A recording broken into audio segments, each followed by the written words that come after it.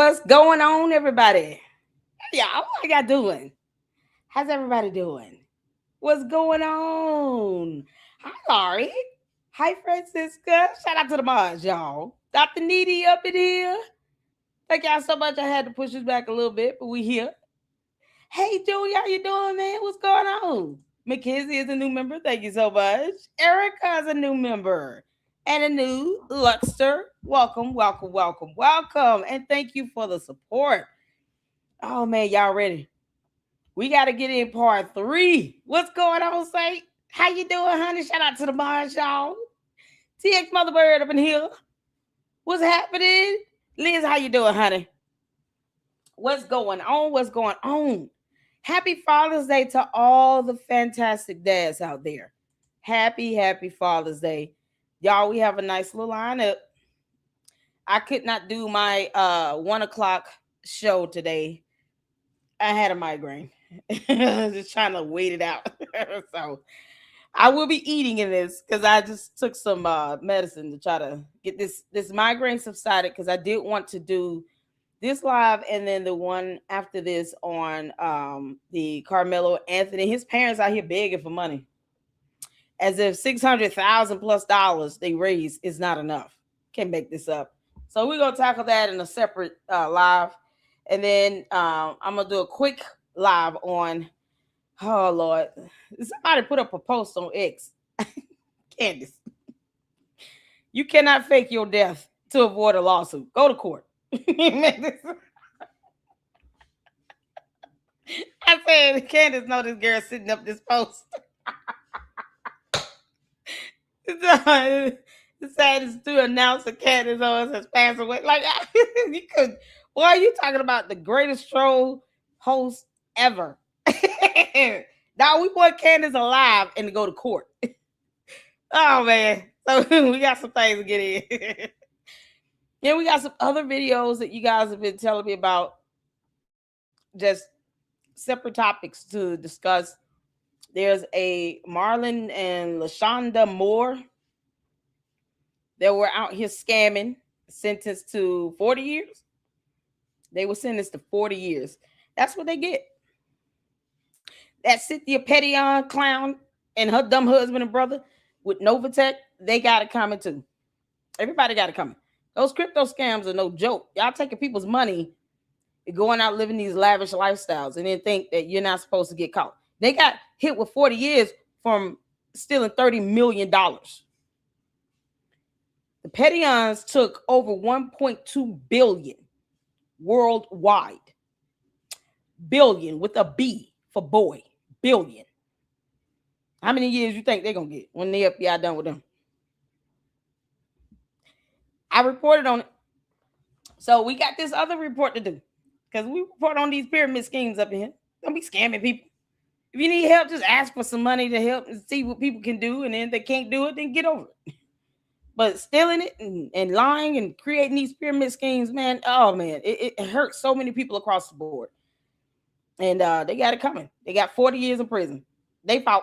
And then, of course, we got to talk about this judge. They're hopefully just now trying to get impeached. That was getting it on in her chambers. A federal judge, y'all. It's so embarrassing. Like, embarrassed. Just because. It's like, when you get those corrupt judges, I believe in getting rid of them. Get rid of the corrupt judges. Period. So y'all are ready? We ready? First, we got to get into this. Ha, Umar, you dumb Oompa Loompa. Umar, you dumb Oompa Loompa. Now, a couple of you all asked me to watch his response to the Carmelo Anthony verdict. I'm like,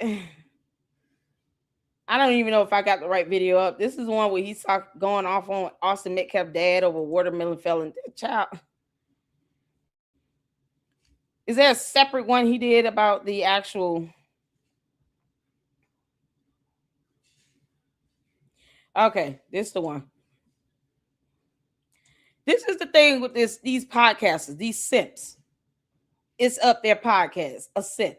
Why are you simping for Umar? You're a grown-ass man. Why are you simping for him? I don't understand it. You simping for him. Of color gave a damn. Some clown shit. But you won't ask him, can you just show some receipts on this so-called FDMG Bando thing? Where's the website? You haven't filed taxes for 2025. When you going to file your taxes? Because you know you still have to file taxes. When is that going to happen? Why are people asking for things that you're supposed to be doing in accordance with the law, federal law? He can't file taxes for tax year 2025. There's no website. I mean, the most basic, mundane things he could do, he's not doing that.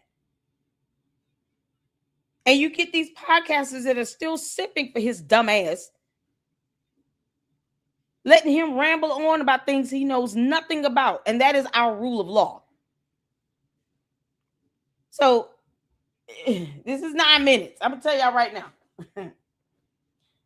I will rage quit on this video so fast if I'm just not in the mood with it. Because, oh my God, Umar is stupid. He's scamming people. He's been doing it for 14 years, and he can't show receipts on how he's spending money. And his way of trying to get people off his ass is to ask, what are you building? I'm not building anything, but I can pick up a phone or file a complaint to the IRS on your ass. What you mean? You don't have to build a school to question his dumb ass when he's sitting here telling everybody in the general public to hit his Cash App and PayPal. I've never given him a penny of my money. He won't get it. I don't put money into scams. I will report on it. And the public has the right to know, especially those who are donors and contributors, have the right to know what the hell he's doing with the money. You got this stupid ass conscious community that think that somehow soft shit works in the court of law, and that they're afraid to sue him in a civil matter because of incarceration rates, where if you sue him, he's not going to prison over that. So it would be irrelevant. But yet they're too stupid to just say, you know what? He's not going to go to jail. So incarceration rates have nothing to do with a civil lawsuit. We need to get discovery out of him. We need to know what he's doing with the money. It's been 14 years and he's been sitting here peddling this nonsense about a school. Why should we let him take advantage of the Black community where he claims that he's only getting his money from? Out of his mouth, not mine. He's the one saying, only the Black people are giving me money. But he has no way of actually proving that. But since he want to make this accusation because he's an idiot, that means you're taking money from the Black community that you claim you care so much about and love. And you won't tell these same Black people that put the money in your pocket how you spent it. Or else they got to be challenged with, what school are you building? None. I'm not building no school. I don't care if a donor gave him $5 one time. They have the right to know. And you get these simps that get him on their podcast and they won't ask him that. What the hell Umar gonna do to this dude? If you were to ask him, show the receipts, man. Shut all this shit up. Show the receipts on how you spent the money. Worst that will happen is this dumbass gets up and walks out. And you're platforming this bullshit. Umar didn't go to law school. What the hell he gonna say about a verdict? He doesn't even want to get sued. That's how much of a punk he is. He's a coward. Umar does not even want to get sued for discovery to show receipts. What the hell? Why would he care about what's going on with anything in the criminal court of law? Umar does not care about the Black community because he tells that same Black community, don't ask me to show you any money about how I spent your money. Don't ask me to show you receipts. Don't ask me to show you vendor invoices and contracts. Don't ask me about no permits. You go build a school. They hit my Cash App and my PayPal anyway. Because his bum ass doesn't want to get a job.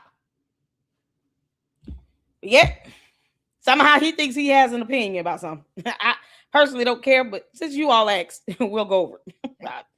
It's Up There podcast. You're a coward and a clown, and you're no different than the Breakfast Club and Charlemagne and any other of these goons and fools and simps that sit here and kisses Umar's left nut. Enjoy that scrotum juice. Son. Stupid. But let that have been a black mother or a black father. They would have forgave them the minute they got the phone call. I do want to start somewhere, though, that is pressing on Black America. There's a lot of people speaking about it. I want to start with the Carmelo Anthony case. Yes, sir. To me, it feels bigger than a courtroom. There's a young black man that's convicted and there's a white young man that's dead. The family is grieving, the internet is divided, and black parents are looking at this wondering how. Yeah, because I'm on one today. Arthur Levine, let me be completely honest with you. I could care less. I'm not political, honey. Trump does not pay my bills. Neither did Jeffrey Epstein. Neither does Umar the Oompa Loompa or It's Up There podcast. Umar refuses to work. At least Trump has a job. He's the president. Umar won't even go and apply. If you think that somehow excuses the right for him to never ever have to file taxes in accordance with our federal laws or to actually show receipts, I don't give a fuck how you feel. I'm just going to be completely honest, just like that. I don't give a damn how you feel. Because it does not take away the accountability that he should be held to. Just because he's black means nothing to me. He's taking people's money and then he's lying and saying, oh, it's going to go towards floors and decorations and blah, blah, blah. And he can't show you one receipt. Yes, he should be sued. Out of his ass. Sued. And I don't care if his black ass got to pay whatever judgment for the rest of his life. He should be sued. And the black community that's supposed to be conscientious needs to stop being a bunch of punks and cowards and sue the hell out of him. He is one person. What we doing? He's taking up space in these two bandos that could have been given back to the city, and anyone else could have purchased that property and built two real schools for the kids in that community. I don't care if anyone likes or dislikes Marquette. He offered to buy one of the bandos, the bigger one. Why didn't he sell it to him? Is it because he can't? This is coming from these clowns and the Umar Tardians that refuse to read the deed. I mean, have you read the deed? Do you even know if he owns these bandos and he's capable of even selling them? They refuse to read shit. But they'll believe him when he says we own the block. No, he doesn't. Just stupid stuff. Now, I'm on one today. If he cannot produce receipts and be held accountable, don't come at me talking about he's black and he should get away with it all. You out your damn mind. Boy, kick rocks. We don't do simps up in here. Happy Father's Day to all the real men and all the real dads, father figures, stepdads, adopted fathers, foster dads. Don't care if you are in a father role. If you out here taking care of these kids and helping to raise children and being providers and nurturers and all these things, happy Father's Day to you. We salute you and we love you. My father is deceased, but boy, he raised me better than this. He certainly did not raise me to take bullshit from somebody named Arthur Levine, who thinks that Umar should just get away with everything because he's a black man. You mean? Chabu. I don't care. I should be hoarse, right? I did have a migraine. I guess that counts. Well, we good to go. We good to go. Power voice over here. Yeah. We got to learn how to. I grew up singing in the choir, so you had to learn how to kind of sing and talk through even being hoarse. So we here, y'all. Thank y'all so much for tuning in. Hit that like button as you come in. Shout out to all of you all. I appreciate you all and your support. Even the Umar Tardians, because they're still dumb, but whatever. We don't pacify that BS up in here. And I'm not political, so I don't care which president you bring up. Neither one of them are paying my bills, so I don't care. Sway me one way or the other. Chabu. Don't make this about race. This is all about accountability. And Umar needs to stop sitting here talking about he's the Pan-Africanist of the world or whatever he claimed to be. And he won't show a receipt to the black community he claims he's getting all this money from. What you mean? You go to the store, Arthur Levine. Do you not want a receipt for proof of sale?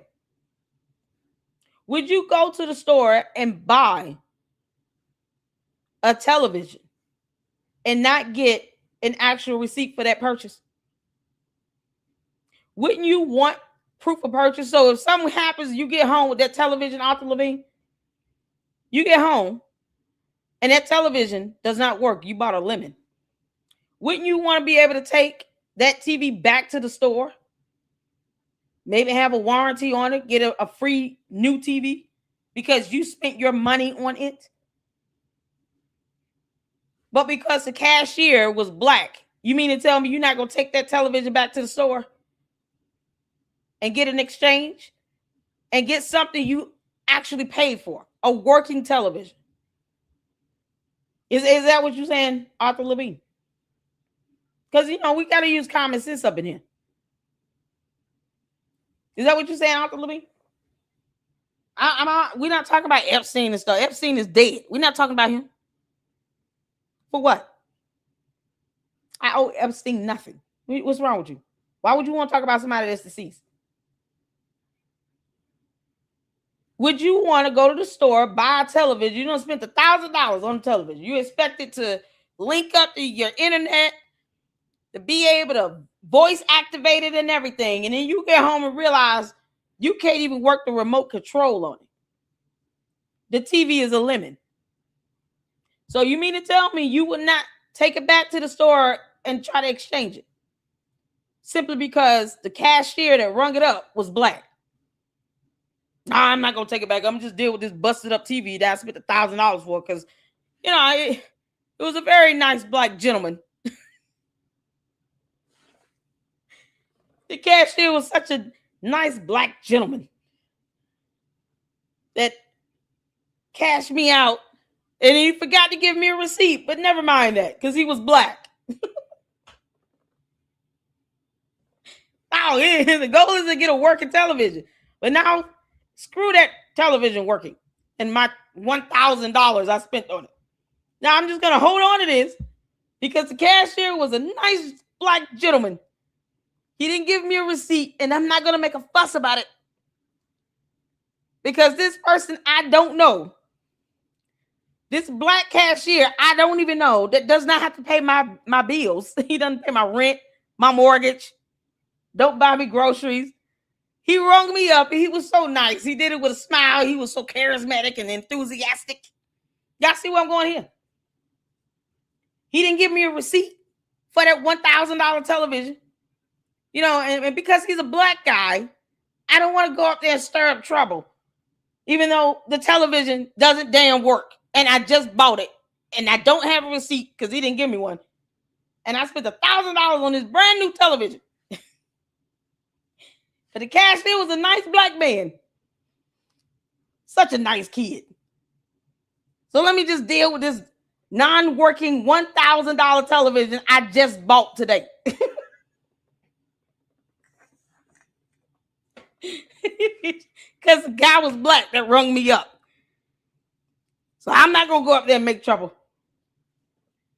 What? Are you serious? It's not even a matter of getting him in trouble. You're just going to get what you paid for. You want Umar to show receipts because you gave his ass money. You gave him money to go towards the opening of a school. And you want to see what he's done with the money because it's been 14 long dumb damn years. And you don't want to ask him for receipts because he's a black man and nothing else. As if he pays your bills. Maybe he does, Arthur Levine. Maybe Umar Johnson pays your bills. But you done gave Umar this $1,000 in exchange for a brand new television. He was your cashier. Guess what? He forgot to give you the receipt, but he's not going to lose his job if you don't go up there and say something about, Walmart sold me the busted up television, but because the cashier was a black man that did not give me a receipt for this brand new television, I'm not going to go up there. I'm just going to sit home and deal with it. You know what? I just wait and just go there into a whole different store and just spend another $1,000 and hope for the best. How does that resolve the problem of you buying the television and not getting a receipt for it? Does it mean the cashier is going to go to jail? No, you just take it back up there and say, bro, you forgot to give me my receipt. And this TV don't work. Pull the cameras. I was just in line. I paid $1,000. I can pull up my bank transaction. And then they allow you to do an exchange. Why would you not want to go and exchange that brand new television simply because the cashier was a black man? But you got a busted television. That's no different than Umar. You gave him $1,000. He can't show you what he's done with your money, but you don't want to ask him about it. You don't want to sue him. You don't want to hold him accountable because he's a black man. And nothing more. That's it. He's black. That's it. We're not doing anything. Child, it's the stupidity for me. You can't make this stuff up. It's the stupidity for me. Let's get back to this simp sitting here letting Umar ramble on. How do we protect our sons? Did you have a chance to look at the case, and what do you feel about, we'll get to the sentencing. Let's deal with the verdict first. What do you feel about the verdict? What did you say before that? We'll get to the sentencing. The sentencing. Yes, sir. Okay. First of all, I want to say this. Caucasian nation, the good white folks of America, are so disingenuous. And the reason I say Caucasian nation is so disingenuous, Loon, is because when black people receive an unfair trial, we are supposed to respect the verdict. But when white people feel that they haven't received a fair trial, they don't have to respect the verdict. The other thing that makes Caucasian nation so disingenuous, Loon, is they always like to treat every black case in its own special vacuum. In other words, when we talk about Carmelo Anthony, we can't talk about the man who took Trayvon Martin's life. George Zimmerman. George Zimmerman. You can't put it in context. Can't mix it. We can't talk about Rick Child, who took Cyrus Carmack Belton's life. We can't talk about Kyle Rittenhouse getting off, Rick Child getting off. Daniel Penny choked a man out in a New York subway and got off on standing his ground, and the man never touched him. The reason white society, Caucasian nation, doesn't like black people to discuss our legal lynchings in context, because if you put it in context, Loon, you cannot come to any other decision that there are two standards of justice in this country. One black, one white, and it's been that way for 407 years. Now, with that being said, we have to understand that to be black in America is a crime in and of itself. In fact, the original crime of America is to be black. The original crime. The original crime. The original first crime. The first crime was to be black. Because remember, Loon, we were never supposed to be citizens. We were never supposed to be free. We were never supposed to be here after slavery ended. So every time a white person sees you, Umar, you are a fucking idiot. You're getting on my nerve.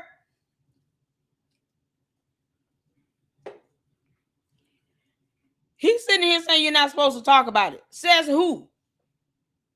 First of all, our justice system, because Umar doesn't care about it, allows you to be able to appeal based on if there were any legal errors committed during the hearing, during the trial. Each state have specific laws. We also have court rules that determine how these appeals should be filed and how they proceed through the courts. See, Umar's not going to tell you any of that shit because it doesn't fit his moot point that he's making right now. while he's just sitting here being a dumbass. He is the same moron that run around telling black people to give him money. But how dare you ask me to show you evidence on how I spent your money? How dare you ask me why I don't have a job? How dare you ask me to show you receipts? The audacity and the gall of you to try to hold me accountable. See, Umar, I can sound like a televangelist as well, since you're doing it. The audacity and the gall of you to say that you're going to sue me for discovery. How dare you tell me I owe you evidence? Lady Luck Club is in the Book of Negroes.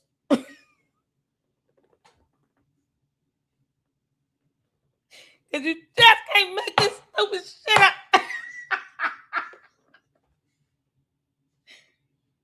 Oh, man. Oh, Umar. You better be glad my headache medication is working. Because I'm on one today. Umar, you are the epitome of stupidity, racism, bias, discrimination, and prejudice. Coming from someone that talks about being a Pan-Africanist, spelled with a K, not a C, while he demands that people find him venues to yell and scream at, but then lies to the public about being the most requested.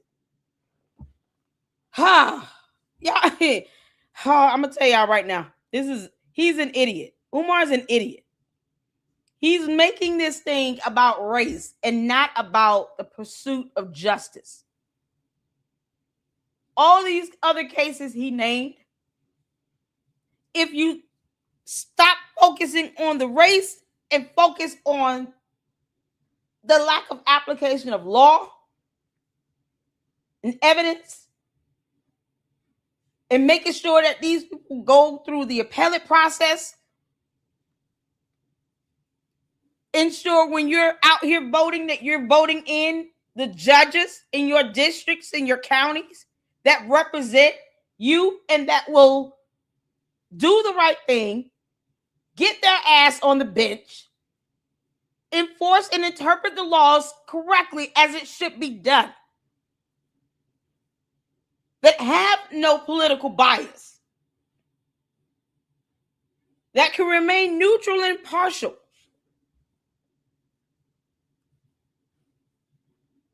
You can't even go out and vote. He doesn't even fucking vote for these judges. What do you mean? Umar doesn't even believe in voting. What you talking about? These judges overseeing most of these cases are elected in our criminal courts. And he doesn't even believe in voting. So why would you sit here and have a complaint about how our justice system, not that it's perfect, but even for the things that can be addressed, starting with voting for these judges that are elected? He doesn't even want to do that. So what the hell he got to say? Why are you complaining, Umar? We can't talk about something. No one's stopping you from talking about any of these cases. You're running your mouth now. He tells the Umar Tardians to not vote. U.S. citizens are being told to not vote, listening to Umar Johnson, the dumbass that does not want to get a job. What you mean? What you mean? And all that sausage shit does not work in the court of law. You better ask Pharaoh. Watch many hearings where these sausages go in. I'm not the Lord alphabet, the uppercase alphabet letter name on the papers. These judges sitting here looking like, okay, so if you're not the person that's named as a defendant in this matter, we're going to have that person capious. Keep playing with us if you want to. You're not going to keep wasting the court's time and energy. Simply because you failed to read current laws that apply. Yeah, keep going to court talking about I'm a soft shit and I'm a living man. If you were dead, you would not be in court. If you were dead, Harry Burns, you wouldn't be in court. I hope you're a living man, because a dead one can't go to court.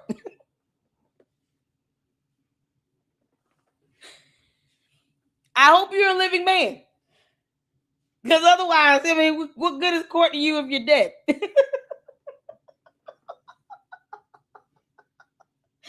Harry is it Harry Burns or Bums? Whatever it is. Harry, let me explain something to you.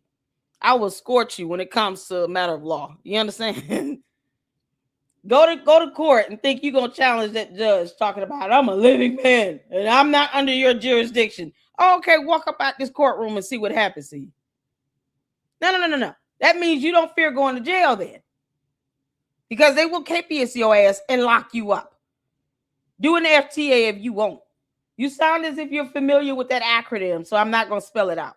I'll let you tell me what an FTA is. They will KPS you for that FTA and keep moving. These judges are not playing around with y'all clowns no more. You're wasting our tax dollars and the court's time on your bullshit because you don't want to read. Reading is fundamental. And it's not just knowing the laws, knowing court rules as well. You clowns get in there talking about I'm a living man. Well, if you were dead, you wouldn't be here. And we wouldn't be having this hearing. So what are you pleading? Can't make this up. It's a maritime law. Child, please. Work out of here. Yeah, I know, because never mind the landlocked states within the United States. That's not even bordering the sea. Maritime laws do not apply in our nation. On U.S. soil. No. No. I'm gonna let you find out the hard way or the easy way. I don't really care.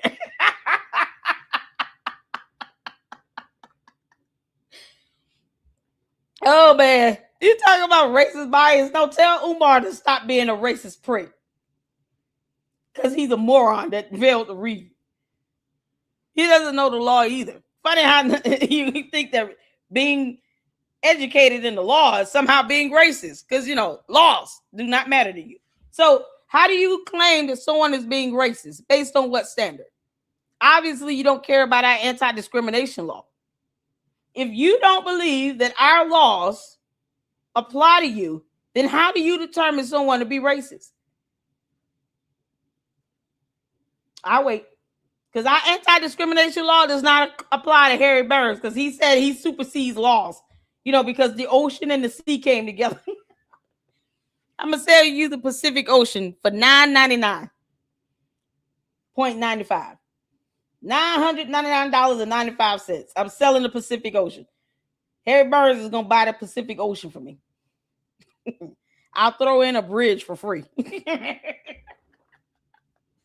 Umar, you getting on that damn nerve. You got these stupid ass sophomores coming out the woodwork thinking they know laws. And all he can sit here and say is someone's being racist, a term he cannot legally define because he thinks that our U.S. laws do not apply to him. So how do you determine that again? You just making things up. Are you auto-repeating what Umar is saying? Is this going to be just a direct translation of his actual transcript here or what? How bad is this going to get, Harry? Are you simply not going to Google the legal definition of racism for yourself? We know that you don't understand that there are federal laws in place. It's funny how they want to pick and choose when they want to apply federal laws from the United States of America. Only when it's convenient and trying to fit your moot point. That's it. I have the right to speak and all of that. No. You don't want our U.S. laws to apply to you. That includes our Constitution. So if you're saying laws do not apply to you and you're not under our jurisdiction, then don't sit here and try to weaponize our First Amendment. Kick rocks.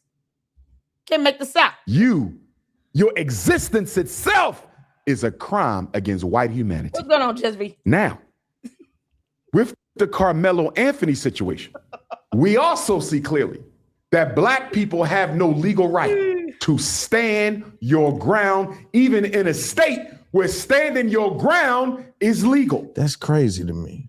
And so for me, that affects my understanding, because I'm having trouble comprehending how, okay, I'm sitting down, he's standing up. Before we get into the details of the case, though, do you think he got a fair trial? Don't get into the details of the case. He could not get a fair trial. It was impossible. Neither of you are attorneys or lawyers or anything. You didn't go to law school. Neither of you should be talking about the details of any case when his dumb ass is sitting here making it all about race. Not about the application of law itself or evidence or any of that. How do you say we're going to get into the details of the case after he just got through ranting about it being racially motivated? Then why talk about the details of the case? Umar is a racist. He's an idiot. And I just don't understand this conversation at this point. Two morons about to sit here. No, one moron and one simp. About to get him to try to get into the details of a case regarding criminal law, neither of which are familiar with at all in the state of Texas. God, this is so painful. Oh my God. This is ridiculous. Umar, you're so stupid. Possible. It was impossible. He's in Collin County, Texas. Black people are 10%. If that, how is he going to get a fair trial? Loon, if the trial was going to even attempt to be fair, why would there be no black jurors? You don't need them when we saw the video evidence. I saw it last night. He murdered the boy. He was not being jumped. He was not being attacked or assaulted. Going down into Texas statute codes and penal codes about proportional force, it's going to be irrelevant to Umar because he doesn't understand the definition of that term. So he wouldn't understand the law if you told him the law. If you cited the Texas penal code, to which I covered last night in the video where we watched the video evidence that was admitted in the case during the murder trial, we went over it. And you had this minister of justice, his fake fraudulent ass, ambulance chasing, baby shaking piece of crap, talking about, oh, there's no equal force laws in Texas. It's called proportional force. And based on the definition of the term proportional, the concept is still equal force. It doesn't have to say equal force for the application of the law to be the same. This is when you don't know how to interpret law, then you should not be getting into the facts of any case at all, because you're going to F it up and botch it, and you're going to sit here and put out misinformation about something that you don't understand. Umar doesn't understand the law. And then you got this simp that keep platforming his dumb ass. All while Umar's just sitting here being racist.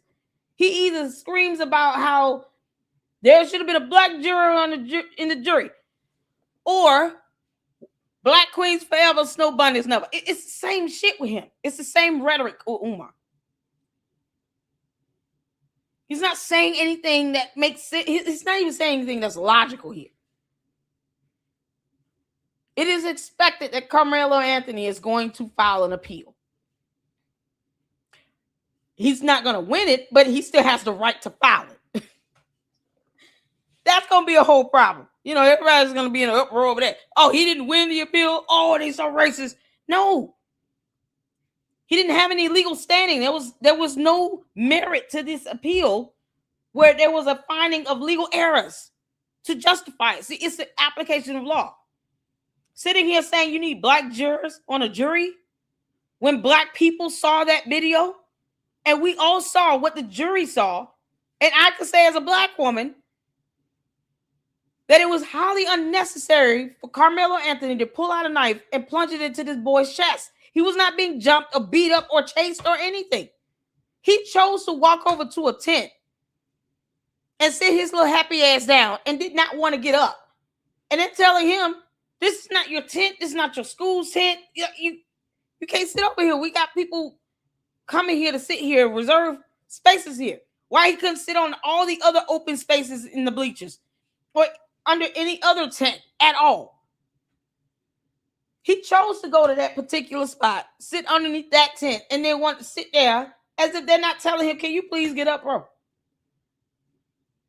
As opposed to him having some self-control and to put that ego and pride to the side and de-escalate.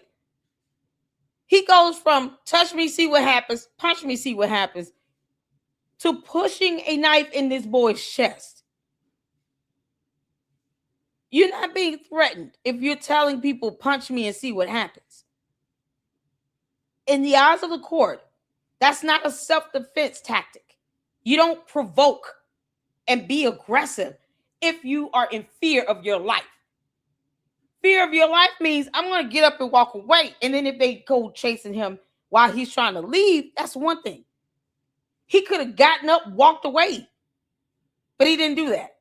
After threatening them to put their hands on him. After saying, punch me, see what happens. Why do you want people to do that if you're in fear of your life? You don't go out into the street and you see a crazy man on the corner. And he's yelling all kinds of obscene things, and he looks like he's had a hard knock life. He ain't bathed in 40 days and 40 nights. And he's got a baseball bat. Most people like that, we typically avoid. We're going to cross the street, avoid walking past them. You don't walk up to somebody like that and say, hit me and see what happens. Swing that bat at me and see what happens. And then say, I was in fear of my life. I can't believe he punched me with this bat. You went up and you actually dared him to do it. You challenged him to do it when you could have just walked around him. That's the same thing. Carmelo Anthony did not have to tell this boy, punch me to see what happens. Touch me, see what happens. And you talking about I was in fear of my life. Why tell them to punch you then? You welcome in this violence into your life. And then when you react in a way that is not proportional to what you've been given, that you asked for, now all of a sudden it's self-defense. That bullshit did not work. The law defines what proportional force is, and the jury is instructed to follow the law when they're reviewing this evidence.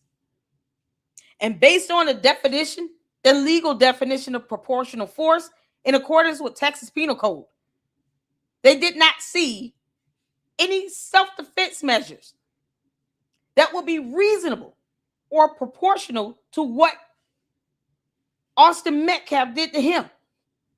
Putting a knife in someone's chest because someone put their hand on your shoulder is not proportional. That's how the application of law works. And that's why that jury came back in 3 hours and found him guilty. Not because he's black, but because he failed to de-escalate and walk away. And he chose to put a knife in somebody's chest. And they died. That clear cut. And this idiot sitting here talking about, oh, it should have been black jurors there. For us to say the same thing, black jurors would have said the same thing. For the trial to even, the Constitution says you're supposed to be tried by a jury of who? Your peers. They had a jury of all whites. Every man was Caucasian. Huh? 3 Asians. Is he saying the jury of your peers mean they all have to be the same race and ethnicity? Is he saying that? God. Is he really saying this?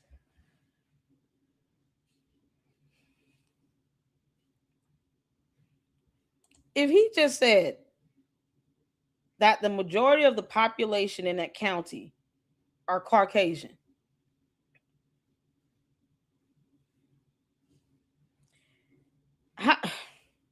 they can't just handpick jurors like that. They have to question jurors. They take them through the selection process. Oh my God. I shouldn't even have to explain this. To say that he did not have a fair representation because no black people were on the jury, where you have the majority of people, He said it's 10% black according to his number. So what's the chance that you end up with even half of the jurors being black? You would literally have to just handpick people because they're black, and you cannot do that. That's illegal. Boy, this is something else. He doesn't even understand the actual process on how jurors are randomly selected for the initial phase. So when you get the letter to go and serve for jury duty, you don't know exactly what case it's going to be for until you get there and you check in for jury duty. Boy, he is so stupid. Meanwhile, he won't tell you how the jury selection process works overall. The group, either way, is an impartial group of citizens from the community where the trial is being held. You cannot just handpick people because of race. That violates not only the law, but court rule. And that can lead to an appeal. They were handpicking jurors because they were black. That's not how that works. He's so stupid. You know what? Child, just get through this. One Arab. He's a moron. Now, I want to say this to Black America, Loon. You can't do that. Multiculturalism died with Carmelo Anthony's conviction.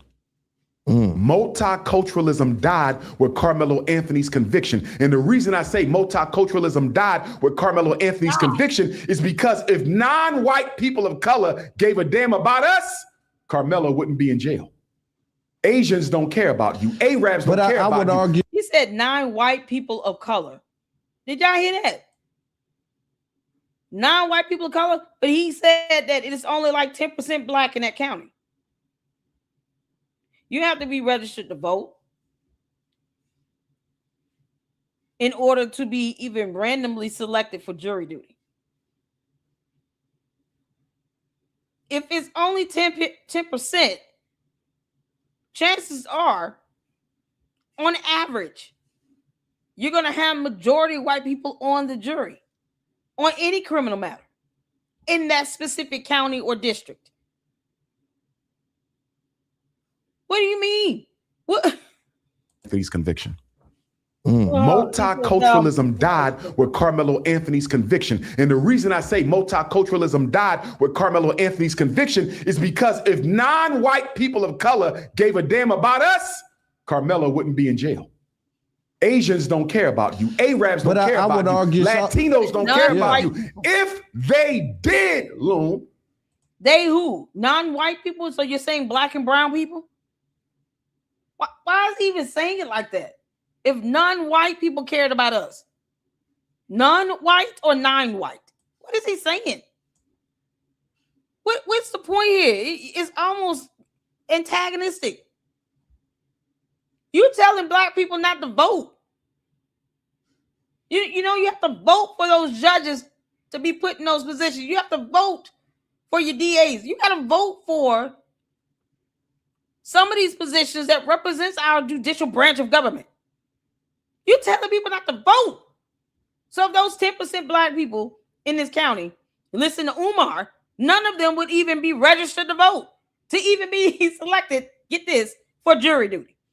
Yeah, okay, keep on, you dumbass. Arabs don't care about you. Latinos don't care about you. If they did, Loon. Oh my God. Why is there no difference in the outcomes when they are asked to weigh in on the guilt or innocence of African people? All non-blacks in America are white as far as consciousness and opinion goes. But I think it's always been a one-way street. I think black people has been so given with their love and understanding and their invites, and we receive very little in return for that. And why do we still give it? I don't know. I think we think it's a part of the barter system. I'm going to tell you why we still give it. Because we don't give it to each other. That's a fact. If black love and compassion and forgiveness is universal, why we don't have none for each other? Right. It ain't universal, Loon. Compassion and love for your non-black enemies is not a function of your spirituality. It's a function of your lack of self-respect. God. The reason we forgive white people as soon as they unalive us is because we deeply desire validation and acceptance by white folks. If you notice, Daddy Metcalf never forgave Carmelo Anthony for what happened to his son. But That's a damn lie. From the pit of hell. That is a damn lie. Not only he expressed that verbally, he showed up for a press conference trying to talk with the other parents of Carmelo Anthony so that they can still stand as some form of unity for the community. Because he knew this was being racially charged and motivated. But no. Carmelo Anthony's parents failed him, hired this convicted felon, baby shaker, piece of crap that chases ambulances and tries to go out and seek justice from high-profile clients while asking them for money for a nonprofit organization he has not filed taxes for since either 2020 or 2023.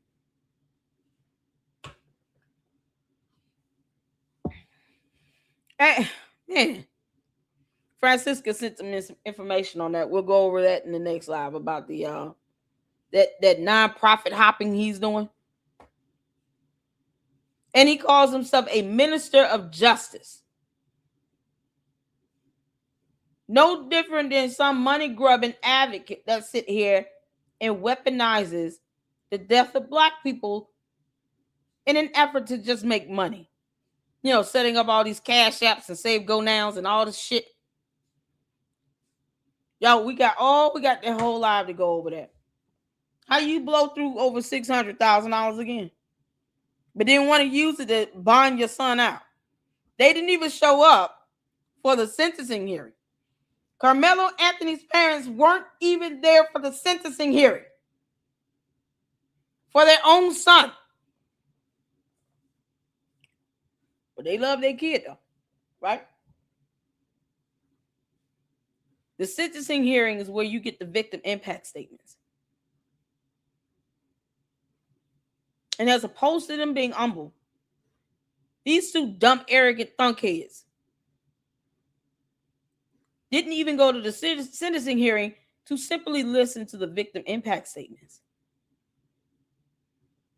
Because Jeff Metcalf lost a child who's deceased and not coming back. Carmelo Anthony is in prison for 35 years, but he's not dead. Imagine if the prosecutor would have actually sought the death penalty. He only got 35 years. I think he should have got life without parole. I said the judge should have followed the letter of the law and never even reduced the bond. Just to say that we're just following the law. We're not trying to do all that extra stuff. Nope. You don't like laws? Get the hell out of our country. What do you want? These are the same people, though, that will not vote. You know, those dumbass soft sits. Arthur, you still up in here? Arthur Levine, show yourself.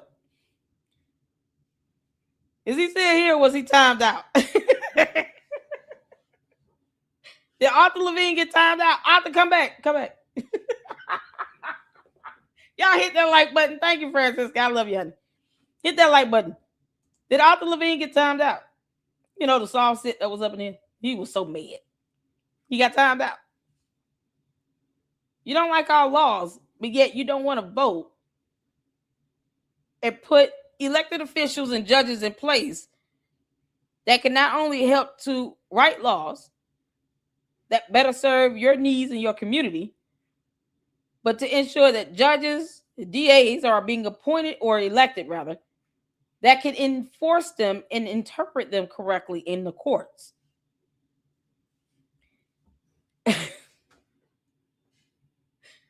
And again, Umar said he's talking about a black jury.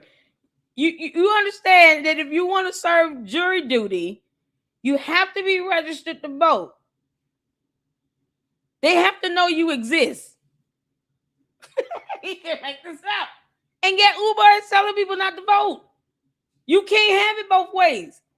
Either you're going to register to vote, go out and vote, and then you can serve on a jury and represent this multicultural, whatever crap he's saying, or you're not. And you putting it in the hands of someone else. You putting it in the hands of the people that do vote. Does he not know how jury duty works? He is telling people not to vote. He is so stupid. Umar, you're an idiot. You dumb Oompa Loompa. You are telling people not to vote, but then you want to complain about lack of black representation on a jury, where jury duty is based upon that registration of voting. If you tell the black people not to vote, then they'll never make jury duty and sit on a jury. That's how that works. It's that simple. And he's so stupid. He won't even research that information and just put out the facts. If you all want to have more black people on a jury, you got to vote. You got to register to vote at the very least. And keep that shit updated. That way you can be selected for jury duty. And stop running away from jury duty. It's your civic duty to serve on a jury. Because you don't know what case you're going to be called in for when you're sent the letter for jury duty. You don't know until you get there. But you can't have this mentality, I'm not going to serve on jury duty because reasons. And then when shit like this happens, where you have the people who do vote, especially in that county that is majority white, guess what? Majority white, and they vote. They register to vote. They vote. Then they'll be the ones that are getting the letters to come serve for jury duty. And then when they get down there, who knew we're going to be sitting on the jury for Carmelo Anthony's murder trial? But you don't know that until you report for jury duty. And you have to be registered to vote. And if Umar is saying to black people, don't vote, then you'll never make it on a jury. And therefore, you have no complaint about there being a lack of black people in the jury. Carmelo Anthony took this boy's life. It's that simple. Because video evidence shows it. That's it. It's that simple. This was not complex. It's being muddied because of all this racial tension and motivation stirred up in it. If you pull out all the racism and all that shit, what you're left with is the finding of fact, law, and evidence. This case is very straightforward based on the evidence of the video evidence, the testimony, and the witnesses. It's very just straightforward. He admitted to committing the act. He simply tried to excuse it as self-defense. And when they saw that the evidence did not show that he was in any danger, he could have gotten up and walked away if he was in fear of his life, and he failed to do that. By law, by interpretation and definition of self-defense in the state of Texas, he was no longer defending himself based on the video evidence. And that's what the jury saw. So you can put all black people on there, they would have saw the same thing. They would have saw the same thing. You have black people that have seen it and said he's guilty. You can't hope for black people to be on a jury just so they can taint the jury and then be biased. They're supposed to be neutral and impartial. Meanwhile, this minister of justice clown, this fraud, this baby shaking convicted felon, sounds like he collected well more than $10,000. And for what? Because he still can't quote a law correctly. Child, once again, it's the ignorance of it all here. as opposed to these two thunkheads just pulling up the jury duty selection process and all of that and expressing why it's important to be registered to vote. Now, Umar's telling people, black people not to vote, and black people are dumb enough to listen to him and not vote because, reasons, and he's an idiot. Umar, get the hell out of our country. Let that have been a black mother or a black father. They would have forgave him the minute they got the phone call. We don't. And he flat out lied. The father of the victim did forgive Carmelo Anthony. He did forgive him. His parents got arrogant and cocky. And this minister of justice didn't help diddly squat. To the point where you having this man removed from oppressor by the police when he posed no threat to them. Teach people to respect black life because we forgive them as soon as they take black life. You ain't never seen no white person forgive no black person. What about black on black crime, Umar? You dumbass. I don't see him screaming and hollering when it's black on black crime. So if it's two black people involved and one black person take the other black person's life, how this gonna go?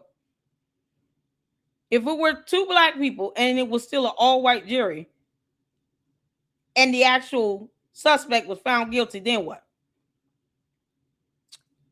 Because that minister of justice would not have been involved if it was a black on black crime. It kind of, these so-called bummy ass advocates that don't want to get a job and go to work, and they sit here and commit fraud every time they ask for money to still do nothing. They don't even educate themselves. He could have at least gotten his paralegal certificate. And then he calls himself a minister of justice. That's not even a real title in the court of law. He can't represent anybody. You can't say you're seeking justice when you're handpicking the cases you want to involve yourself in, where there's an opportunity for you to sit here and stir it up, talking about, oh, it's all racism. Everybody's racist, because racism, blah, blah, blah, blah, blah. But when it's black on black crime, where the hell is minister of justice at?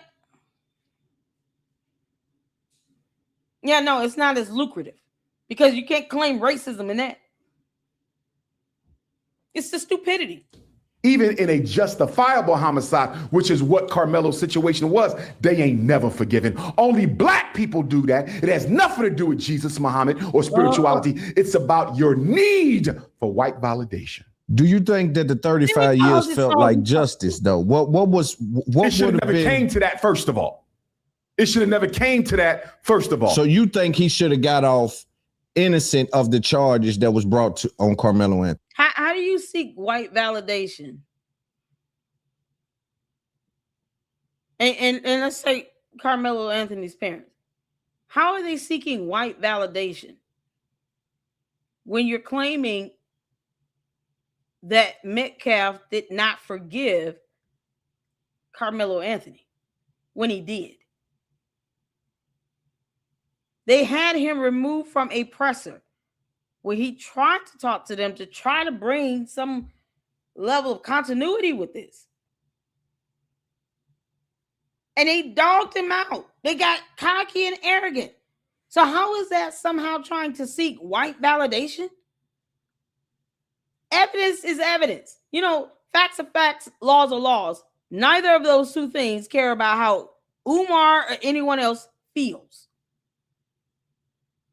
Not at all. You don't want the law to start being biased. Because if our judicial branch of government just fails and collapses, it'll just be chaos and manic.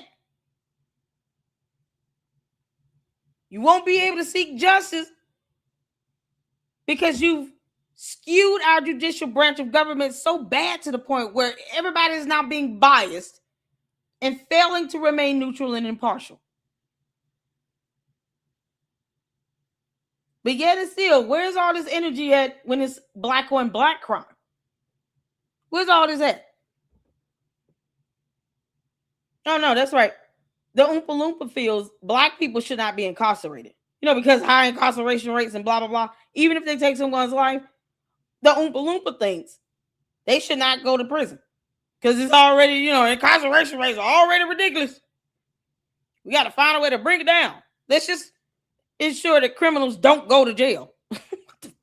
Stupid. Let's go back, because you're putting the cart before the horse. Come on, you're dumb. Let's go back to the indictment from the grand jury. The grand jury decided Carmelo would be charged with murder. Who's on the grand jury, Loom? You don't know. It's a secret. I want you to see how white supremacy operates behind the scenes. No, you don't need to know. Why don't you encourage black people to go and register to vote so that they can be selected for jury duty? That's where it starts. Oh my God, I'm done. You can't challenge the grand jury, Loom, because you don't even know who they are. Right. So the people who decided this 17-year-old I can't believe it. would be charged with murder are complete secrets. And you and I both know they all white. Are you with me? So first, deal with the grand jury. Nope. Him being charged with murder was a crime in and of itself. So what do you say about the Let event? me give you one more. You're moving too fast. Go ahead. Hold on. In Texas, if you're 17, you're automatically tried as an adult. Grand jury had no control over that. Are you with me? Yes. He was 17. He's automatically tried as an adult, but he doesn't automatically have to be indicted with murder. That could have been aggravated, right? Manslaughter. Right. That's not how that works. Probable cause is usually, and by law, sufficient to arrest and charge someone. So when the police, the investigators go out like they did, based on probable cause, they make the arrest, they read the Miranda rights, and then when they take you in to be booked and processed, the initial charges based on that probable cause evidence. Carmelo Anthony literally admitted to stabbing a kid. He just tried to justify it as self-defense. The act of the murder itself is sufficient to charge someone with murder. And if he admitted to it, then that's what they charged him with. And then once the police get you in and you get booked and all of that, then those charges, the probable cause affidavit, all of that goes to the prosecutor. And they bring forth the charges to the court. But they presented the appropriate charge to the court because he still committed the act based on what the requirements are to meet a murder charge. He fulfilled those requirements. It's like defrauding the elderly. Has some requirements you have to meet in order for you to be charged with defrauding the elderly. The victim has to be a certain age by law. And then there has to be a certain dollar amount that you defrauded them out of in order for you to be charged with defrauding the elderly. It's no different than any other charge. Whatever the prerequisites or the requirements are for that charge to actually apply and stick, if you meet the requirements, you could charge them with that. If there's evidence, even for the initial phase with the probable cause, to charge them with murder, then that's what they're going to charge them with. It's the prosecutor's job to determine, okay, based on the evidence coming in from the investigators and from the police or whatever else, to then determine what would be the most appropriate charge. It could have been reduced, though. Had Carmelo Anthony's parents not been the dumbasses that they are, paying all these thousands of dollars to this stupid-ass minister of justice, the prosecutor probably would have offered a plea deal and then lowered or lessened the charge. But that falls on the prosecutor. But he didn't even, they botched that so bad for their own child because of how they treated the victim's father. That the prosecutor you know what, we're just going to go ahead and go through this. Kind of hard to offer somebody a plea deal that doesn't even want to show remorse.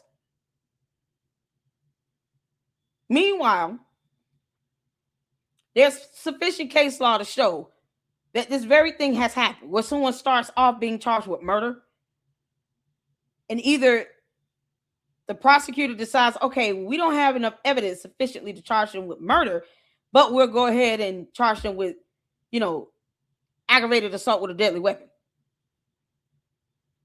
Because the requirements were met for that charge. And when you offered a plea deal, typically you offered a plea deal for a lesser charge either way. That could have happened. And that has happened in other cases. Why didn't Carmelo Anthony's parents try to reach out to the victim's father? Why would they have this man removed from a presser? He was trying to extend an olive branch, and they was like, get this out of here. Otherwise, the judge even reduced the bond from $1 million, based on the law itself, for that murder charge to $250,000. Somehow, you overlooking that, Umar? Because the judge didn't even have to do that. The judge could have literally said, we're just going to follow the law on this and let that happen. No, the judge used discretion, having considered all of the factors in the argument they presented, saying, his parents are broke, even though they raised $600,000, blah, blah, blah. You got this minister of justice fronting up the money for the bond. And the judge lowered it, used discretion to lower it. And somehow, even when he is getting some perk out of this, I don't even know how to really phrase it. Even when they're using discretion to lower a bond, you still have people complaining about that. Because at the end of the day, the bond is simply to ensure you show back up for court. So you don't go to court, now you're responsible for the full $250,000. But that had no bearing on the evidence itself and what the jury deliberated, and basically the ruling that they provided. He was guilty based on the evidence. This should not be based on any level of bias or favoritism or skin color or anything. You want it to be based on the law across the board.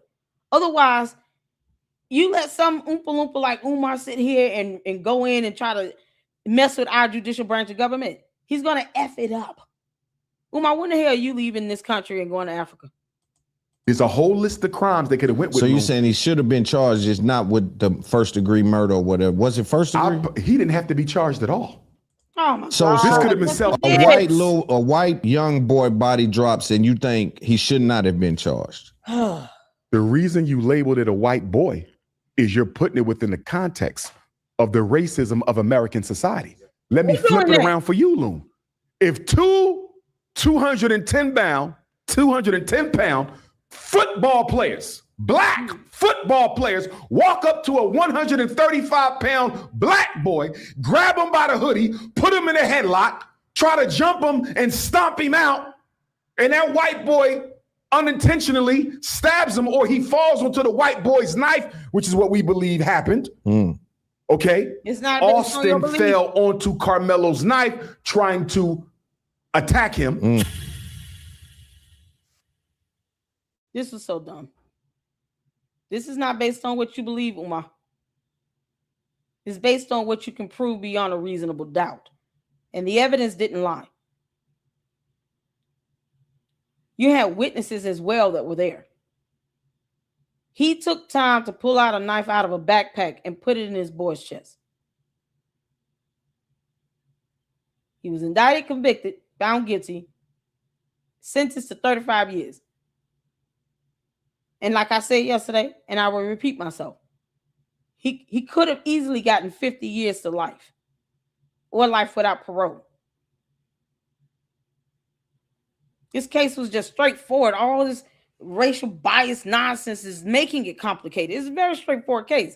And the idea that he's going to, get an appeal granted, child, please. Can't make this up. Umar's still stupid. All right, y'all. Let's get to the next one. Because, oh, Lord. Y'all wanted me to show that. Y'all better be glad I love you. I want to talk about this for a minute. This is Umar the dumbass. 4 years ago, for Juneteenth, being stopped and searched by the police. Umar, you dumb Oompa Loompa. Why did you get stopped and searched by the police? He made a whole thing out of this. Somehow tried to denounce Juneteenth, I guess, because reasons. But yet it's still this year. He goes out and celebrate. We got the video on that. You can't make this is crazy. You can't make this stuff up. So I want to watch this. I haven't seen it. Hit the phone where you can see it here. Let's go. Tell me to come over here. Okay.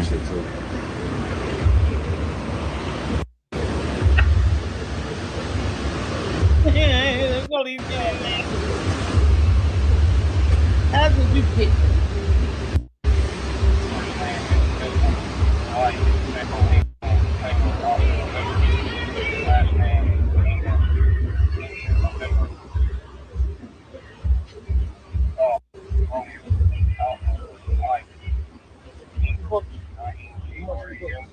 $50.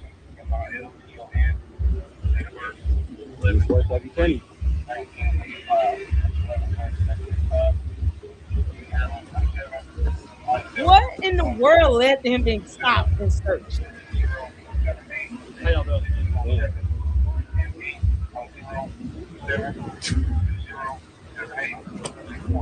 Man, this is something else. That dirty, dirty suitcase. Umar, is that the luggage that Malware claims she bought you?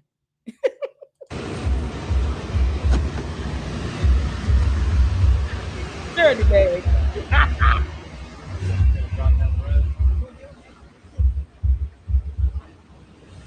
We all know that's not his car. But whose car is that? Can I put my suitcase back together? Is that all right? Or you not done searching? Oh, look how you sitting here being all extra timid with this police officer. Umar, I thought you was hot shit. Sir, you mind if can I put my nasty sloppy slide up back in my suitcase? You done? You just let me know. Well, what happened to that knuck if you buck attitude, Umar?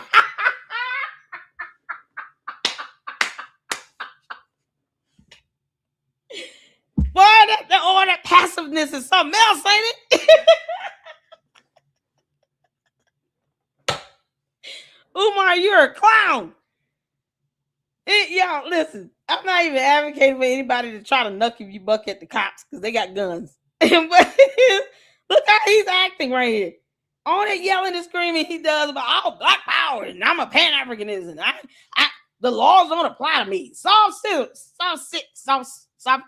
citizen, whatever that. Moorish American, everybody rules. Sir, officer, can I put my luggage back? Are you still searching? Just let me know. I'm like the cowardly lion. Just hear me roar. Oh man. Oh, Umar, that was very soft and feminine like of you.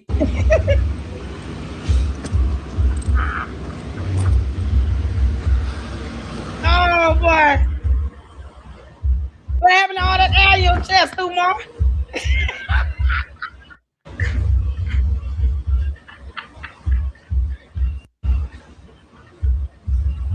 Oh man, this is crazy. Oh, Umar Tardians, is this your king? To the Umar Tardians, where's Arthur Levine? Lord, is this your king, Umar Tardians? I ain't never heard him. Oh, I gotta go back. Oh, we're gonna have some fun on this one. Oh, Umar, I'm about to go in on you, clown. Boy, this is frightening.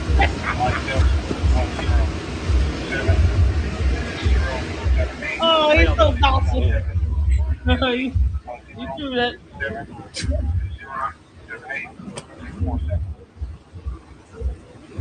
Oh man.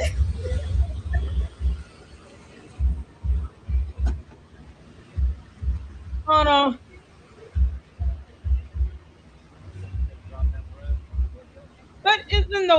boxes. He's so junky. Can I put my suitcase back together? Is that all right? Can I please put my suitcase back together? Is that okay? Can I do that? Sir, please, don't go through my bag. Umar, did he find some dead animal parts or something like that?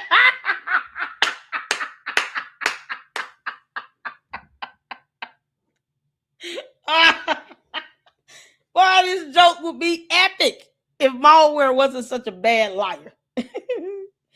Y'all remember when she said that he had animal parts, a gun, and something else in his bag, his dirty bag. His suitcase was nasty. Oh my God. If she wasn't such a horrible pathological liar, let's say any of that was true, boy, it would be epic right now. Because you would expect the police to pull all this stuff out of his suitcase, right? Or you not done searching? Oh. Yeah, you're done searching. Oh, okay. I'll stand back here. Go ahead. Oh, he's such a coward. Chicken legs. Oh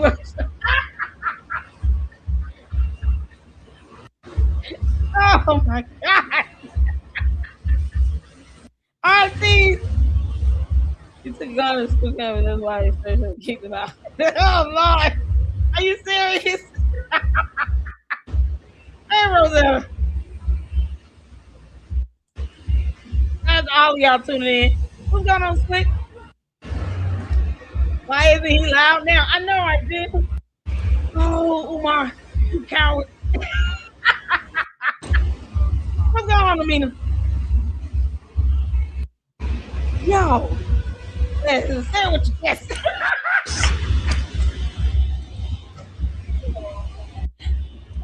Dude, how you doing? Did I speak to you out in English? Hey, say, what's going on? How you doing? How you doing, Andy? You can't make this up.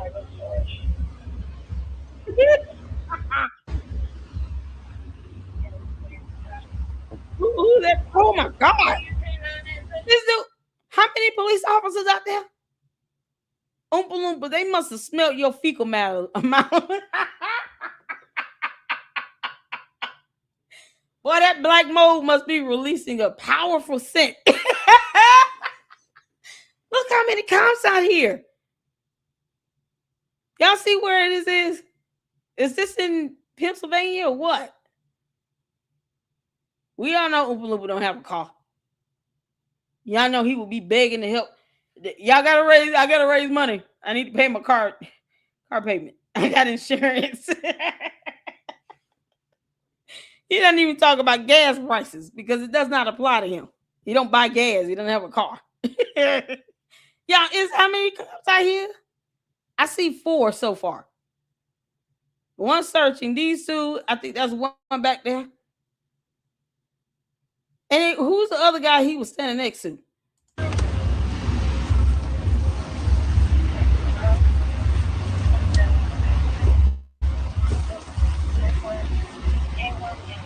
Damn, these cops.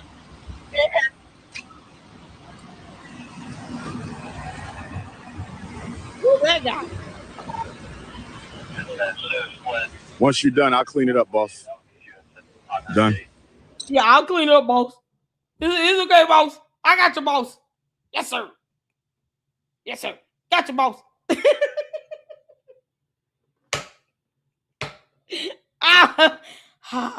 Umar, I'm gonna tell you this right now, you dumbass Oompa Loompa.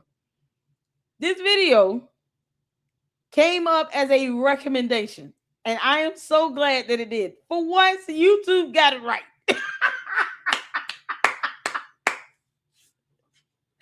For once, YouTube got it right. They nailed it. Who knew? Oompa Loompas, this is why you hated Juneteenth until this year. Y'all, this was on Juneteenth. 157th Juneteenth celebration. He gets stopped and searched Yeah. If you got it, I'll just clean up for you, boss. Boss man. Can I please have my suitcase? Why you such a coward? I told y'all he does not want to go to jail.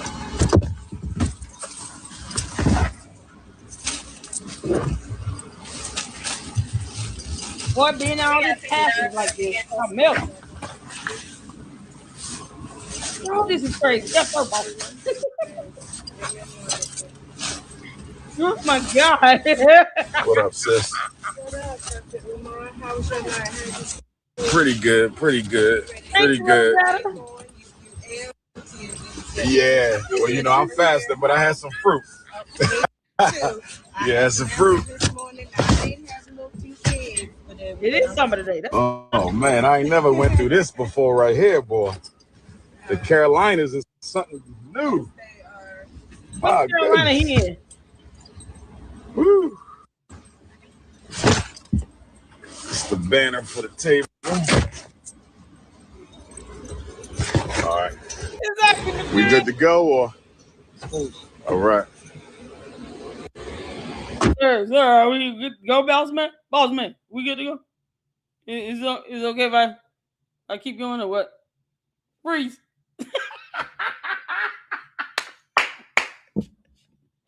Which Carolina is he in? Has anyone ever seen this? Oh my God, this is epic. Umar, you such a punk.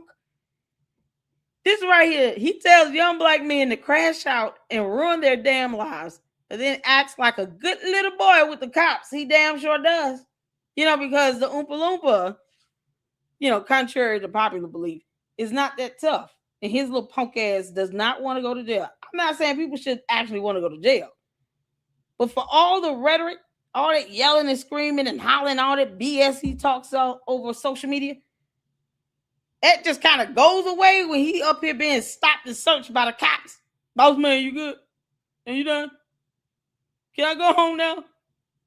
I'm about to pee my pants.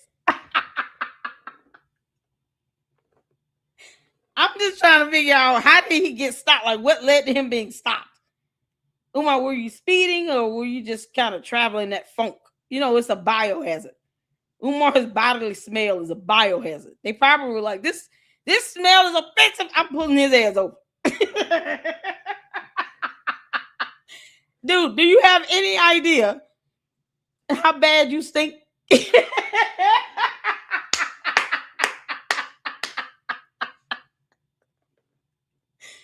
Umar must have had the windows rolled down.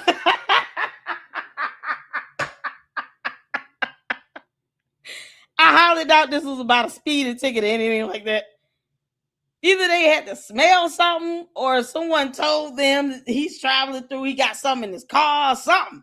What the heck? What led to him being stopped? I'm going to assume the dude standing next to him is traveling with him somehow. Is that Devontae, Umar? Y'all want to hop in with us, Queen, or we want to wait till the general's done? Or? Okay, you know what? See, we might want to wait. Okay. You know what? Let me get my other cell. So what do I need to do? Do I need to wait? Stay put right here? Okay. Let me get. Boy, you scared as hell, ain't he?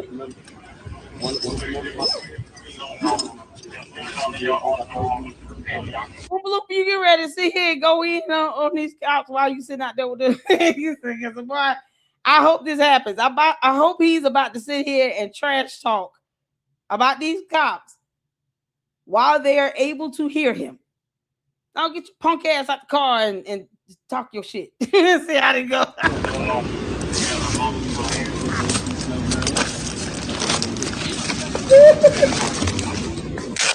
Boss man, I'll do it, boss man. You ain't gonna worry about it. I'll do it, boss man. I needed this laugh. Oh my God. Oh my God. Oh man. Oh, he's got it out. Thank you, Rosetta. For the $10 super. You'll have Peace it. and Pan Thank you. Africanism, peace and Pan Africanism. This is your big brother, King Kong Consciousness, Dr. Umar Ifa Tunde. We live and direct HBCU Benedict College, Juneteenth. We're pulling up, damn near strip searched. I don't know if this is F. Now go on over there and say that where the cops can hear you. Take your bum ass over there and say that real loud. I want you to yell like you do when you outside of FDMG at night. Talking about, I see aliens. Y'all know an alien punched me out when I was a kid. Brothers and sisters, hit my cash up and PayPal. Salute to all the alien Africans out there that's knocking me the hell out.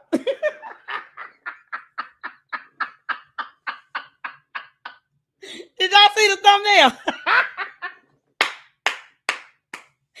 Salute to all the alien Africans out there.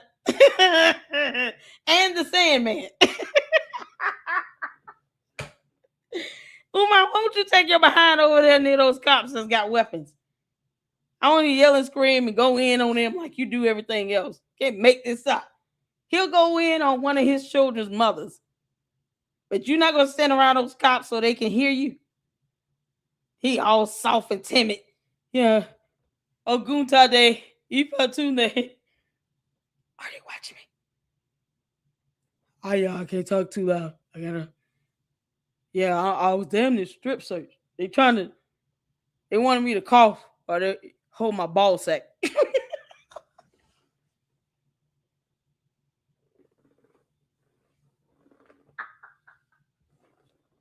Oh my, you so stupid. FBI, CIA, Homeland Security. I'm here with my good brothers and sisters from the Fred Hampton Gun Club who drove down to provide support and security for your brother, Dr. Umar. They did an excellent job holding me down yesterday in Charlotte. And now we are in Columbia, South Carolina on the 157th Don't play that shit. Juneteenth Emancipation Day, and I'm disgusted by the way we're being treated. I hope all y'all... Why you not going over there so they can be in earshot of you? Oh my, walk back over there by the cops. I'm disgusted in the way I'm being treated. We don't even know why he was pulled over. Look, you're near a college campus or on a college campus. You don't understand every college have their own police unit assigned to them. Benedict College have their own police officers that are basically patrolling the campus. So anything happens, Benedict College's police officers are going to be the first ones there because that's their jurisdiction, so to speak. Then you alert the standard local law enforcement in the area based on your district or county, wherever you are. You all see how many cops out here. And then he's got this, I know all these people with these cars, they can't be waiting for him. That means you're traveling like an entourage. This is crazy. And then you got the woman in the background talking about, well, I hope you're okay. You all right? What happened? They pulled Umar over because he failed to brush his damn teeth. It's got to be a crime. Paying attention to this. I hope all y'all paying attention to this. We supposed to be celebrating freedom, but yet we being accosted by the police. We supposed to be celebrating freedom, and now we're being accosted by the police. They say that they spelled marijuana in one of the comrades' cars. Yeah, that looks about right. Comrade. Umar, the United States of America is not a communistic nation.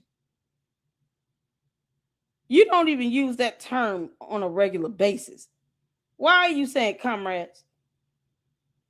You want everybody else to be fake outraged with your dumb ass. What the hell you do to get pulled over in the first place? If it was about marijuana, they have the right to stop and search in your car. This is the idiot who thinks somehow having black people on a jury should just immediately decide to let a murderer go free. Now being stopped and searched, this is 4 years ago, for the smell of marijuana. because he still failed to read laws. They actually have the right to stop the search with just that. The probable cause is they're smelling marijuana, which is an illegal substance in South Carolina. This is 4 years ago.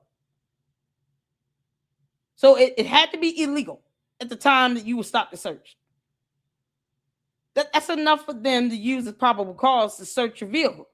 If marijuana is illegal, they don't need to smell marijuana. It's illegal. That's a sign that someone is using it. You are not above the rule of law, Umar. I want you to go over there near those cops and start yelling and screaming about your so-called rights and calling people comrades and shit. I was one of the brothers, one of the allies, brothers in arms. They talking about they smell marijuana. They searched me, opened up my suitcase, all my bags, sniffing my drawers, my socks. Yes, because people hide marijuana packs in their underwear and socks and underneath their ball sack. Carolina pull up, I'm in the building, I speak at 4 o'clock. South Carolina pull up, I'm in the building, I speak at 4 o'clock. And it's just crazy right now. It's just crazy right now. We have law. Period. He said this is crazy.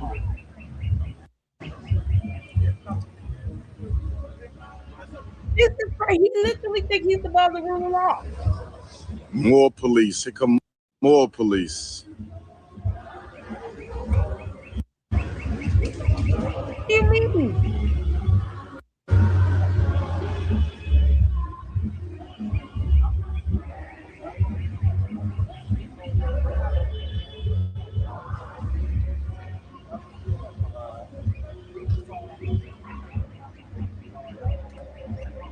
No. I thought we supposed to be free.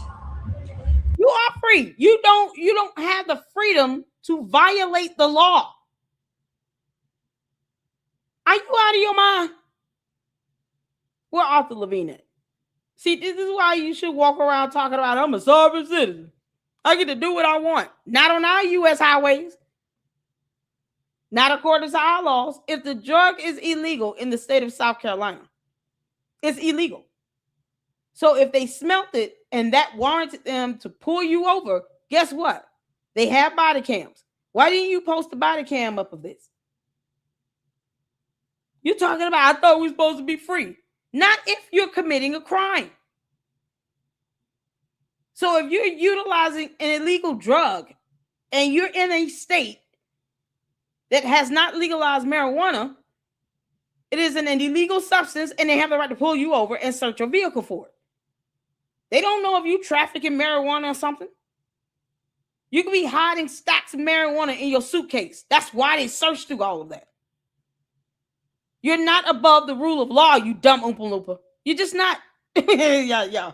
Because maritime laws say they can just do what the hell they want and squat in people's houses and all this dumb shit and never ever suffered any consequence because of reasons. Laws maintain order. Even the Bible says thou art to obey the laws of the land.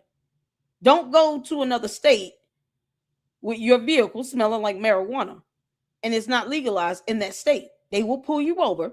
They will search your vehicle. And he talking about they sniffing his drawers and his socks and shit. You're trying to kill him. They should arrest you for attempted murder. That's got to be attempted murder if somebody goes and spells his drawers and his socks. They need an ambulance on standby. Officer down. I repeat, officer down. Can we get our units out here? And we got an officer that smelt the underpants of Umar Johnson and he passed out. Now he's unconscious. Can we get us the ambulance out here? Hurry up. We don't want him to take his last breath. All because he smelled Umar's drawers and socks. Unbelievable. And you still not brushing your teeth, Umar. So you just funky from head to toe.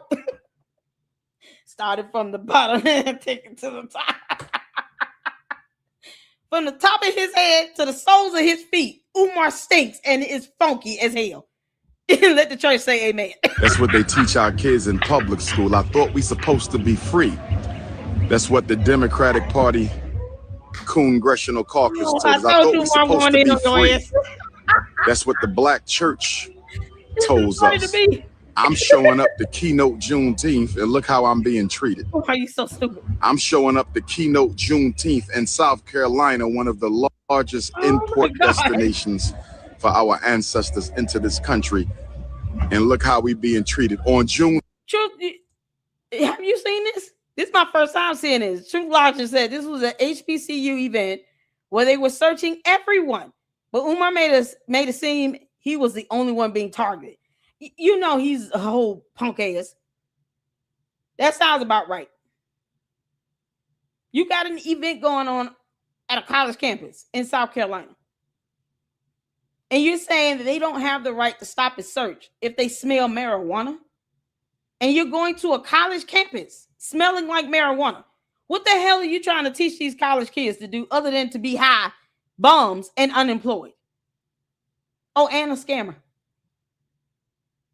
What are you teaching them? You want to go to a college campus for an event you probably forced someone to schedule for you because they didn't request your bum ass. This is embarrassing to Benedict College. And this is the impression you want to have on some college kids? Yeah, y'all go ahead and smoke and get high, and they stop and search you for it because it's illegal. Then, you know, just cry out how you're not free. How dare they target me for illegal substances? They smell it. What the fuck is wrong with him? Umar, you just a punk ass. On our day, brothers and sisters. On our day, brothers and sisters, the keynote speaker. Look at how we being treated, brothers and sisters. They don't give a damn about you. They didn't say, oh, you're a keynote speaker? Okay, cool. So we won't search your bags. Once again, any member of the judicial branch of government should remain impartial, neutral, and non-biased. So you think it's okay to commit crime because it's Juneteenth? Umar, if you tried to put a knife in somebody's chest, do you really think you should get away with it simply because it's Juneteenth? They're not going to sit here and say, oh, okay, no, we're not going to stop anybody today because it's Juneteenth. And, you know, people can just commit crimes. That's no different than perjury. You're talking about a purge. All crime is legal now for 24 hours. Happy Juneteenth. What do you mean? Still not free 157 years later. Still not free. South Carolina pull up. Dr. Umar's in the building. He thinks he's supposed to get away with South Carolina pull up. Dr. Umar's in the building. Hey, Uncle Mo. Oh. How you doing, Uncle Mo? Shout out to you.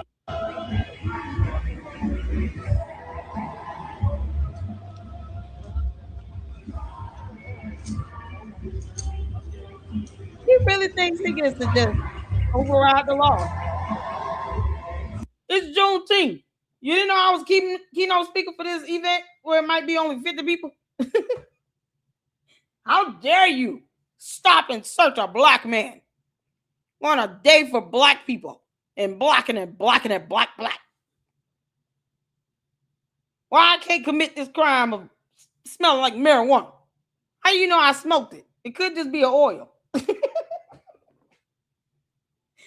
Officer, you good, boss man? He was talking, he wasn't saying a damn word while he was searching his stuff, right? You walk over across the street, now all of a sudden, we're not even free. Look how they keep enslaving us. They said I smell like marijuana. The audacity. That's just my regular body odor. It's a new scent. It's called funky. A new scent coming to you called funky. It's Umar Johnson's bodily fluids. Do not be afraid if you get a whiff of marijuana. Try this new fragrance today. You'll love it. Happy Father's Day to all the fantastic fathers out there. Make sure you pick up a bottle of funky cologne from Umar Johnson.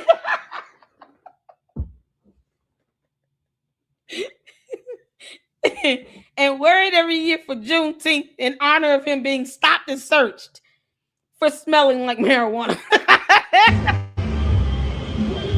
FBI, CIA. If y'all didn't think Dr. Umar was at the top of the list, y'all know now.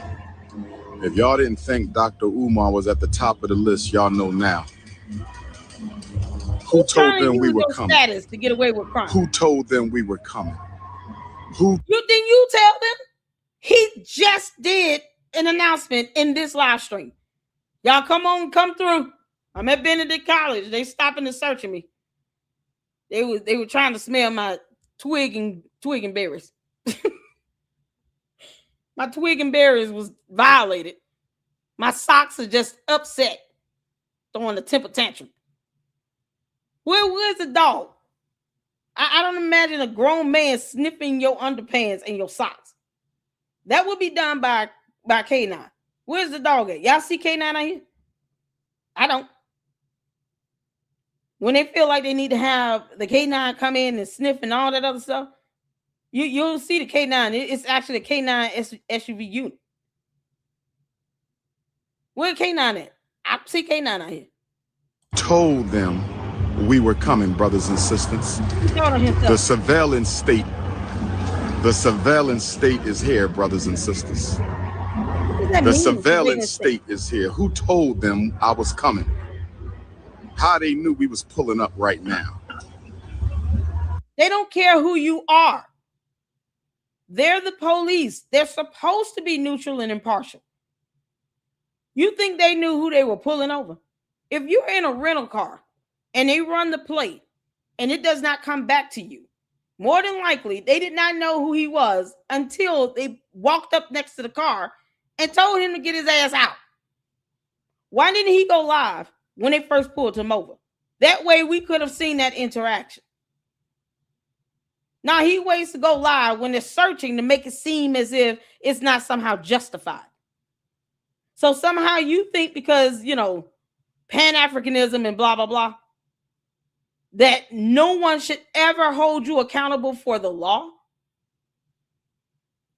Quite possibly being violated.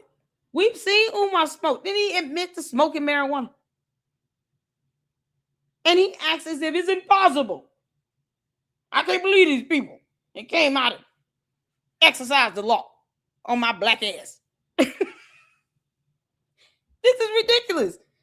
It's this type of mentality where you have this self-entitlement. He thinks that he is entitled and privileged to be above the rule of law. Laws don't apply to him somehow, but yet he still chooses to stay in our country on U.S. soil. Umar, why don't you just self-deport your ass to Ghana? And that way you can try them over there and think you can get away with whatever. You can't even just take being held accountable as the grown Oompa Loompa you are for 5 minutes while they do a stop and search. If they're stopping everyone, you're no exception to this.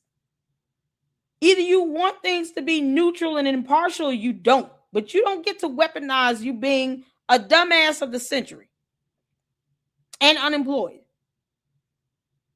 because you out here to speak at Benedict College, where it might be at most, 50 to 100 people. If they still don't know who you are, Umar, it's because you're irrelevant, idiot. COINTELPRO is for real. No, it's called this is what you go through when you're a real activist for the people. Oh my God. This is what you go through when you're a real freedom fighter for the people. You can't make this up. This is what you go through when you're a real freedom fighter for the people. Peace, King. This is what you go through. See, when you sit on YouTube making videos all day, armchair revolutionaries, Facebook revolutionaries, YouTube revolutionary, TikTok revolutionaries, Twitter revolutionaries. We do real work. This is what you go through when you do real work. Real saving the children, real protecting the community. saving the children like Dr. Umar, protecting. It's so funny because he's saying to me, we're not free, because reasons. And yet the cop that searched the vehicle in his suitcase was black. Are you done, boss man? Let me know. I can put it together if you done searching it. I don't want to make any sudden moves. The cop looking at him like, dude, hell wrong with you? He didn't at one point show any sign that he knew who Umar was. These cops probably don't know who he is. And it's irrelevant. You're not above the rule of law. If everybody is being searched and they are actually smelling marijuana coming from your car to the point where anyone walking past would smell it, that is reasonable enough for them to pull you over, search the vehicle. It's sufficient probable cause to do that. They don't have to get a court order for that. Searching your home is one thing. Your car? No. But yet, he's not even trying to look up the law right now that applies and give them the authority to do this. And if they're doing it for everybody, then you're no exception to it. And yet he's sitting here whining and crying like a little baby and throwing a tantrum. You're supposed to let me go through. I've been forcing these people to let me come out here and speak. I'm ready to go take photos with college girls that also do not know who I am. In a community like the Fred Hampton Gun Club. Shout out to the new Black Panther Party also. They also hold the brother down often. Where are Black Panthers at right now? On Juneteenth. That's the point that I'm making is Juneteenth. It doesn't matter.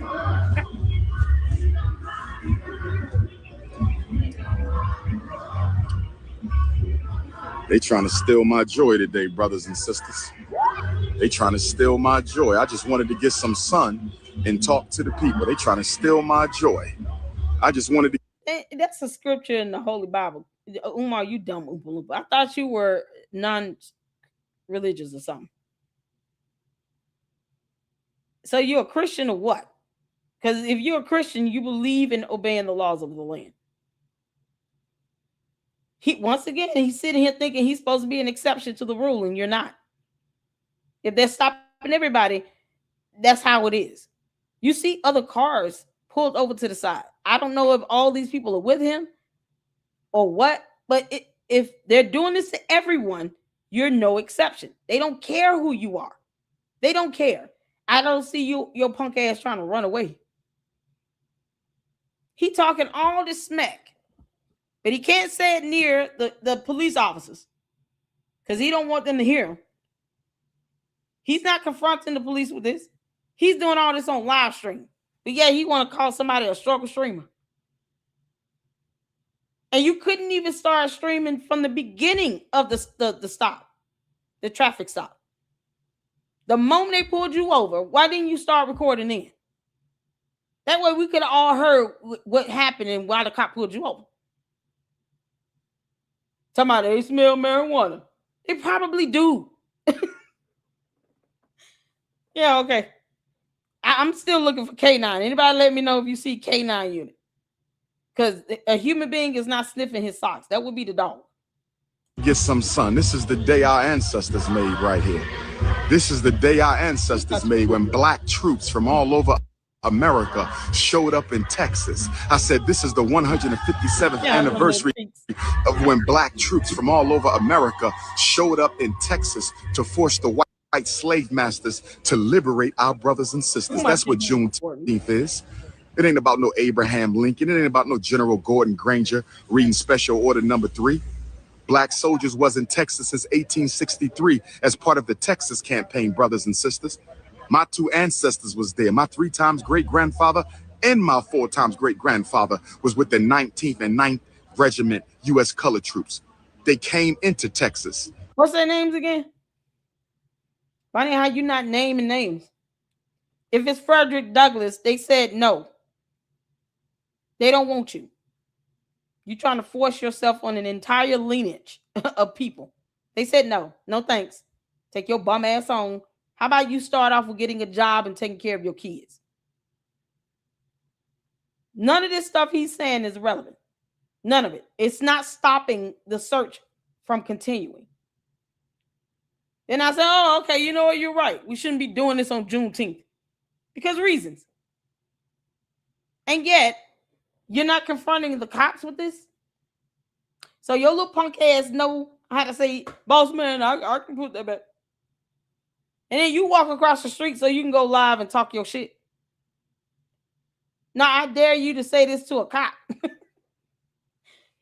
Yo, man, imagine if the cop was white. You know what's sad? Cat said, imagine if the cop was white. Oh, he really be out there throwing a tantrum and falling out on the ground. I'm such a sick case. Snow bunnies never, black queens forever.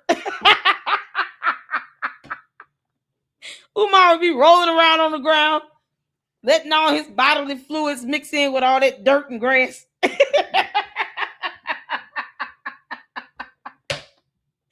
Umar be on the ground trying to mark his territory like a dog. Make this out. Leave my suitcase alone. No, don't do that. You didn't tell them to stop. He never said one time, officer, this search is not necessary. I don't think it's sufficient for you to be searching my car like this. He didn't say anything. You good, boss man? I'll put it back. Don't worry about it. we love the boys in blue. What? You let something happen to his bitch ass, and then guess what? He's gonna run to the cops.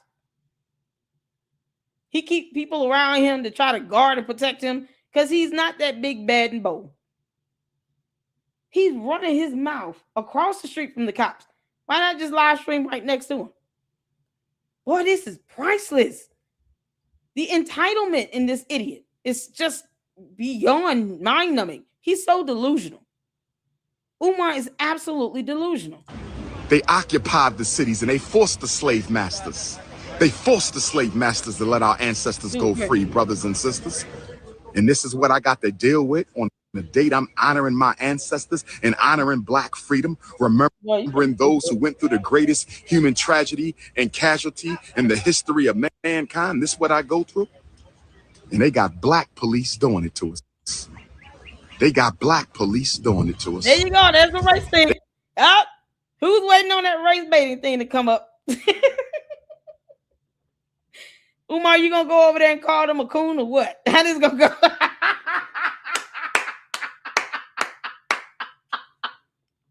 Oh man, we were waiting on it. Yep, all this so-called interracism and all that. How dare you black people be racist towards your own people? Umar, how dare you keep asking the black community to hit your Cash App and PayPal and you don't want to show receipts? This is a fair trade for me. Until you do right by us. Umar said, you going to show some receipts or what? Are you going to file your taxes? The IRS is waiting. Where's that 2025 tax filing? Y'all, this was 4 years ago.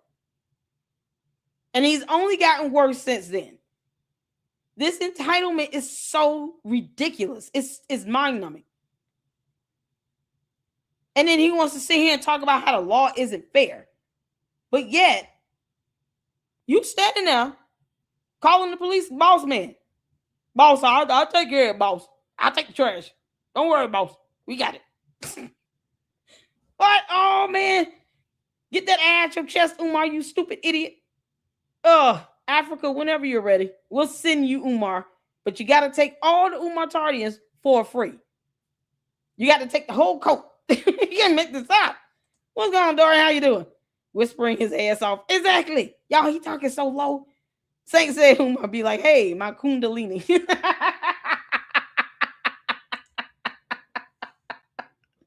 Umar, I dare you walk over there and call that cop a coon.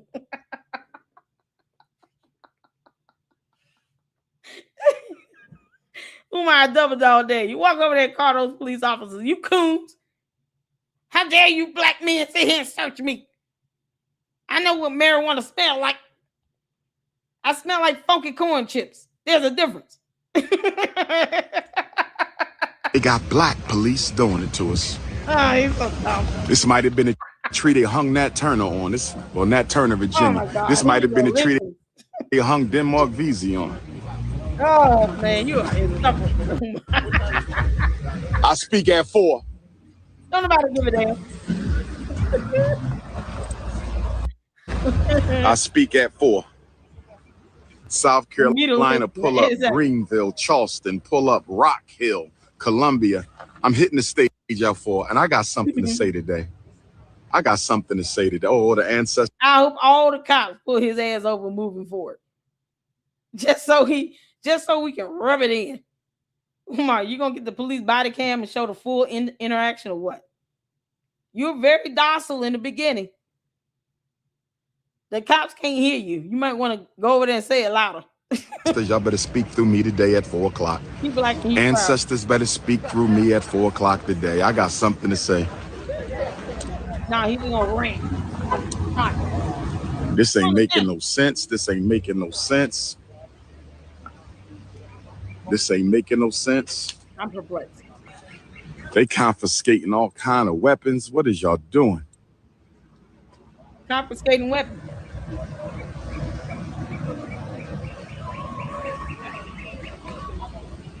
They smelled marijuana. They smelled marijuana. And they fabricate. Just cause. We just gonna fabricate. Just cause. We just gonna fabricate. You're saying they fabricating like they're lying on you, and yet you don't deny smelling like marijuana or spoiled cabbage. They go to sheriff. Here come the sheriff pulling up. We got the deputy sheriff pulling up, brothers and sisters. Good. I hope they I need y'all to make a complaint. What's that website? What? I can't even see it. We got to make some complaints. About what? I'm supposed to be signing books and taking pictures right now. I'm supposed to. Oompa Loompa, you dumbass. It's an inconvenience for anyone to get pulled over. You're not special. Laws apply to you. You don't like our laws. Leave this country and never come back. Now you want people to sit here and harass the police department for doing their job. If it happened to anyone else, he would not give a damn. Oh, it happens to him. All of a sudden, laws should not apply. And you out here talking about I'm supposed to be speaking and signing books. Why do anything to get pulled over in the first place? Why does the vehicle smell like marijuana? Because honestly, what happened out of this? And is he registered to carry or licensed to carry? Because you can't cross state lines with these weapons like this. Especially if you're not supposed to have one. Umar ain't on probation or something? To be signing books and taking pictures right now. They got us blocked in with Negro troops. We didn't complain. Not the Negro troops from the Civil War. Negropean troops from the white power structure. Not African troops from the Civil War. Thank you, Katrina. Like knives at a check. Exactly. You think he's supposed to come there and do what he wants? He going through another trunk. They with the keynote speaker. They already said that. They here to provide security for Dr. Umar because you got white folks running up on black folks blowing their brains out. They here to provide security for the... That doesn't mean that you are licensed to carry or that you should have a weapon on your person. Just because they searched your vehicle does not mean that they are not going to search everyone else's vehicle, that's especially with you. You brought an entourage, and now you're complaining about everybody being checked fairly and equally. So he doesn't want to get checked, but he didn't care if anyone else got checked. They checking all the cars. Umar, you're not special. You're not. You being a cult leader means nothing to the police. But yeah, he can't talk all this hot in front of the cops, though. Prince of Pan-Africanism. They're here to provide security for the most requested black scholar in the world. To protect my life and safety and the life and safety of our family at the event. Because it ain't about me, it's about we. No, it's not. And because they're here to protect my life and safety, they got to go through this. They got Dylan. It's not about me, but it's about we. But they got to protect my life and safety, not ours.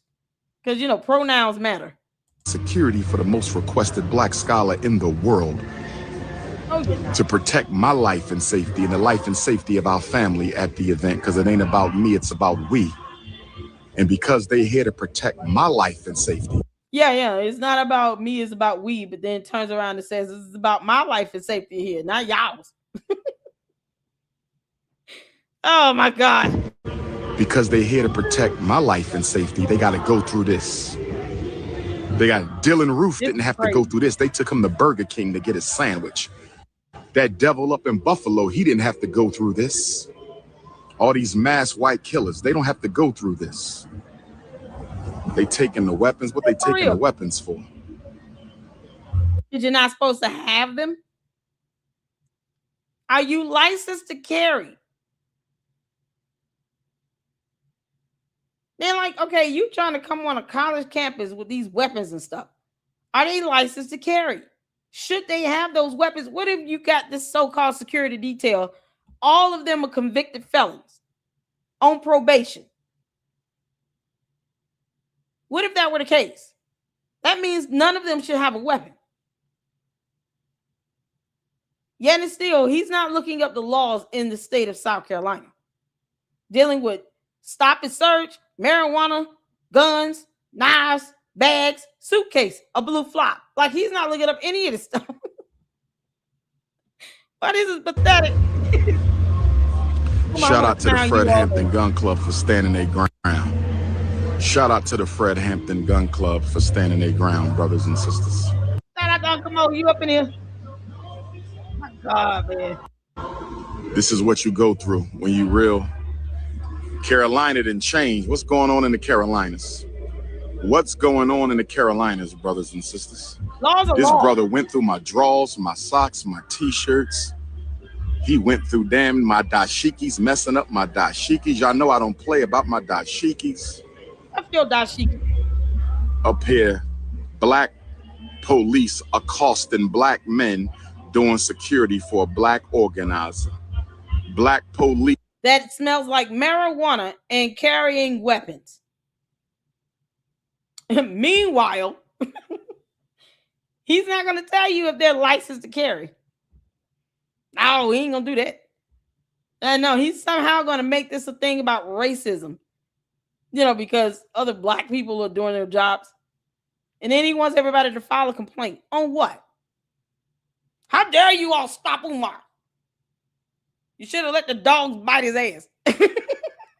He's accosting a black security team. Fred Hampton Gun Club, brothers and sisters. Support the Fred Hampton Gun Club. Support the Fred Hampton Gun Club. Why is so bad? Support the Fred Hampton Gun Club. Oh. Sign Fred Hampton Gun Club. Brothers and sisters, send a cash app. Fred Hampton Gun Club. Brothers. He wants them to send money to his Cash App and PayPal for a gun club when their weapons allegedly are being confiscated. Why would they want to do? Not FDMG though. Now screw having a website. Wouldn't that money be best served to try to get decorations for FDMG? Wouldn't that be best served for those decorations of balloons you want at FDMG? You want people to hit your Cash App and PayPal for a gun club when they're taking your weapons. It's the buffoonery for me. And guess what? His clown ass Umar Tardians are going to just fall for this every time. Brothers and sisters, send a Cash App. Fred Hampton Gun Club. Brothers and sisters, send a Cash App. Fred Hampton Gun Club. Brothers and sisters, send a Cash App. $. Fred Hampton Gun Club. Support the shockumentary, brothers and sisters. This is why we need the shockumentary, the war against black men and women, our boys and girls from childhood to adulthood. Benedict College, HBCU. We at Benedict College. This is how we get treated at an HBCU. I'm not going to blame the HBCU though. Hit the Cash App for the shockumentary, $ Dr. Umar Johnson. Oh my God. Hit the Cash App for the shockumentary, $ Dr. Umar Johnson. Hit your Zelle for the shockumentary, 215-989-9858. For the shockumentary, 215-989-9858. Hit your Cash App for FDMG, $ FDMG School. Hit your Cash App for FDMG, $ FDMG School. Hit your Cash App for the shockumentary, $ Dr. Umar Johnson. Hit your Cash App for the Fred Hampton Gun Club, $ Fred Hampton Gun Club, because we do the work. We not YouTube revolutionaries, Instagram revolutionaries. We do the work. That's why we being stopped by Homeland Security, FBI, CIA. Would the real organizers please stand up? Would the real activists please stand up? I'm supposed to be inside, but I ain't leaving my brothers and sisters out here. You punk ass. United we stand, divided we fall. I got your email saying this is crazy.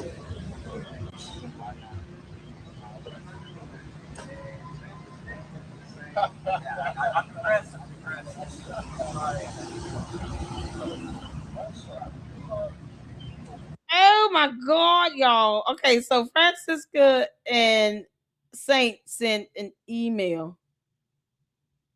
Francisca email is regarding the search in this video. He was speaking at a college, and I think he said Benedict College. They do have a search stop, but the college later released details that his security had asked the college about weapons before the event, to which the college said no. They don't have to allow you to bring weapons on their campus. That's not your property. You have to follow the rules and regulations and guidelines for that school. You do not own Benedict College, Umar, or any other school for that matter. So if they say you can't bring guns here on our property, you can't bring them. Of course they're going to confiscate them. So Umar running his mouth after walking away from the cops is him trying to look good for his empty-headed supporters. You know, because the Umar Tardians are still stupid. If the college actually did a statement about this, they could have just looked that up. Let me see.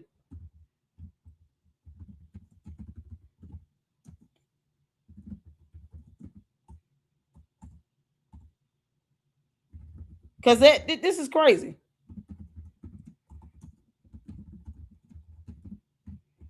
They have the right to say we don't want weapons on our college campus.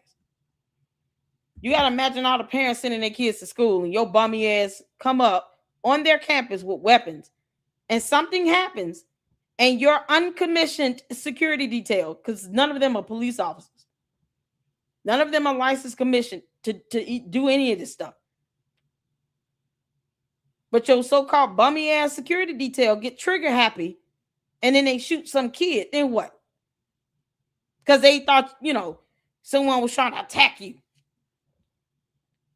So if stuff gets out of hand and you end up having one of these kids shot by your security detail, are you going to bail them out of prison or what? Because they're going to go to jail. If they told you no, then why are you sitting here getting mad about it? You should have left those weapons at home. You don't live in South Carolina. Umar live in either Delaware or damn Philly.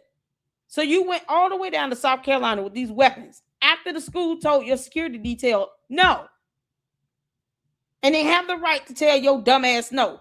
Umar can't handle rejection or denial or someone telling him no, because he get big mad because he want to do what he want to do.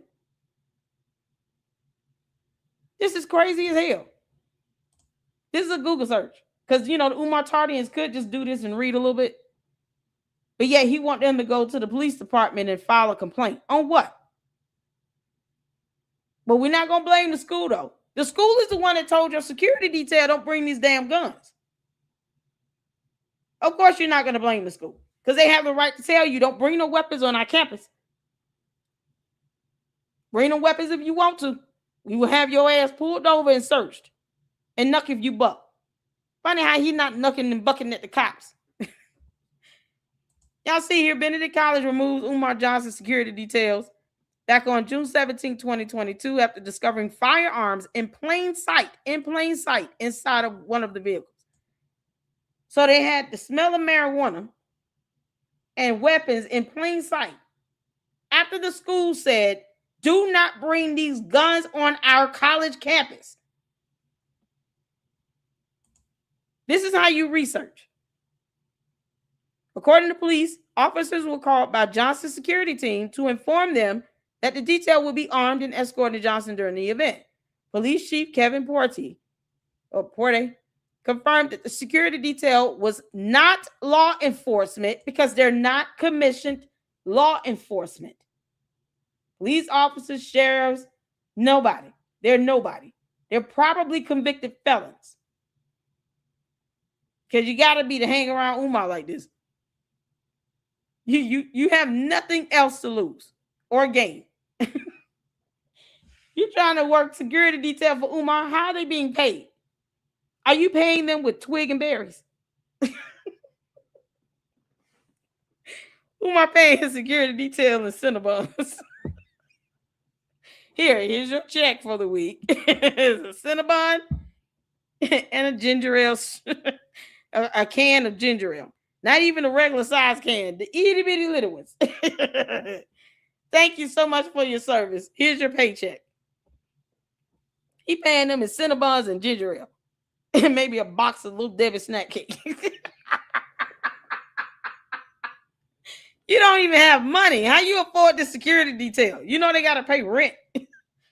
Paying them in snack cakes.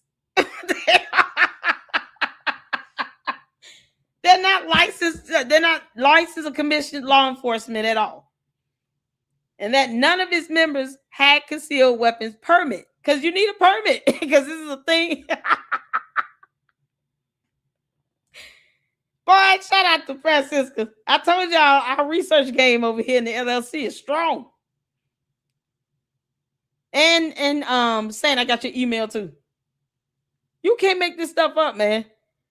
So they just disregarded the fact that they're not commissioned law enforcement. They're not licensed or have a permit to have a concealed weapon. And they disregarded all of that and brought that anyway. And now he is whining, crying, and throwing a tantrum because he violated laws and wanted to do what he wanted to do. I'm scheduled to speak at 4. We don't give a damn. Boy, if you don't sit down. Sir, we will tase you and pepper spray you.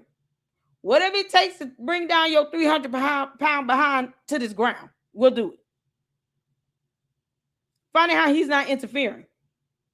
You know, because if he thought this was so wrong, why not try to interfere? Umar, I dare you obstruct. I dare you. Next time you get pulled over, why don't you record the entire interaction? All this tough talk, but we heard how he was talking in the beginning. Yes, sir, boss. I'll do it. Don't worry about it, boss. I got it. Can't you? Are you done or no? Okay, I'm still here. Oh, this is so crazy. Benedict College's policy prohibits all weapons on campus because college campuses do this. Most college campuses prohibit weapons. This is how they keep the kids safe. You and your bummy ass security details that are not law enforcement and did not have a permit for concealed weapons. If y'all would have made it past these cops and something happened, you would be in prison for the rest of your life. And I would advocate for that. Because you could just respect our rule of law. You're not above the law. Upon arrival, police found handguns and rifles inside a vehicle in plain view. So if they can see it in plain view, that is probable cause for them to search the vehicle, especially if you don't have a permit and you're not law enforcement. And the school has a policy, no weapons at all. And you're trying to get on school property, on the school's campus, with all these weapons, handguns and rifles. What the hell you need a rifle for? What you need a rifle for? If you feel like these kids are just going to come out the woodworks and tackle your ass or something like that, why are you there? Why go to this school? If you have to have non-law enforcement security detail that don't have permits to carry weapons or concealed permits at all, somehow escort you to South Carolina, to Benedict College, you probably should have rethought going there. I highly doubt he was requested. He probably forced himself on the school, telling the Umar Tardians, can y'all please find me a venue? I want to go speak at Benedict College. That's not you being invited. That's you forcing yourself on this school. It sounds like something he's very familiar with and should probably be in prison for. You don't get to do what you want to do. So rifles and handguns in plain view in the vehicle warrants a search. It is probable cause. Plus, you smell like marijuana. And that's illegal as well. The school said we prohibit all weapons on campus. So you cannot go on campus with handguns and rifles. The weapons were confiscated and unloaded, and the security detail was allowed to attend the event. When they left, the weapons were returned to them. What do you want people to complain and file a complaint for?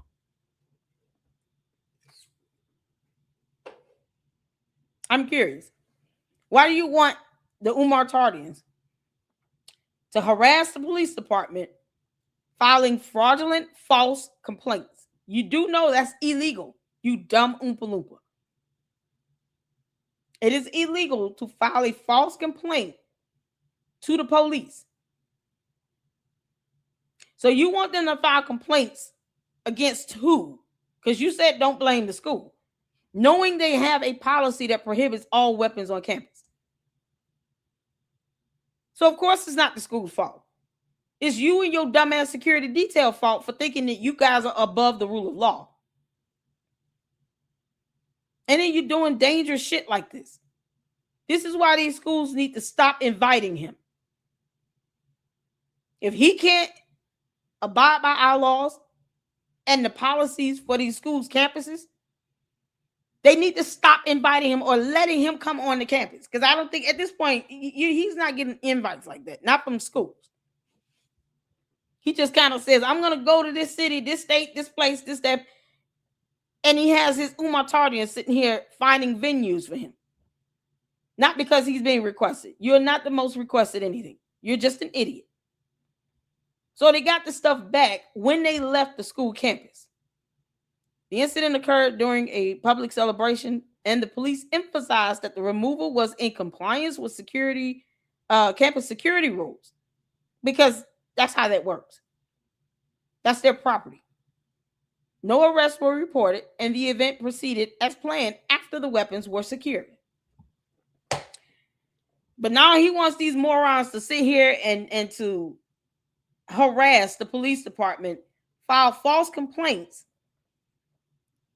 and possibly set themselves up to get caught with a charge. You cannot file false complaints on provable false statements. All because Umar the dumbass commanded you to do it as a cult member. These Umar Tardians are stupid, but I dare you go to jail for him, because that's what this could lead to. The security detail probably should have been arrested, because that's a blatant violation of policy. When you called them in advance and they told you no, and you did it anyway, they could have locked your ass up. They was like, no means no. Why are you still here with guns? No means no. This is crazy as hell. Let me show you all these images right quick. We'll get back to the video.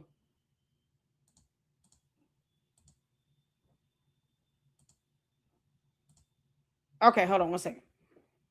All right, y'all see this? So shout out to Saint. Shout out to Francisca.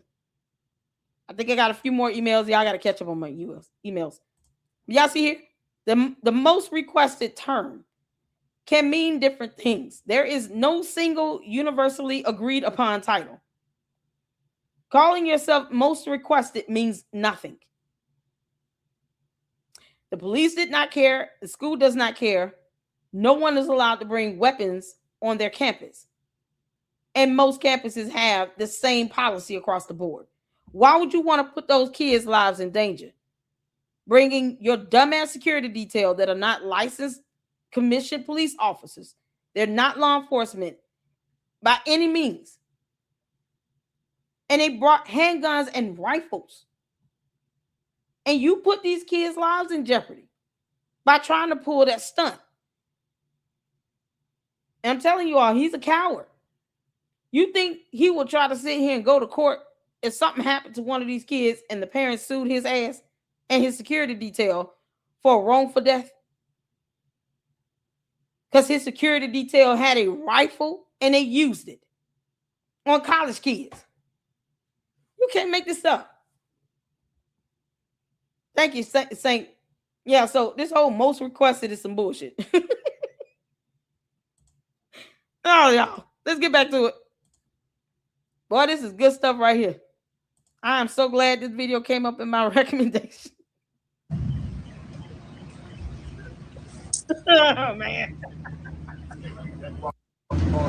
He's just whining and crying. Peace and Pan-Africanism to my continental Africans.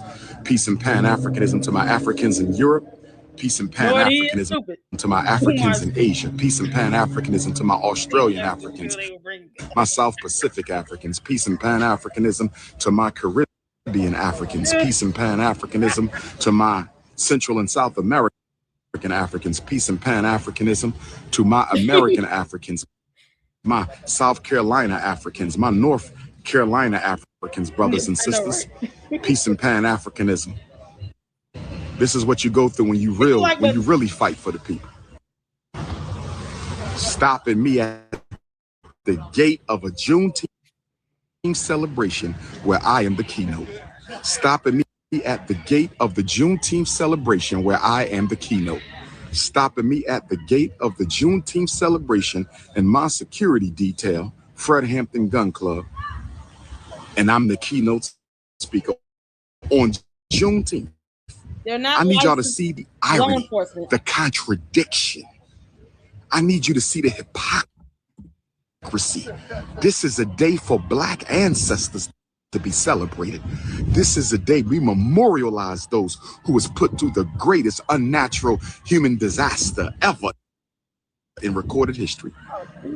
And we being accosted at a Black festival by Black police at a Black college. We being accosted at a Black festival by Black police at a Black college.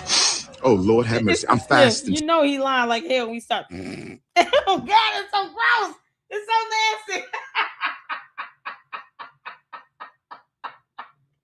I didn't think it would come out there like that clean.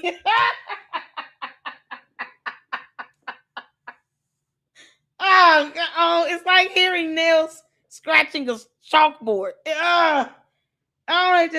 Man. Oh, it's so gross. It's so gross. And he's breathing hard and deep. Ew, you got them boogies in your nose. You just breathing it in and swallowing. He is so nasty. You're a slob. And why are you out here glistening like this? He still refuses to bathe. Even 4 years ago, he wasn't bathing and shaving this shit off of his face. This has been quite a Pan-African fast season. Today is the 19th. We started on the 10th. So this is 1, 2, 3, 4, 5, 6, 7. Praise. Nasty. Sniffling in like that, you gross pig. Now you all see this article link here. So, we read here in the LLC. I don't expect the Umar Tardians to read, but whatever. Hey, it's a virus. How you doing, honey? So just so you all see the link there. This information is real. And they told him no. And if you want to look at the school policy, you can go to Benedict College's website and look at their policies. And it will show that they do not allow weapons at all. And these dumbasses trying to bring a handgun and a rifle. That was in plain view. They weren't even trying to hide it. It was in plain view in the car. Being the keynote speaker means, I guess, you get to bring guns to a college campus, because of reasons. God. Umar is insufferable. Praise be to the Most High. This is the 9th day. 9 is the ancestors. This is the 9th day. 9 is the ancestors. This is the 9th day. 9 is the ancestors.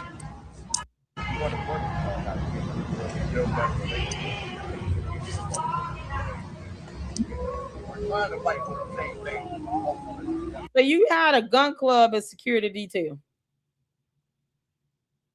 A gun club as security detail.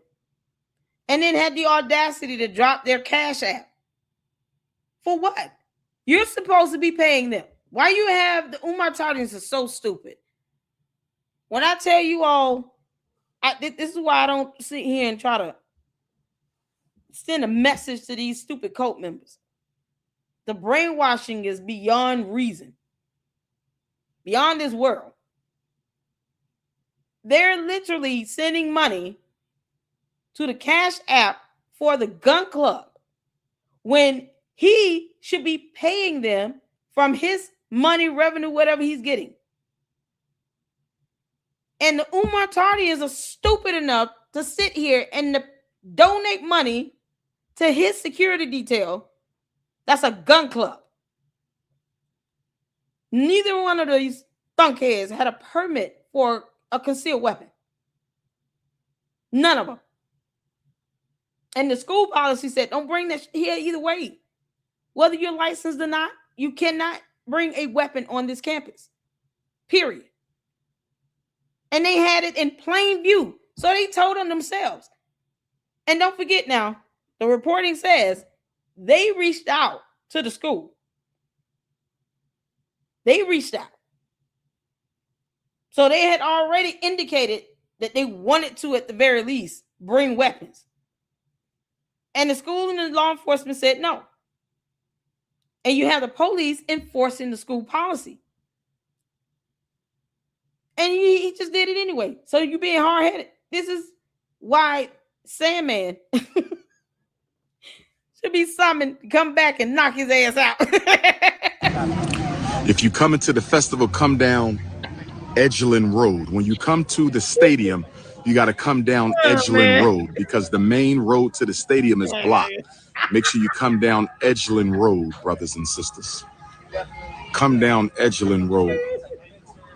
For what? You're trying to incite violence versus the state. Yeah, that's inciting violence. You want people to come down there and be mad and angry over your bullshit. And for what? To hackle and harass and, create a kerfluffle with the police. All because you got pulled over for doing something the school policy said, don't do that. They said no. No means no. Ifa Tunde versus the state. Ifa Tunde versus the state. I got to fight the state of South Carolina. We fighting the state of the city of Wilmington. Want to block the festival. What's going on, brothers and sisters? What's going on, brothers and sisters? It's Ifa Tunde versus the state.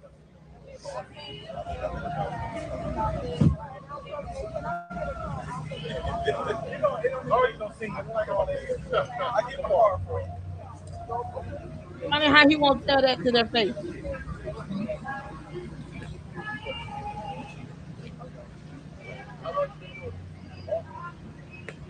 And the crazy part is this. Once again, if you felt that it would just be too hostile, or that, you think this dumbass gun club would at least assess the threat and be capable of being security detail regardless whether they have a weapon or not. But if you felt like you needed to bring a rifle and a handgun to this school, don't go to the school. You can't go to any campus with this shit. So what is the problem with this? This is not his first time going to any college. And you want people to bring rifles and handguns around these college kids that are there trying to get an education. I can guarantee you he had no more than maybe 100 people at this stupid event. He's at a celebration at the school campus. So either way, whether he's there or not, that celebration would have occurred. He decided to take his dumb ass there for their celebration. Well, they asked him to come and be a speaker. Apparently, it's something based on what he said, because we all know he's not the most requested. Either way, they wanted him to be the speaker. He didn't have to go and speak if he feels like he got to bring guns, and they said no. Well, I'd be mad as hell if I was a parent sending my kids to college and this dumb ass unemployed Oompa Loompa comes to campus, his security detail, which is a gun club, not law enforcement, that don't have permits, and they're violating school policy, brings a weapon, and God forbid something happened to my kid. Man, Umar, you would have to leave Earth to hide from me. You understand? These parents should be outraged, not sitting here trying to go down there and create some riotous incitation of violence and nonsense and buffoonery. You setting people up to get hit with filing false complaints and harassing the police. And then they're too stupid to read that the policy says for the school, don't bring weapons. He ain't no damn body.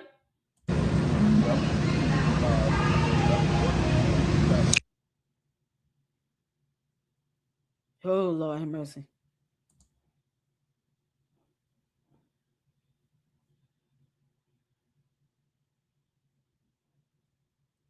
This is not my video. This is.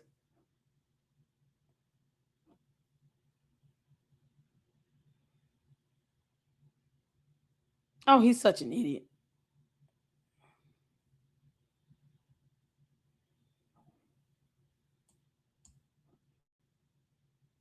I don't know what's going on. It's not my video, y'all. It's his. Day versus the state.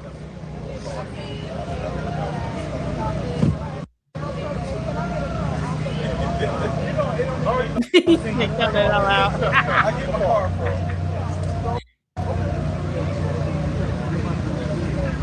You can't make this up. Happy Father's Day.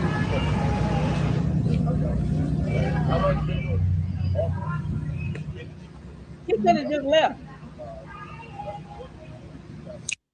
He could have left. Y'all, this is his video. He could have left. No, he just think, I'm supposed to speak here at this engagement and sign books. Why y'all not letting us keep our guns? We have a policy. Oh, boss man, but still. Boss man, if you want to do that, I can do that. Talk mad crap when he get live, but didn't say this to the police's face. What's going on with the video? Umar, you're so stupid. You can't even keep a live stream going. What is going on? Y'all, this is not my video. All right, you live. Who is that?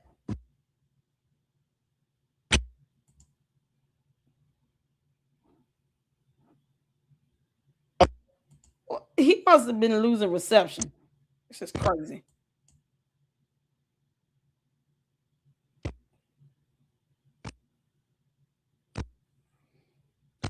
Yeah, he been sitting here walking around and just thinking that red tent up there, right, Bob? Yeah, okay. Red tent up there, right, Bob? Yeah. Okay. That's right. All right, I'm gonna see you over there. Okay. He didn't say none of the cops though.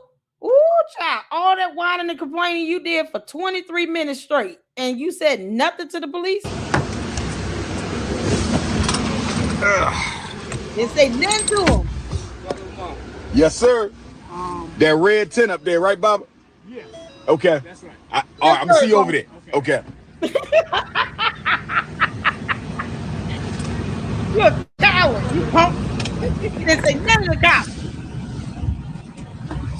He had no energy for them police officers. I see they took them damn weapons from your dumb ass. This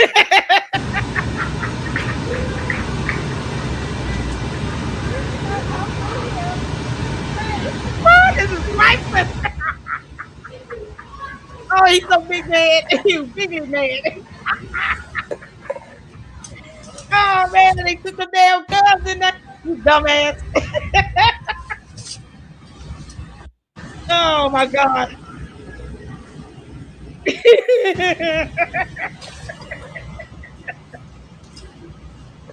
Umar, I dare you to take the guns back. I dare you.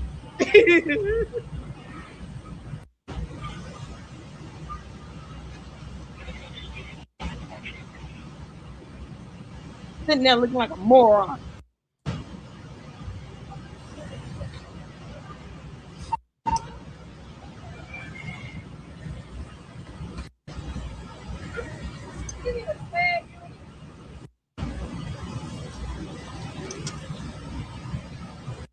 Umar, you deadbeat.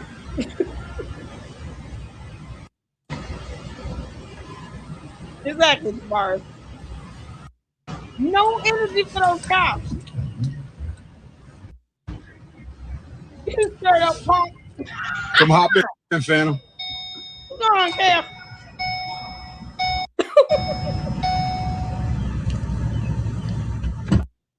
Oh, this is crazy. What's the deal? How long you been here?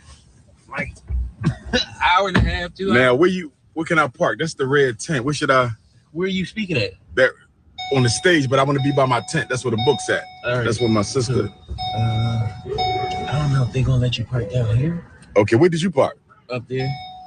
Yeah, no, he was like, yeah, no, yes, sir, bro, man. All right, yeah, okay. Yeah, them police set his ass straight. I see you didn't demand those weapons to be put back in that car. You think I need to be up there or down here? Okay. Man. Oh, this is good. Yeah, the rough trip. Nah, well, they just stopped us right there. Everything else was straight. I think I go that way. I don't know what's going on. I don't even know how they knew we was coming, bro. You called your security detail, alerted them. They told them themselves, you dumbass. He didn't ask the police. How did y'all know I was coming? Don't he announce these so-called little stops and stuff? So, I mean, that's something you can look at on his Instagram. Yeah, that's everybody. You lost. They tell everybody go to the other way. When it stops you, you know what? The other side. Oh, so we behind the stage. That's cool. You speaking on this stage? I guess. How many stages is it? Well, you said the stadium. I know. They told me. Yeah. And you know I was looking for your other car. Okay. Nah, this is rental. As you should. Yeah. Let me end this real quick. I gotta end this live. Bye, you dumbass. Hold on, let me pull over the Instagram. Is this the one from? Because this is the Mademoiselle. So he went live. Hold on.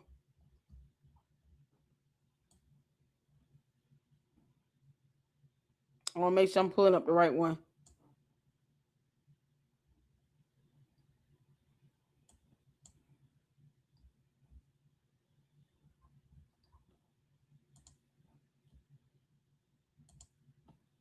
All right. He went live for Juneteenth. This dumb Oompa Loompa has railed against Juneteenth for years. All of a sudden, he's celebrating. As much crap as he talks about Juneteenth, why are you celebrating it? Now, that police stop and search was 4 years ago. This was Saturday. And this is a King Kong Consciousness update. I'm out here at the Juneteenth Fest, Point Comfort, Virginia, near Hampton University. Shout out to all my Hampton University students and alumni. Long live the late, great Booker T. Washington. But I came to the fest today. You can't make it up. I got bombarded, took 1 million pictures. Now I'm going to the hotel, get ready, go to the fashion show. Make sure y'all pull up tonight. The Prince of Pan-Africanism, Dr. Umar Ifatunde, is hosting the fashion show in Gala tonight. Juneteenth fashion show in Gala. 227 Mercury Boulevard. That's 227 Mercury Boulevard in Hampton, Virginia, tonight, Friday night. Happy Juneteenth to everybody. Doors open up at 6, program at 7. I'm in the building, King Kong, pictures with all my 7 cities queens. You feel me? Strong on with all my alpha male, African, unapologetically African alpha males in the building. King Kong, Hampton, Virginia. I'm going to see y'all tonight. Doors at 6, program at 7, 227 Mercury Boulevard. I completely lost track of time. I didn't even know it was 6 o'clock. The Panthers are picking me up at 6:30. I got to hurry my ass back to the hotel and get ready. I'm in the building. Alabama Nation, I'm going to see y'all tomorrow. Dothan, Alabama, I'm going to see you tomorrow, 12 to 6 at the park. King Kong invades Alabama. Shout out to Franklin, Virginia, everybody who showed up last night. I had a great time during the event, a great time afterwards at the park with the music. I'm loving me some Virginia. I'm going to have to find me a Virginia wifey. 7 cities, all natural, 5'5", thick in the thigh, but we must stay focused. Black queens forever. Snow bunnies never. Consciousness over the cookies. One love. You dumbass. He out here celebrating Juneteenth. But then sit here and talk about how people should not be celebrating if you're black. He has done countless videos about this.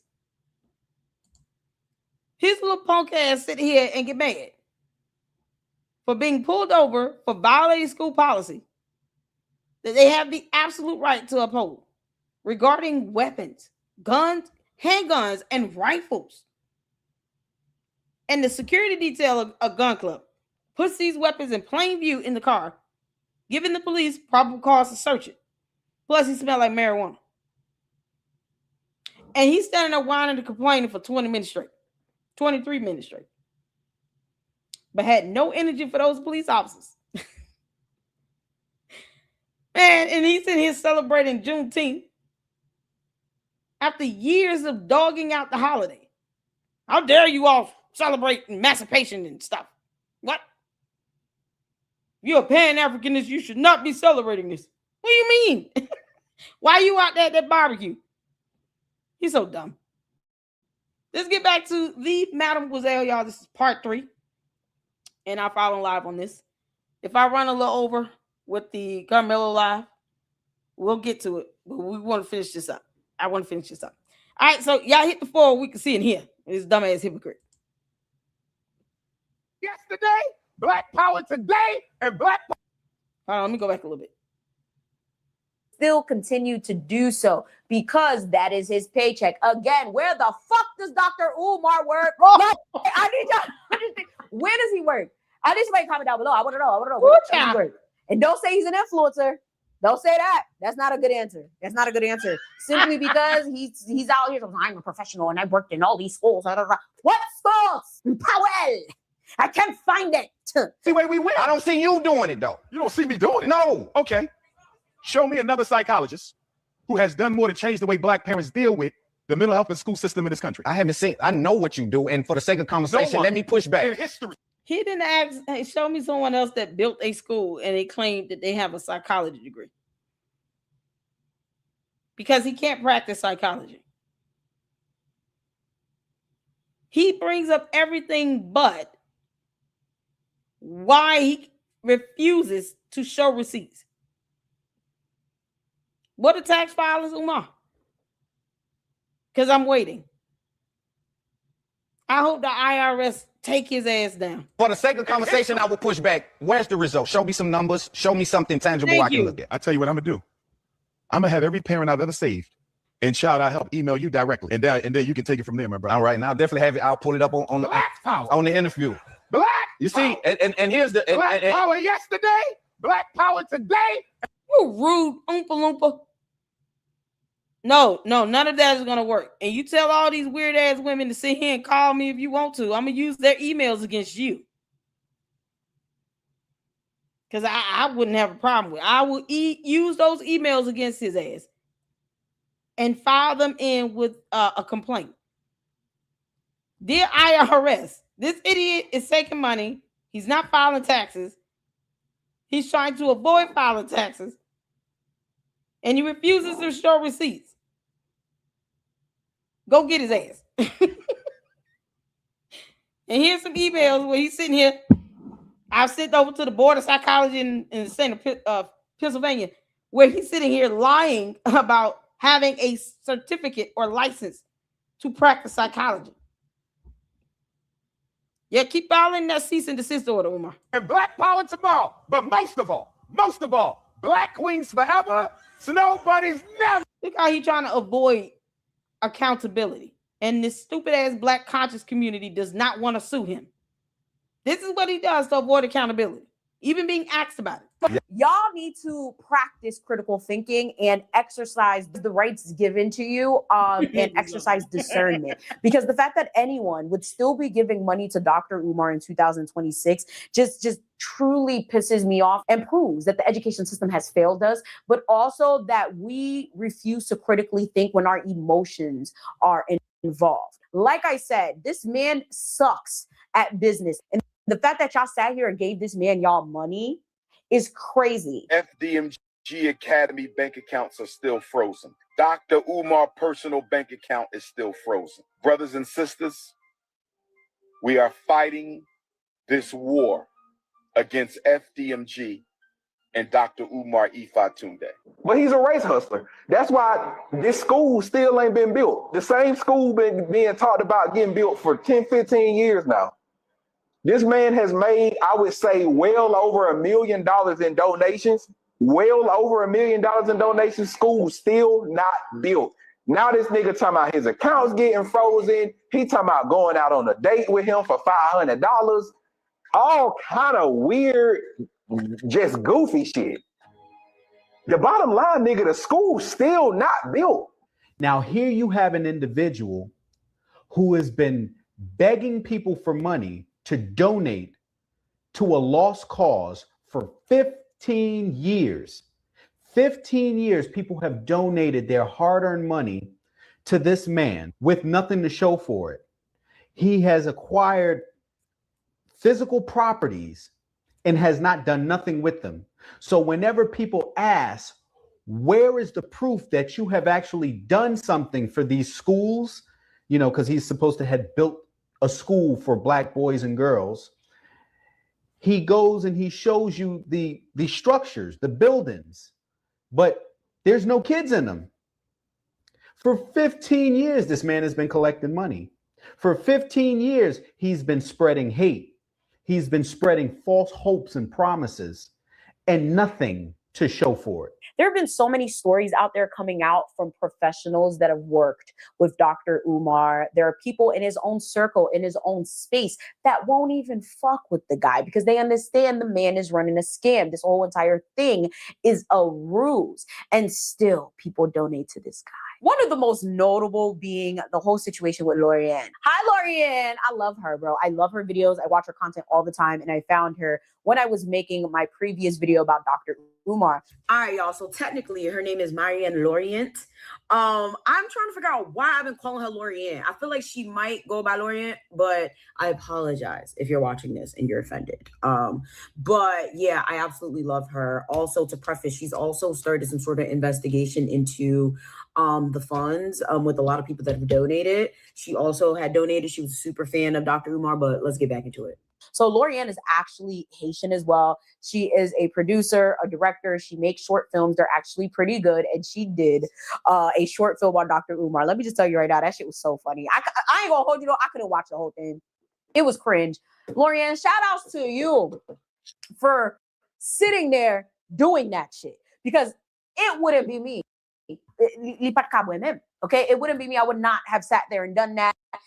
And there are so many accusations. Okay, the whole situation with Lorianne could be an entire video in itself, but I'm not about to sit here and go through that rabbit hole again. Hear it from Lorianne herself. I can't do the live on my phone and play the audio of Dr. Umar's message. Yes, family, he took the liberty and calling me today and had the audacity to leave a voice message.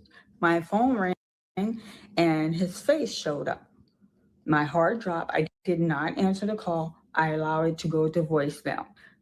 Please refrain from calling, refrain from texting. You and I are not friends, sir. You and I had a business relationship that you betrayed, that went south. There's no salvaging that. There's no comeback with that. You have burned the bridge. There's no rebuild. So I really don't understand. This is like the second time you reached out. He reached out the first time with the lady. I said in my last video that I wasn't going to give her any credit. So this time, boldly, he called himself. Yes, sir. Don't call me. Ain't nothing to talk about. Absolutely. Okay, two things. I don't know if the Mademoiselle knows what has transpired with malware and the many lies that malware has told. This video is pretty recent. I think she did this in the last week, 9 days ago.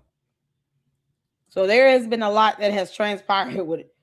Marion Lawrence, malware, having lied about several things and refusing to provide receipts. So I don't know if the Mademoiselle knows that or she's just being nice or whatever, but neither here nor there. Secondly, this right here is everything. Because I, for one, keep saying, why won't Umar take his ass to Ghana and try to pull this stunt in Ghana? No Holy Cow said he came to South Africa. We knew he was a joke. The party that hosted him there regretted it and is in shambles because everything Umar touches gets drained and have the life sucked out of it and is left ruinous. I can believe that. The difference is you have people that are just, okay, if we give you a chance and you burn us, that's it. For some reason, his cult members think everybody is supposed to sit here and let him do what he wants to do. South Africa said, F you, get out. Why won't he open up a school in South Africa? Because they're not playing that shit. How many times have I said, you go to South Africa if you want to, go to Ghana with that nonsense if you want to. They're going to beat your ass in the streets. We are too nice here in the U.S.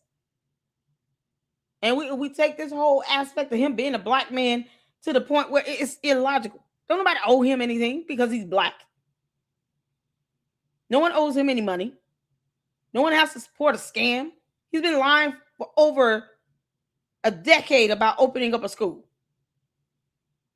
And these morons think that it should take that long to open a bando, not build it from the ground up. And then has the audacity to refuse to tell people what he's doing with the money, unless you got to be building your own school, to which, why would anyone donate money to his dumbass if they're able to build their own school? We're not going to support you building one or creating one or opening a bando or a crack house or one if I can just build my own school. Then there would be no reason to give him any money. You don't need to hit his Cash App and PayPal if you're building your own institution. This is how stupid he is and how stupid the Umartarians are. The logic is flawed with that dumbass nonsense. So they think they're sitting here sizing up somebody talking about, well, where is your school? If I built a school, I wouldn't even be thinking about yours. I wouldn't give a damn about FDMG. If his donors, who are still giving his ass money, decided to open their own school, you think Umar's going to give them money for their school to be open? No, he's going to sit around and call you coons and hate on you forever. Because that's what he does. He hates on anybody that has managed to do the right thing and simply open a bando into a school. You have so many people that are, in that group spectrum, whatever, Pan-Africanist, Ifatundes, all that stuff. You got people who have opened up schools and have in a third of the time. And you see Umar sitting here supporting those schools? No, he doesn't even bring them up. So what would be the purpose of telling someone, go build your own institution? Okay, cool. So I'm not giving your dumb ass money. Because my money is going to go towards me opening a school, right? Wouldn't that be the logic? That's how flawed that is. It's no different than, and I always say this, no different than scammers saying, are you in this pyramid scheme? Are you a part of Novatech? It's a crypto scam. Why would I be a part of a crypto scam? That's still rationale for everything. When scammers are trying to get away with their scam, the first thing they say is, well, you're not in the scam. So how you gonna tell us if it's a scam? It's a scam. And you can find out the hard way. Umar running a scam, and he can find out the hard way through the IRS, through the FBI, and everything in between. People need to start suing his ass. Because at the end of the day, even if you get discovery, it's more than what he's trying to give up on his own. But they won't even do that. This conscious community sitting here talking about, oh, we don't like to sue people. And yet he still will not give receipts. We don't want to see you talking about we wax the floors. You coons should not be happy. We wax the floors. But that could have been done for free by volunteers. It's still not a receipt of how you're spending the money. But these weird ass, dumb ass, low self-esteem simps and dumb black women that think that him saying black queens forever, snow bunnies never, somehow validates all that scamming and failure to hold him accountable. Yeah, because he's black. And he's a King Kong monkey that stands upright. Who compares himself to a King? King Kong is a whole ape. It's a gorilla. Woman, I don't get mad when we start calling you one. You dumbass. Be nothing. Brothers and sister. As you know, Sister Marianne has gone coon. She has gotten on the bandwagon. It is season lynching Dr. Umar Johnson. Everybody coon and ask questions. Her and I worked on a project. There was no understanding. That's what I write. There was no understanding. I decided to move on. She took a scene from the project that I made a movie with her to tarnish my relationship, my reputation. I'm sorry. Stop the rhetoric. Stop the rhetoric. Ain't nobody tarnish your reputation. So nobody's lynching you. You have collected money under the pretext you're going to give us a school to educate a young boy, which has not come to fruition. So now you're trying to put that on me. Don't put that on me, sir. Do not put that on me. You have damage your own relationship. It wasn't Marianne Lorient who damaged your relationship. When it was time to release Awaken theatrically, you turned your back. Don't call me telling me you're going through a difficult time to hold off on releasing the movie. I told him no. I had this discussion with other filmmakers that reached out to me. They're asking me why there is not consistency in the love scene. I'm going to break it down to you guys. And when y'all go back and look, you're going to go, oh my God, Marianne. When you guys see the love scene, he's laying on top of her. He had the teen top. That was in the script.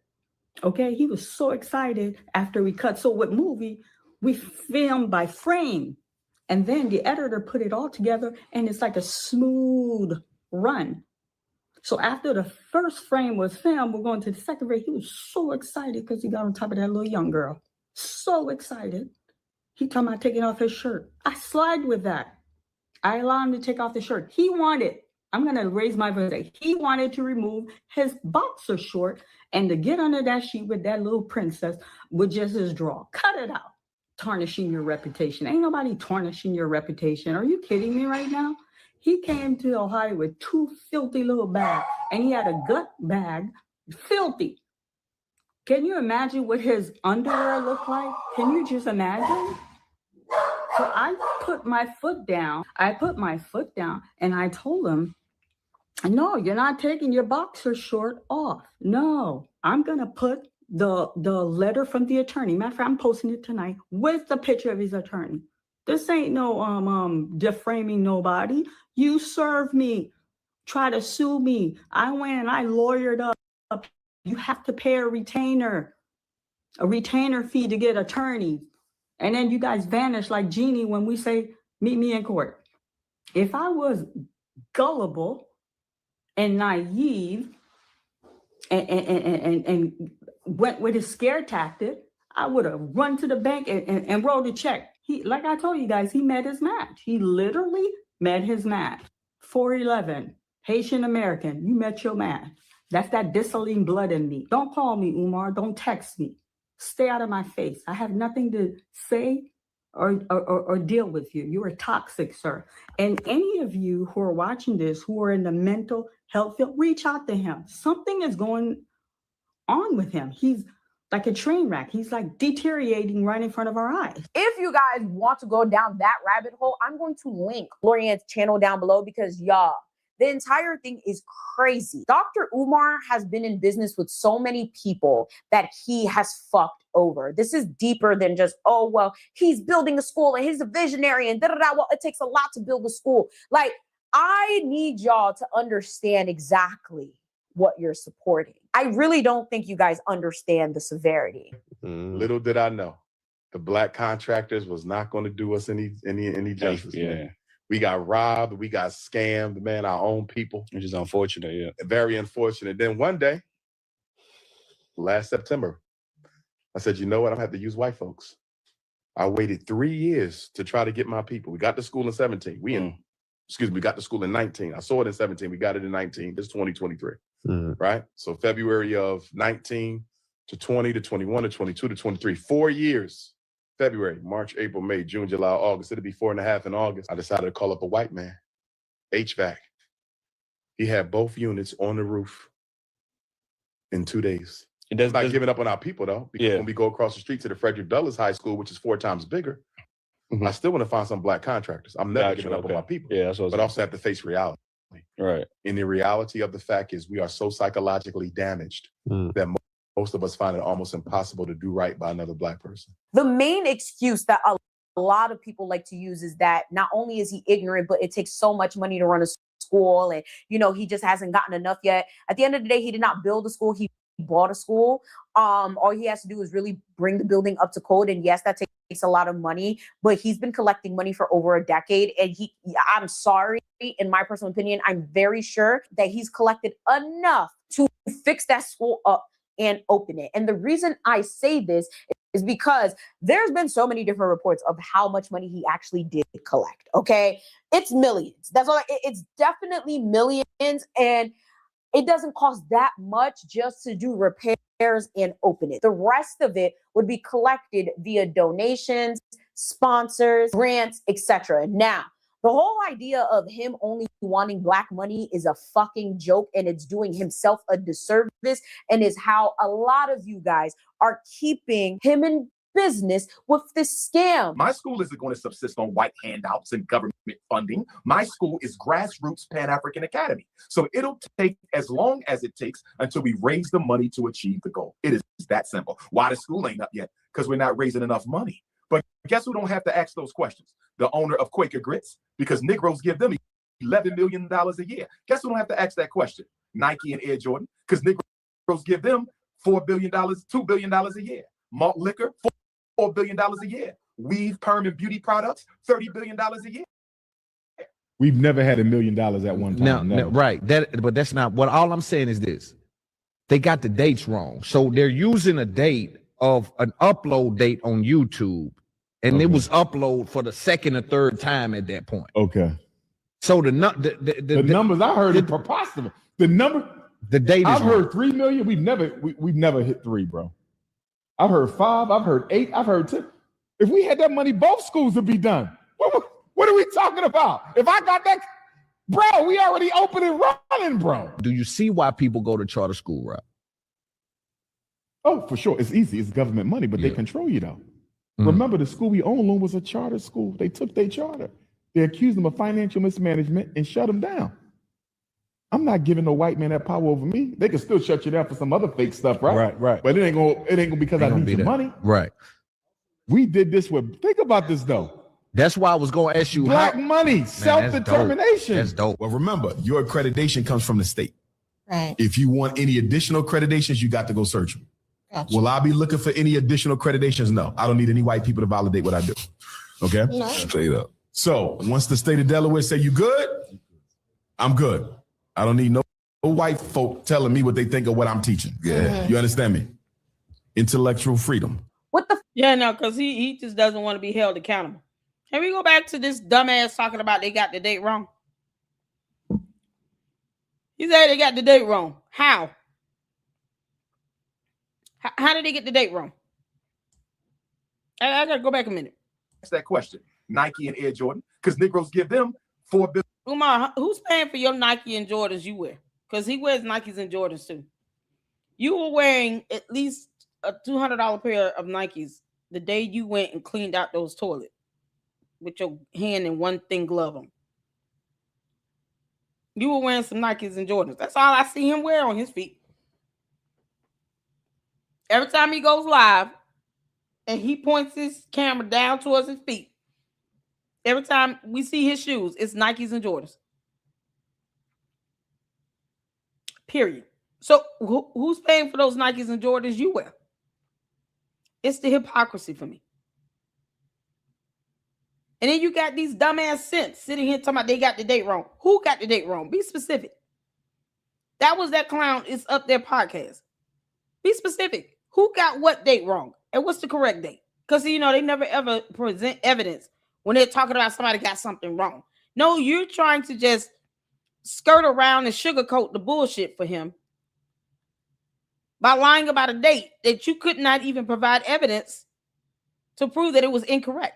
So what's the correct date? On what? What does the date have to do with the amount of money you raised? You think he would just look at the tax filings to say, look, your taxes don't even reflect that you're spending any money. Even if you brought in $1 million, if you don't report expenses, why are you still asking for money? Theoretically, the $1 million should still be sitting there. This is the same idiot that hired a homeless person to do work in the bando that had to sue him to get money. And he allowed the man to live in the building while he did the work in the building. What was the permit for that? We don't even know if he's paying people to do anything in these bandos or the smaller one. Like I said in the last live stream, who are these people that wax the floors? Why was there no permit for that? Where's the vendor contract? Any vendor invoice? Show us how much you paid these people. Because otherwise, if they're volunteers, they're free. So whatever money you're raising under the guise of having the floors waxed, if you get the service for free, theoretically, the money should still be there. If people give you $100 for balloons, and then you end up having balloons donated for free for decorations, then $100 should still be there for those balloons you asked for. This is how you know he's scamming. It's so obvious. You want people to give you free service, free labor, and then when you do have Black people try to donate desk and their time and service and energy into plumbing, electricity, and all this other stuff, you block these people.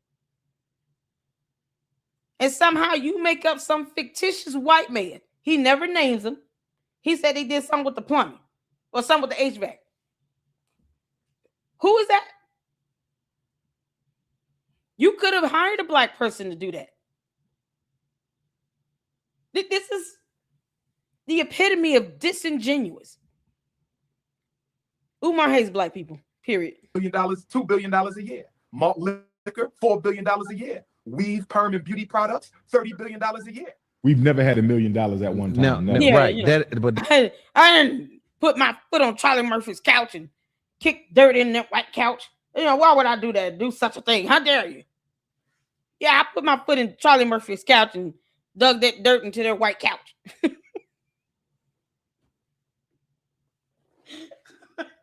Oh man, that Dave Chappelle skit. Epic. It's just iconic. But it's the hypocrisy for me. He just lies like there's no tomorrow. He doesn't give a damn. Umar, hell is hot. You stupid liar. That's not what. All I'm saying is this: they got the dates wrong. So they're using a date of an upload date on YouTube, and it was he failed to show this because he will never show us what the hell he's talking about. This simp sitting here with these 2 rings back to back like this on his hands, kissing Umar's ass of all people, a man who is unemployed. Hell wrong with you? You're a grown man. Maybe he's an alien. Who knows? upload for the second or third time at that point. Okay.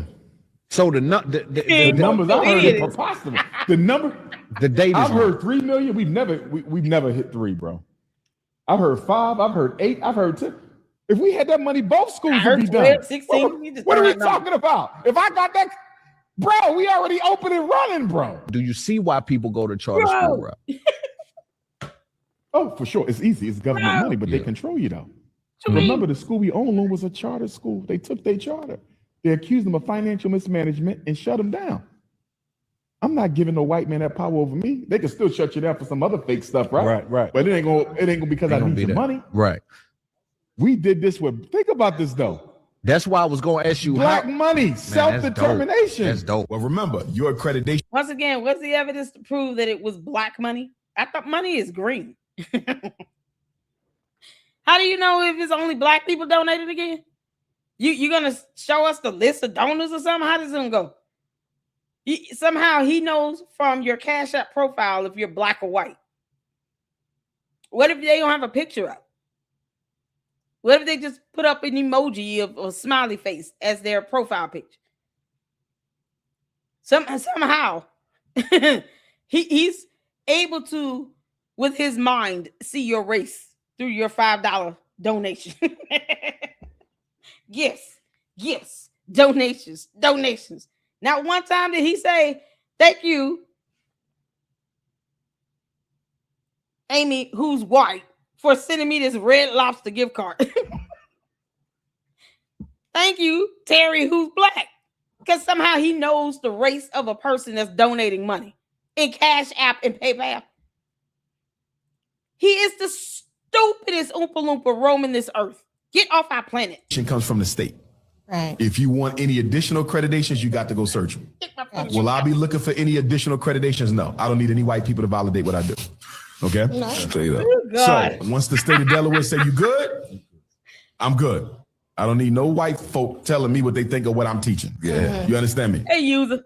Intellectual freedom. What the fuck are you talking about? By any means necessary. Am I sitting here talking about something? If you're not black, if you're not Haitian, don't donate to La Cairo. Nigga, I'll take any dollar. Okay, I'll take any penny. I'm struggling just to open my damn summer program. Okay, I've been things. I've been reaching out to spaces. I'm out here doing the work. This man is out here begging on the internet for more money and then consistently tells you that it's not enough and only wants a black dollar. Understand, right? He is refusing government funding, bank loan, and government. But he wanted a waiver from a local government entity, and he did not want to fill out the actual documents for that waiver. No, you don't get a waiver, Oompa Loompa. Remember? Because you don't want help from the government. A waiver would be help from the government because he's an idiot. Umar is so stupid. He is just flat out stupid. There's nothing intelligent about him. I don't want help from the government. How dare they not help me fill out these documents to get this waiver from the government? Jesus Christ. Government grants. That's how most schools run. So good luck with that. Why do y'all think that that's okay? Like, I really want a supporter of his to comment down below why you think it's okay for him to only accept black money when he's trying to open a black school and the entire premise and purpose of a school, most notably one that he is building and one with a higher mission that he only collect black funds by any fucking means necessary. Collect all the damn money. Okay? Collect all the damn money. Like, what do you mean? Like, this is where Umar Tardy is at. Can y'all hit my cash? I'm trying to take my kids to Universal Studios. For real. Please hit my Cash App and subscribe and hit the like button and hype this stuff up so YouTube can pay me all the money. Make this up. I would gladly take $7,000 from Israel. It does not offend me. Where the Umar Tardy is at?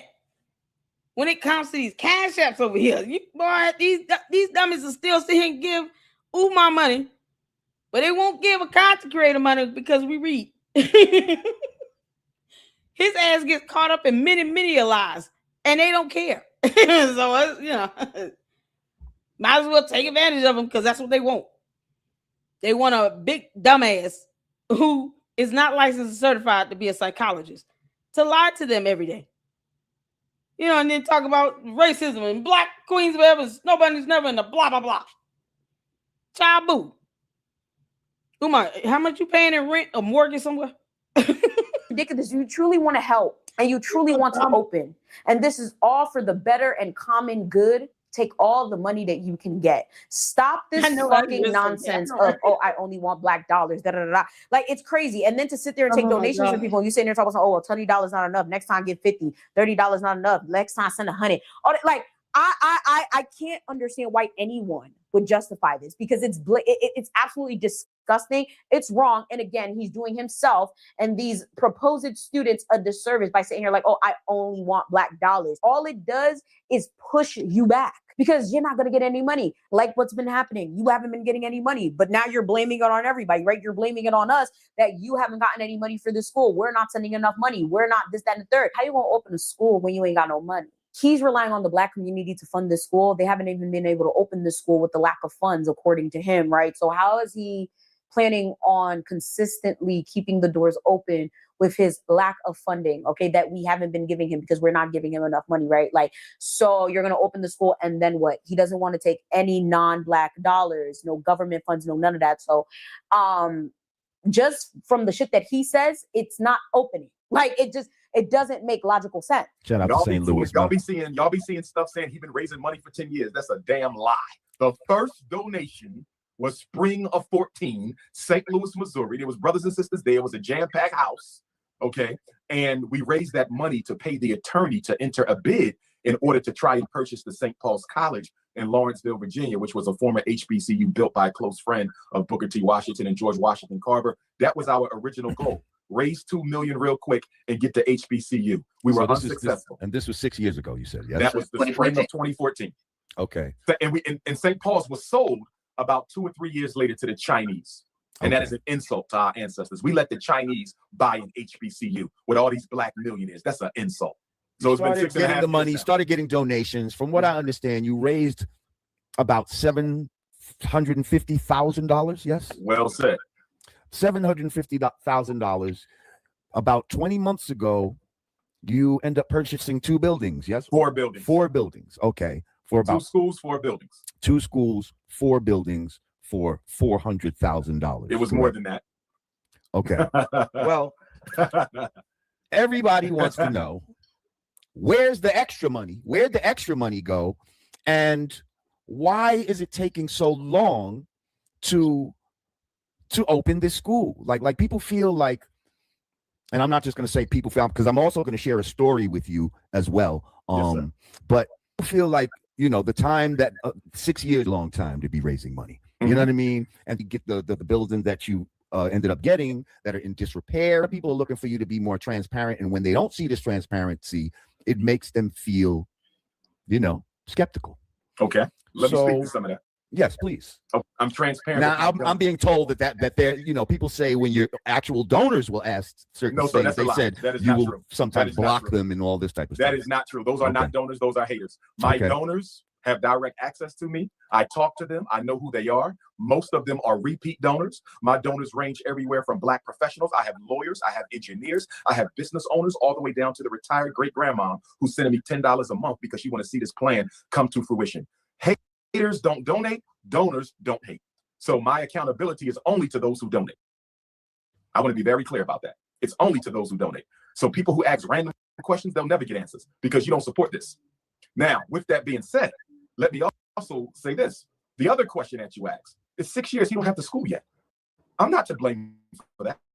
The community is to blame for that. And one of our own steps up with the track record, the experience, the credentials, and the resume to do something like build a school to save black boys with the hell that black boys are catching in this country. We don't support him because, number one, we don't want him to get the credit. Number two, we don't want the responsibility of doing for self. And number three, you understand?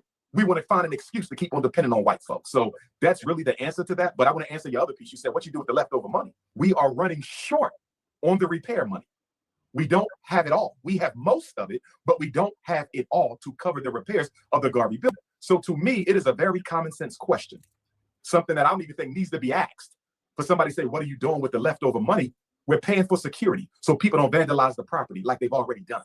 You understand? We have to pay for repairs. We have to pay taxes, upkeep, things of that nature. That's what we're doing with the extra money. The electric system has to be repaired. The plumbing system has to be repaired. We just paid for the roofs to be repaired. The carpentry has to be redone.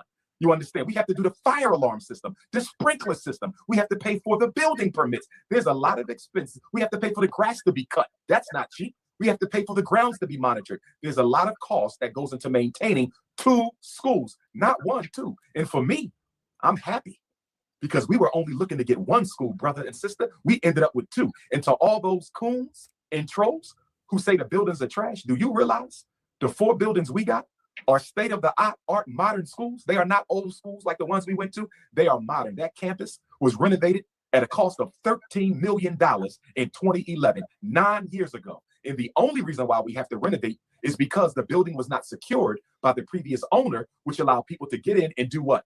Strip the electric system. I was about to say, steal the copper. The plumbing system, strip the HVAC system. Whenever you and Rod Dig are ready, only you 2 and your other brother, Godfrey, y'all can drive on down and I will give you a tour. And when you walk through them schools, you tell me if those buildings is trash.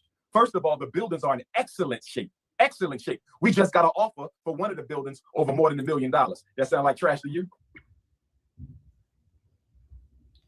This, again, was 2021. We are now in 2026. It's been well over a decade, at the very least. I already told you I went to this school 2 times. I have no idea what he's talking about on these repairs. And that, like, I'm so stressed out editing this right now that I'm just like, I've never seen somebody lie so much and then get mad and being held accountable like this. Child, this is some shit. This is really some shit. Oh, the business issues go on and on and on. There are some public disputes and lawsuits that can be found online regarding Dr. Umar. And I really need y'all to do that too. Like I said, regular, shit, anyone can look this up, okay? And again, this is public record and this happens all the time to Dr. Umar, okay? There is a record, but yet a pattern of him breaking contracts and breaking promises with business people. So why the fuck would y'all give this man your money to do anything, let alone open a school and then teach your children? What children? Better yet, a lot of y'all kids is fucking grown as hell now. He ain't teaching none of y'all kids no more that initially started donating to this. But it's quite interesting how a lot of people keep negating the fact that he continuously just takes money and runs with it. All right, y'all. So there's actually this lawyer that broke down all of his lawsuits about 5 years ago, but I'm sure there's more out now. But if you guys are interested, go and watch it. Again, it's going to be linked down below. I'm going to have an entire playlist. And of course, his latest business venture, we have Date with the Doc. I got a new program coming out for the ladies. It's called Lunch with the Doctor. It's called Lunch with the Doctor. You make a $500 donation to FDMG Academy, ladies. $500 donation to FDMG Academy, and you get a free lunch with Dr. Umar, restaurant of your choice in the state of Wilmington, Delaware. I said we got a new program called Lunch with Dr. Umar. Private lunch. Ladies, you got to donate. Yes. Brothers, don't hate. We got to stop hating. Brothers, we got to stop hating. Don't hate, my ninja. Because if I ask your wife if she want that luncheon, if I ask your wife if she want that luncheon, if I ask your baby mom, do she want that luncheon with the doctor, we know what she gonna say, ninja. Don't test my intellectual gangster. If I roll up on your girlfriend, your live-in prisoner, you call a girlfriend. If I roll up on your live-in prisoner, your romantic prisoner, you call a girlfriend who ain't there because she want to be, she there because she got to be. If I roll up on your romantic prisoner, my brother, if I roll up on your romantic prisoner, you call a girlfriend who living with you because she... Yeah, you should whoop his ass in the street. This right here, you dumb Oompa Loompa, is why these grown-ass men, you keep calling coons and beta males and all that they gonna come together and beat your ass in the street until they're satisfied. So whatever that looks like, they're gonna whoop your ass. He literally thinks that he can just have any woman he wants and still not brush his teeth or bathe. This nasty bastard has probably slept with every single woman that was his nanny for his mother. He's got 3 kids out here with 3 different women, at least 2. And somehow thinks that women are just going to want to go out on a date with him. This is the same romance scam he tried to pull, where he said he would have somebody, the women picked up in limos. They would be blindfolded, taken to an undisclosed location, sit in a restaurant with the lights dim, because you got to set the ambience for this, all this assaults and battery that's going to happen here. Because his ass is stupid and he doesn't know how to accept the word no, right? And then you're going to this woman's going to just go in and feel very comfortable in a very dim lit area. She probably has no idea. She can't bring her phone either, because he said that as well. You can't have your own phone at all. Can't record, can't take photos or videos or none of that. Meanwhile, on the way there to this undisclosed location, the woman will be blindfolded. And somehow he thinks a woman is going to feel comfortable enough to go in and have a dinner or a meal with him. Wouldn't it be funny if they take the blindfold off and realize they at McDonald's? Come on in. Ta-da! You want a Big Mac? Or a double quarter pounder with cheese or something? We here. McDonald's is expensive. You gonna spend $10 on McDonald's? You can't make this up. He actually think, yeah, women will go for that. Now, these low self-esteem, insecure, dumbass women that sit here and get all overly stimulated every time he says black queens forever, snow bunnies never. Yeah, they'll probably fall for that. But anyone else in that right frame of mind? No. The moment you say they got to be blindfolded, go to an undisclosed location, and cannot have their cell phone. Done. Personally, I wouldn't want to be around him either way. But imagine that. Getting picked up and they told you got to wear a blindfold just to have a meal with Umar Johnson. You say, I got to give up my phone? No. You need to call him. What's his number? Tell him I'm not coming. I don't know what he's trying to do. Next thing you know, it's just you and him in a room with his gun club security detail with their handguns and rifles outside the door trying to keep you from running away. That's an environment. It's a recipe to get caught with some charges. And what is his ass going to do? How dare all these women sit here and charge me with... I didn't force myself upon them. I just blindfolded them and brought them to this undisclosed location, told them they couldn't have a cell phone, they can't take pictures, they can't do videos, it's going to be dimly lit. And I wanted to listen to them about their black business. I didn't put my hands on them though. Yeah, my security gun club detail had rifles and handguns. So what? I have to be protected, even though I wanted this innocent woman to come here blindfolded with no phone and no way to fight me back.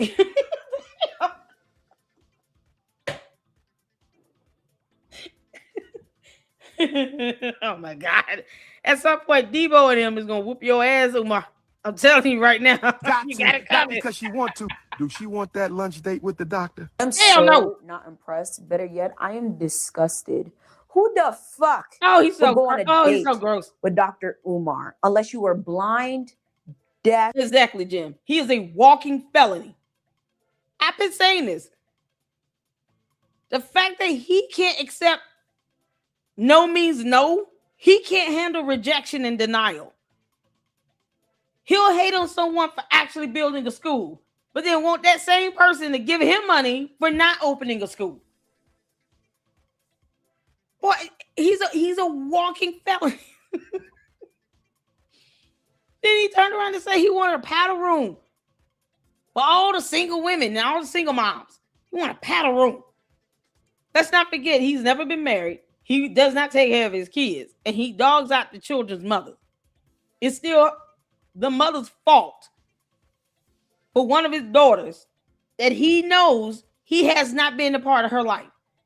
She's now over 21, and it's still the mama's fault for this grown ass woman who is his daughter that wanted to have a conversation, still being ignored by this dumbass idiot. Her mama won't let her talk to me. She's 24. Yeah, no, but he'll take your wife and your baby mama and put them in an environment where they get to holler stranger danger. Because that's exactly what needs to happen.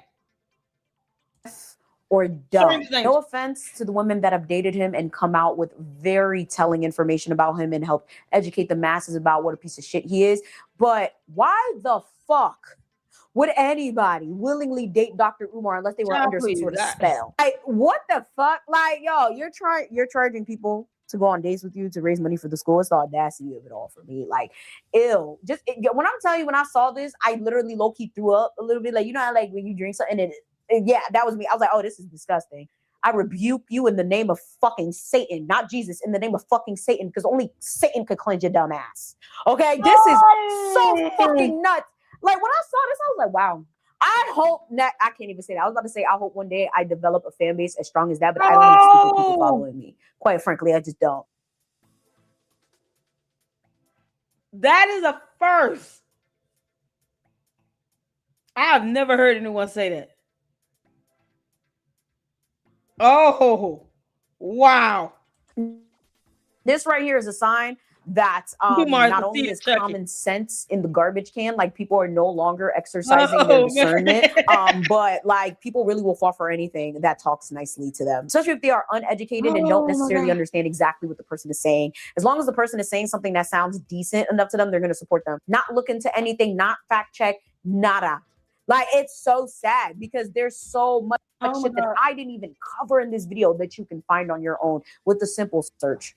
And y'all refuse to do it. Listen, if that's what you want, again, I rebuke you in the name of Satan, because only the devil himself can bless this mess. Woo, chat, amen.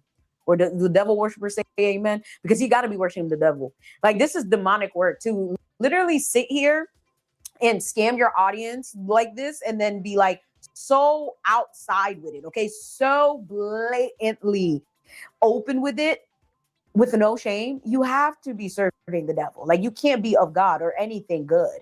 There can't be any ancestors, deities, or any spirit with good intentions that are condoning this shit. That's why I'm just gonna chop it up to mental health issues, because they ain't no fuck away. Guys, how can I forget him gambling for funds for the school? Well, I will not chop this up to mental health. Nope. And this is the thing. The women he is so-called dated and had relations with that have come out, so far I've only heard two. They both said the same thing. Oh, it's a mental health thing. Stop weaponizing mental health, trying to excuse away his bullshit. No one told him to go live and talk about some female giving him $500. That's a romance scam, by the way. Just so they can sit here and have a meal they got to pay for. They're paying him $500 for a meal. That is the epitome of a romance scam. And yet, the women that have come out claiming to have relations with him are both trying to say, oh, it's a mental health thing. No, it's a lack of accountability thing. When are we going to stop passing the buck on mental health and call evil for what we see it as? Umar is a pathological lying piece of cult leader and a narcissist that believes he is entitled and above the rule of law, that doesn't care about any, allegations of sorts for SA, because he's setting himself up for those allegations. That walks around here taking money and somehow believes he knows what race you are that's donating the money. Scamming, lying about opening up a bando into a school. None of that has anything to do with mental health. He's just a narcissist. He's a cult leader. He's a dumbass. He tries to be the loudest person in the room. That has nothing to do with mental health. You have people living with mental health illnesses and are under medical treatment, medications, and they don't do half of the dumb shit that Umar does. They're not out here lying and scamming people. So I no. And I wish these women that did deal with him would stop saying that shit. Stop trying to weaponize mental health when you're not a psychiatrist or a psychologist or not even quite capable of diagnosing him, even if he is dealing with a mental health issue. As I said, you have others on earth that have dealt with mental health issues, and they still don't do or say half of the dumb shit he says and does. No, he's doing this stuff and says this stuff because he's been getting away with it. He's not being held accountable. You got these grown-ass men still simping for him, platforming him, letting him come on their podcast and keep lying about FDMG.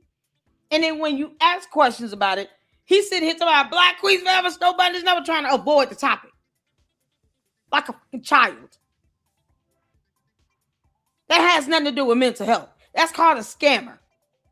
Call it for what it is. Stop beating around the bush. West Coast Ifatunde. West Coast Ifatunde. I'm feeling good today.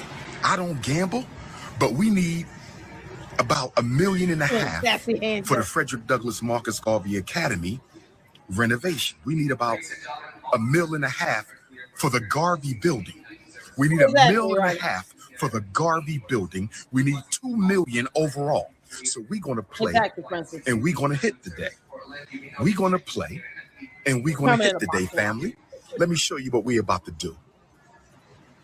Let me show you what we're about to do, family. It's some bullshit. We're about to get us some money for the Frederick Douglass Marcus Garvey Academy. We're about to get some money. I need that 1.2 right there. Y'all see that?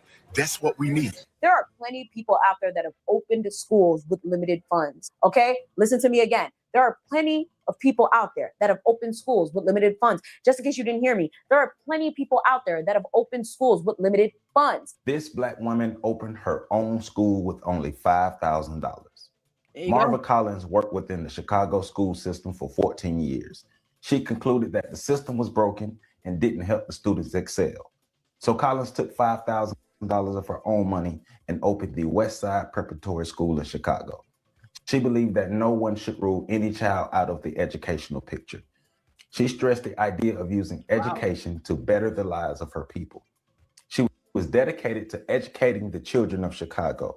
After only a year of opening her school, her students' test scores were significantly higher than they tested the year prior. Ms. Collins used her brilliance to create a method of teaching that would push the students to give their best. Her method was called the Collins Method. It was centered on students learning through phonics, math, reading, English, and classic literature.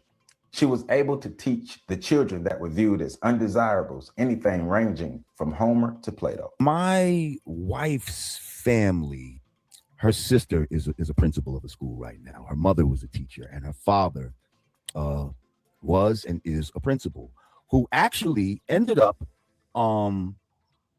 making his own school in East New York, Brooklyn. It's called the Trey Whitfield School. You can look it up. So he's been doing this since like 1983. And how he started was he started small. He started with 3 portable trailers that were behind like a church. Nobody was doing anything with them. And he went to the church because he was a principal like you. And he said, I guess he got the same inspiration to start his own thing. So he talked to the people at the church. He ended up negotiating some sort of rent where he had to pay $500 a month per trailer. And he had like 280 kids. Murray. Now, he didn't have a lot of money. He didn't have a lot of donations and stuff like that. So what did he do?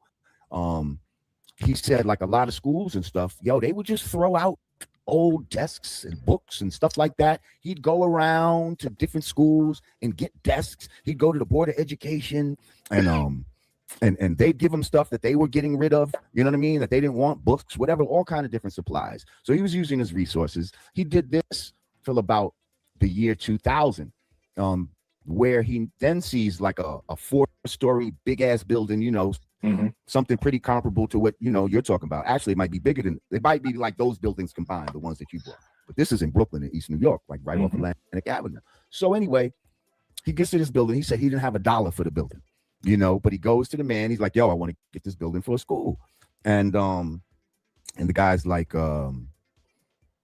"Yeah, well," he tells him whatever the price was, and he's like, "Listen, I ain't got no money, but what I do have is I got a friend who's he's like the president of a bank or something like that, and he'll give me a loan, to renovate the place and all that. And if I miss any payments or something like that, then y'all will just have a free building renovated. You can take the building back and you'll get the shit renovated for free." So he ended up getting in there. And that was in the year 2000. In the year 2020, and this school now has gone on. It's a black school. They don't take no government grants or nothing like that. He does fundraisers and all this. He knows some people in the sports industry and all, because he used to play football back in the days. What's the name of the school? It's called the Trey Whitfield School. Now, I talked to him. He's willing to sit down with you and give you any tips or anything like that of how he did it. You know what I mean? And how he continues to do it. Because this man, and he's been on CNBC, all kind of other stuff like that. But the thing is, he doesn't even have the type of notoriety that you have. With someone who's an expert in something, and I'm not speaking to you, I'm speaking to the detractors who say I can help him with that. This is I think they talk about the real estate part of it. You're an educator, but not a real estate guy. You see but we already have the real estate, so that's not even an issue. Right, but did we choose? We already have the real estate, so that's not even an issue. Right, but did we choose the right real estate? Did we take the money and do the best fiduciary thing with the money? Brother, I just told you that the schools that we got was a $13 million project 9 years ago in excellent shape. We got a steal for that campus. It was a steal. It was the best thing I could have possibly got. I have no regrets. Okay. See, that's when we start feeding into the lies. That's why you got to come see the school, my brother. Absolutely. And see it for yourself, because you have people telling you that the school ain't in good shape. The school is in excellent shape. As a matter of fact, King Randall comes into mind. King Randall is the founder of X for Boys, and it's also called New Brothers Keepers Academy, and it's in Albany, Georgia. And he's operating on limited funds, but he's open and he's operating. And he did not get nowhere near as much money as Dr. Umar in the beginning, yet still has a school. This is a black boys boarding school, okay? When you look inside a vehicle, you're gonna take the oil cap. You're gonna look at the oil cap. While Umar Johnson's been only talking about doing this for years, King Randall's been actually doing this for years. You're gonna be traveling with your wife and your kids one day, and you're gonna want to know what this is, because you and your wife and kids might be traveling somewhere. Y'all might be in the middle of nowhere, but if you were looking at your mile markers, you will know exactly where you are. You understand? Yes, sir. Say mile markers. Mile markers. A mile marker tells us where we are on a street. You understand that? Yes, sir. Well, I'll start with the Extra Boys program so people can differentiate. So the Extra Boys program was started in 2019 when I was 19 years old. I took 20 young men to the city of Atlanta, Georgia on a field trip there to the Center for African American History and the Center for Civil and Human Rights. I took them there, and the reason I started this organization was because many of the young men in Albany don't have any rehabilitation programs for juvenile offenders. There are no programs here except for online therapy that they only do for 3 months for 1 day a week, and I think that's not going to help with recidivism. I believe they needed more consistency. And that's what I started doing. I started it out of my house. I started teaching them how to work on cars, taught them how to change oil and brakes, taught them how to change ceiling fans and toilets, paint houses, welding, firearms training, how to grow your own food. This is what we did for our first and second year. Then I started housing. You know what's so crazy? How many times Umar brings this up? If anything, he hates on them. He'll hate on anybody that's actually got a school. How many times does Umar bring this up? How many times does he say, y'all make sure you guys go and support King Randall? Send him some donations as well. Make sure you guys, we take care of black boys and black communities, right? Umar, you the dumbest, biggest hater on earth. He hates black people. It's that simple. Some of the children at my house, I started boarding some of them, and discovering that a lot of them couldn't read and write was where I got the idea to start the school. So in 2 years' time, we've been raising money. We first went viral, and then we started raising money online. And then, we got to buy a resource center, which is where I'm sitting now in my office. And we have 40 acres of land that we purchased back in May of 2021. That's where we'll teach the boys how to fend, for themselves, grow their own food, live off the land. And then also we purchased our school, our 41,000 square foot school, basketball gym, 25 classrooms, cafeteria, etc. We purchased that back in November. And right now we're in the process of renovations. You can go on my social media pages and see everything that we've been doing as far as renovations. All of our bank statements are online, everything you need to see. Did he say bank statements? My Lord. You see, now it's very possible to the Umar Tardians to show proof of how money is being spent. King Randall shows bank statements, not sit here and call his own supporters coons and haters. And then get mad when they sit here and say, we're going to sue you. This is unbelievable. But you have to be a huge donor of the Oompa Loompa to still not get a tour of FDMG. You can't tour unless you're donating. How would you know that? What if I just make up a username and just lie about it and fake some receipts? Because he's not going to go back and check and see if you donated to him.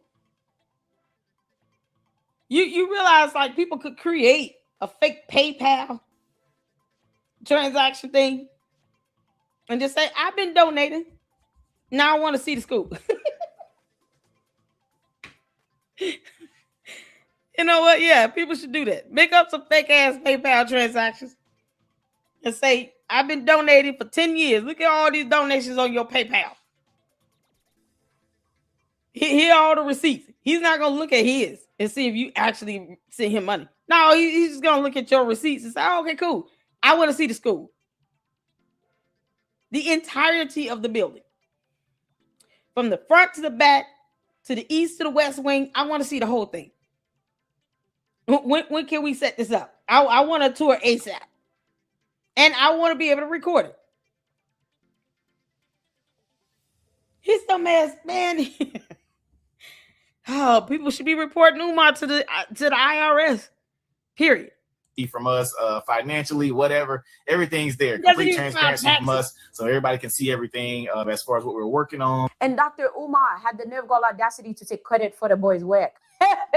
The boy job there. Pay for the Haitians that understood what I said. Nah, that ass, Dr. Umar would have been waking up as a fucking goat. Y'all got me fucked up. You're not about to be out here taking credit for my work and you didn't do shit, and then you gonna scam me in the process. Oh wait, we didn't talk about that. Yeah, so okay, King Randall, all right, also invited Dr. Umar to speak at this school, and I believe he paid them, it was a couple thousand. It could have been like 2,500, 3,500.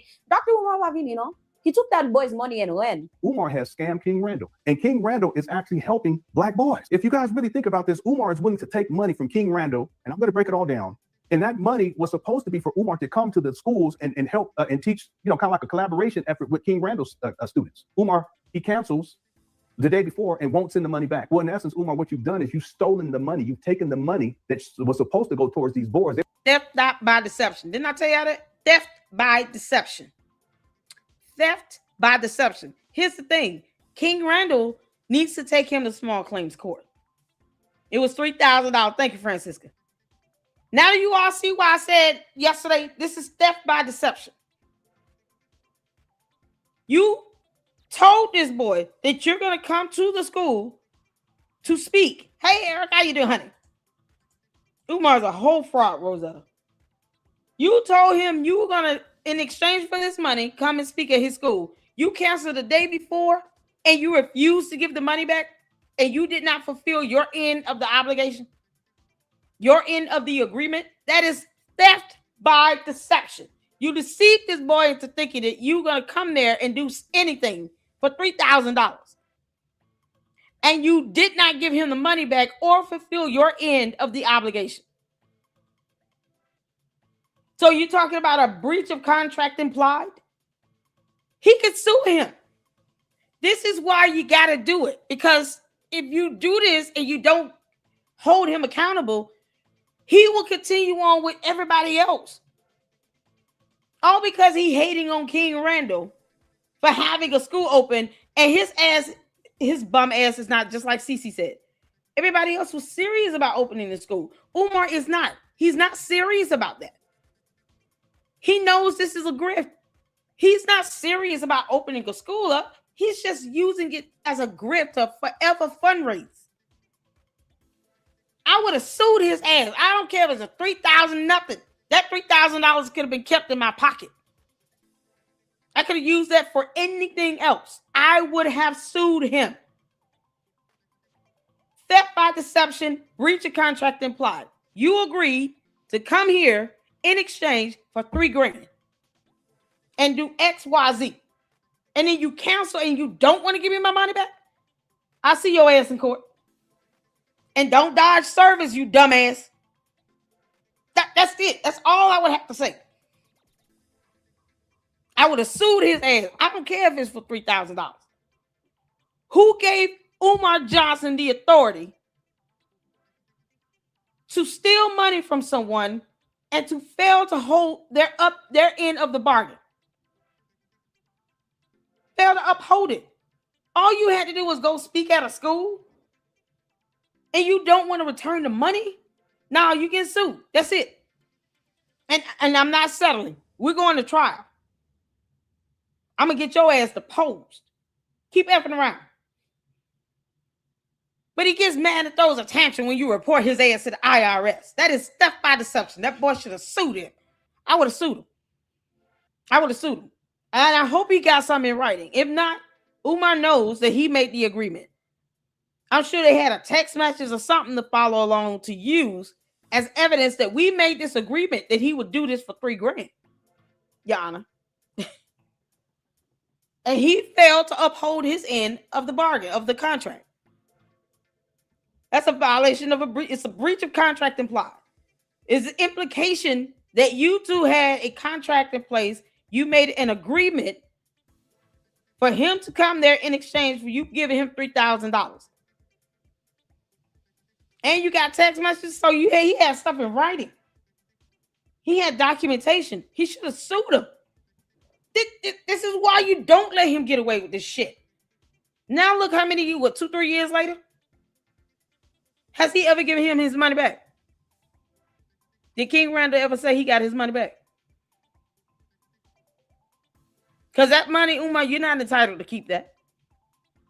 $3,000, you're not, that's not money you're entitled to. That was for you to actually come and speak, teach, do whatever for a service. Not just for you to have as a donation. That was not a donation to you.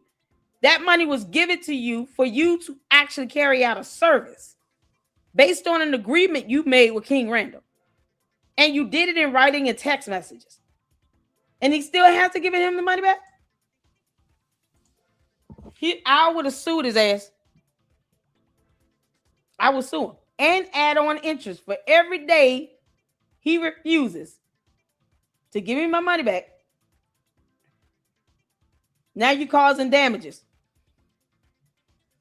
Because that, to me, it's a slap in the face. What reason could he have to just cancel on him the day before and not give him his money back?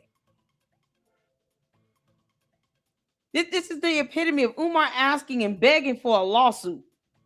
And when the opportunity presents itself, the King Randall didn't even sue him.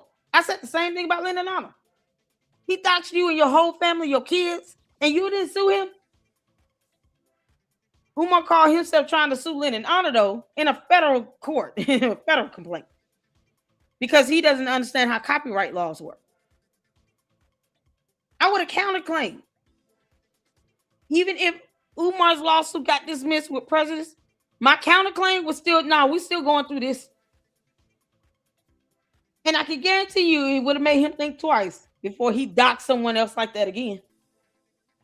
That's a whole cybercrime. And it would not have been difficult for him if Lennon didn't even have an attorney. It wouldn't have been difficult for him to raise money for an attorney and take Umar's ass to court for that. At some point, we have to show we're not putting up with that bullshit. Umar, I'll report you to feds if you do some bullshit like that. You can't make this up. All because you don't like somebody's commentary. You better kick rocks. It was trying to get you out there to help out and do your thing. But guess what? Umar doesn't work with boys. He never has. He doesn't work with black boys. He focuses on and targets the mothers of these boys so that he can sexually exploit them and financially exploit them. Now, I want everyone to understand something. I've been telling people this for a long time. I've been telling you all the same thing. He's a scammer. He's a scam artist. He's a charlatan. He's a misogynist. He preys on single black mothers under the guise of opening up a school for black boys. And there's still no school. A school is a place of learning, not some bandos, trap bandos up there in Wilmington, Delaware, that's sitting up there and got people, homeless people sleeping on the steps. That's not a school. Umar plans to charge $500 a month in an impoverished community for these children to attend. I wonder how much King Randall's charging the parents of these black boys that he's helping. He's actually helping these black boys. Do we need to get to the receipts? Let's get the receipts. Look at the young men there. The young men are dressed. They're dressed, looking, I mean, professional. They have their certificates there. You know, it looks like they're inside of a church, well presented. The photograph looks good. Looks like a professional photographer took the picture. You don't see any of this with Umar. And then you have the picture of King Randall. You know, he looks like a boss. Okay. Now, let's get into the scam part. Okay. And this is King Randall's. Already checked this out. This is his official page. Okay. 28,000, almost 29,000 posts. They do have a website. Umar doesn't even have a website for FMG. Do you guys know that? This is what we want to get to right here. Look where my cursor is at. It says at New Emerging King is actually doing what Dr. Umar has been talking about doing for years. Okay. And then look up here. It says King Randall. This is what he says. He says, "Yep, tried to collaborate and bring him to my school to speak a few years ago. Paid him $2,500." I'm sorry, I got supers. My bad, user. Let me go through the supers right quick. Thank y'all so much for the support. I appreciate it. Rosetta gifted 2 LLC memberships. Thank you so much. If you guys got a membership, make sure you thank Rosetta for the support. Thank you for the $10 super. You gotta laugh at this idiot. If not, he'll have you mad and rage quitting. Y'all know how I like to fuss. I do fuss. But Umar doesn't make me angry. He's just disgusting to me. He's deplorable and demonic and evil and a liar and a cult leader. So you gotta laugh at some point. So I appreciate that. Thank you so much. And I thank you for the $10 super. Thank you, Truth Music Logic, for the $1.99 super. When you get time, look up Fred Hampton's bio. I sure will. Is that the gun club thing? That's the gun club. I'll look it up. Thank you so much for the $1.99 super. I appreciate that. And Rosetta gifted another LLC membership. Thank you so much for the support. I appreciate that. And then we got user 225 with the $1.99 super. The M's bid was good, only minus she likes small. That's why I don't know if she understands what's transpired. You know, maybe she's kind of like just not wanting to address that. I don't know. But we all know, like, Malware has lied. She has flat out lied. And it was annoying. That's why I had to just clown her ass out, try to make light of that. Oh, we got so many good thumbnails out of that. Because she still lied, you know. It is what it is. But I'm not here to knock anybody if they want to support her. If she wants to support her, that's on her. But I can't support people who will lie and have you, you know, looking crazy and then won't present evidence. Like no. So she still did a great job with this video. I agree with that. But yeah, I don't know. I haven't talked with the Mademoiselle. So I don't know if she knows what's occurred, if she's seen any videos about it or anything. I don't know. But yeah. Oh man. Shout out to you for that $1.99 super. I appreciate it. Let's get back to it, y'all. Umar, where's the website again? $100 along with purchasing the flights. He canceled day before and never gave us a refund. Charged it to the game and kept it moving. Randall says, LOL, I ain't got time to be lying on the line. Mind you, I used to defend this man with my whole chest, and he did. Thought it would be a great idea for him to come to my school and speak as he has a school also. Over the past few days since I've talked. Let's just assume it's a mushroom user. Thank you for the $1.99 super. Twig and berries. About our fundraiser and all the successes that we've had with the Extra Boys program. Of course, many people are in the comments, etc., sharing the video talking about Dr. Umar or whatever like that. I think he's on the cusp of maybe losing his buildings or something of that nature. Not sure what's going on with that. But my big thing is always sharing everything about where people's money is going. I've always been, very transparent about that. If we asked for paint, I showed y'all the paint. If we asked for new toilets or something, I showed y'all us buying the toilets. I showed everything that you guys have given. We have an Amazon wish list. We don't just ask for monetary donations. We ask for people to buy specific things. If we ask for laptops, I've shared it. If we asked to get the kids haircuts, I've shared it. Our program has remained free, so we're still tuition free in our program like we have been for the past 6.5 years. I just think if Dr. Umar would have started something like with what he had, I think people would have been more apt to give him, and I honestly think he would have gotten where he needed to be had he had proof of concept, because he's a great orator. He talks very well. If I could talk that great, I'm sure we'd have, No, he just yells and screams and says the same old thing over and over again. It's almost to be expected that he's going to say Black Queens forever, Snow Bunnies never, at least 6 times. After he does the dumbest roll call ever, where everybody is an African. It's like a gimmick. And no, he's not intelligent. The bastard doesn't even know laws. That's not intelligent. When you can't look up definitions of terms, or you're sitting here calling something a fact, but then it's somehow based on your opinion. That's not a sign of intelligence. Millions of dollars raised. But I still started with something. I started out of my house originally. I started in my dining room at 19. And after listening to him, that's why I started it. I just wanted to start something. I knew that I couldn't start something mass scale. So I'm just like, I'm going to start with whatever I got.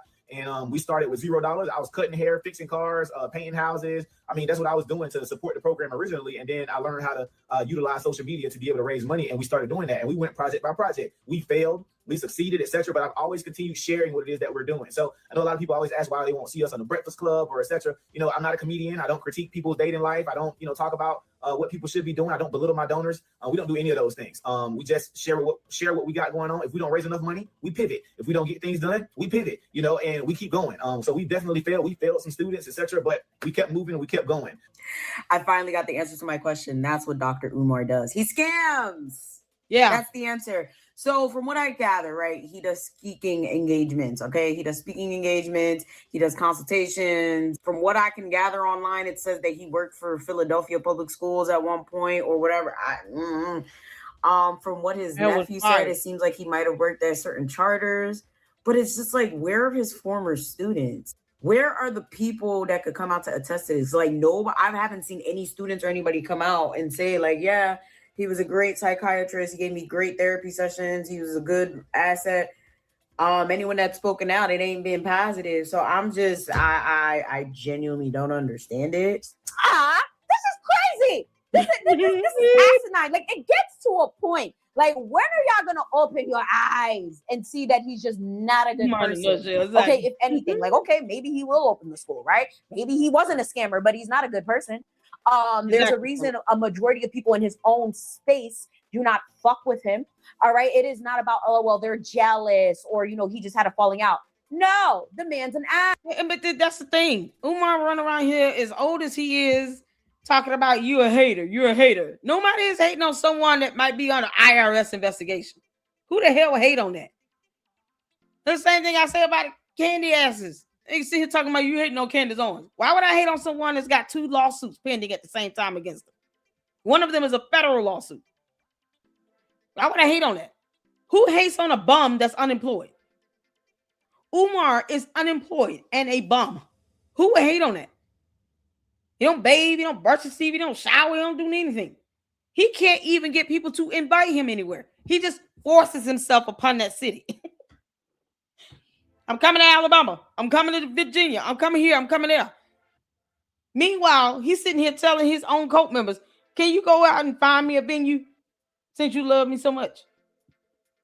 I need to be able to speak at a venue for 50 to 100 people. So he treated everybody like they're his personal secretary. I thought you were being requested, though. You do not sit here and ask people to find you a venue in any city, state, country, continent on earth if you are being requested. If someone is inviting you to speak, They're going to handle all the arrangements. So you don't need to tell these stupid cult members to find you a venue. The people that are inviting you will have all of that arranged. That's how you know he's not being invited. He's just showing the hell up. Just like this Juneteenth thing. He was there when he got stopped to search. Even if they asked him to be the keynote speaker or one of the speakers, he didn't have to send people out to find a venue or do any of that. They had all of that set up and arranged. And he could not even follow the school policy and not bring weapons on the campus. Shout out to all the fathers out there. Happy Father's Day to all of you all. Thank y'all so much for tuning in. Hit the like button. We're almost done with this. Yes. I don't know. Maybe King Randall's pretty young. He's pretty young. So him being young gives him a pass. The rest of y'all grown-ass motherfucking adults with developed minds, allegedly, I don't understand it. The whole situation with King Randall was insanity. But if you guys would like to support a real school that is up and running, I'm going to leave a donation link or just any information about the school down below. This video is already long as fuck, right? Just in case you guys can't find any of the resources down below, I'm probably going to link it to a doc where you guys can click on more, because I know there's going to be so many links that I have to input. So yeah. And then, of course, we have LeBron James School. Now, if you guys are not aware, LeBron James has his own school. Who knew? I didn't know either until I was doing my Dr. Umar video. And I believe the school is called the Promise School or the Promise Academy, some shit like that.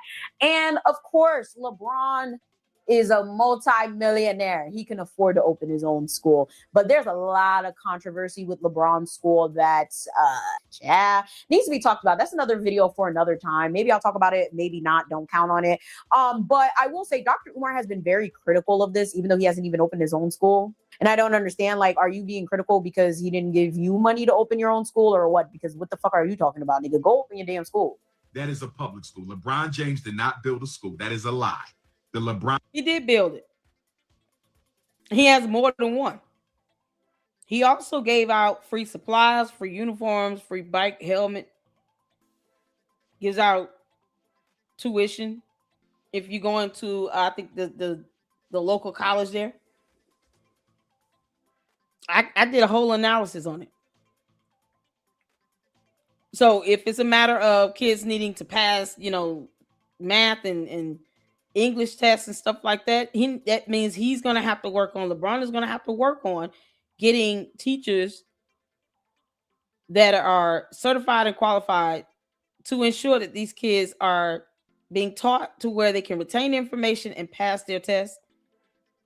Maybe offer some prep classes for these tests and stuff to ensure that the kids understand what they're doing when it comes to those subjects. And to be able to just real world applications. So if that's what he has to do, then he can do that. He should do that. But the idea that the schools were built is true. He built them. I mean, completely renovated. He has multiple schools, not just one building. And he has a whole team of people around him that helped him to get this thing going. He's got sponsors and everything. Oompa Loompa, meanwhile, does not want to be held accountable. So he can't get a sponsor because they're going to want to know what you're doing with their money. And he doesn't want to tell people what he's doing with their money. He doesn't want to show that he's taking the money and spending it on FDMG opening up. So that's why he doesn't have sponsors. LeBron has major companies sponsoring him, putting money behind these schools so that they can operate and function. Meanwhile, FDMG is still a damn bando. And he's only opening the smaller bando, not the big one. Because that's not up to code. It's not fit for human habitation. With black mold in it. LeBron James School is a public school. It is paid for by the taxpayers of the state of Ohio. He does not have a school. He does provide incentives. He pays for them to go to college and their parents. He does a lot of good incentives. So I don't have an issue with his incentive. It is not his school. He does not own it. He did not build it. And speaking of LeBron James School, did you see what happened a couple months ago? They got called out because for the past 2 or 3 years, not a single 8th grader in the school, I believe it was, passed the Ohio State math assessment. Now, mind you, LeBron, your student won't be able to do that either. you're not going to even be accredited. So what you talking about, you dumbass? Y'all, he look high as hell right here, don't he? Boy, my freeze game is on point. Umar look high as shit, don't he? But the crack is starting to wear off. He's like, crack, crack. Like somebody just said crack. And he just set up an alert. Eyes all bucked up. Ron pumping millions in here. You feel me? He pumped, so they can't use the excuse, we ain't got enough money. Wow. Y'all get more money than the most schools. Not a single black boy passed the 8th grade math test at the LeBron James public school. You're not even going to be teaching math at FDMG. You're going to be teaching Pan-Africanism. Somehow that's a class. Tells you that paying white women more money to teach black kids ain't gonna work. Because if they don't care about your damn children, it don't matter how much money you pay them, they still not gonna learn. Why am I bringing this up? Because the white teacher unions of America is constantly saying, if you want us to do a better job teaching black kids, pay our teachers more money. Or look at the LeBron James school. They getting more money, still ain't getting educated. LeBron says he will pay for the college education of every parent and every child that attends that school. That's beautiful. Word. Me and my mother going to go to college for free. That's beautiful. You understand? Why are black millionaires opening up charter schools? Explain. Does a black millionaire need a welfare check from the government? If you're worth $1 million, do you need federal housing? Do you need food stamps? Charter school's not the same as public. Charter school's not the same as public. Moore Academy had the lowest test scores in every subject in the state.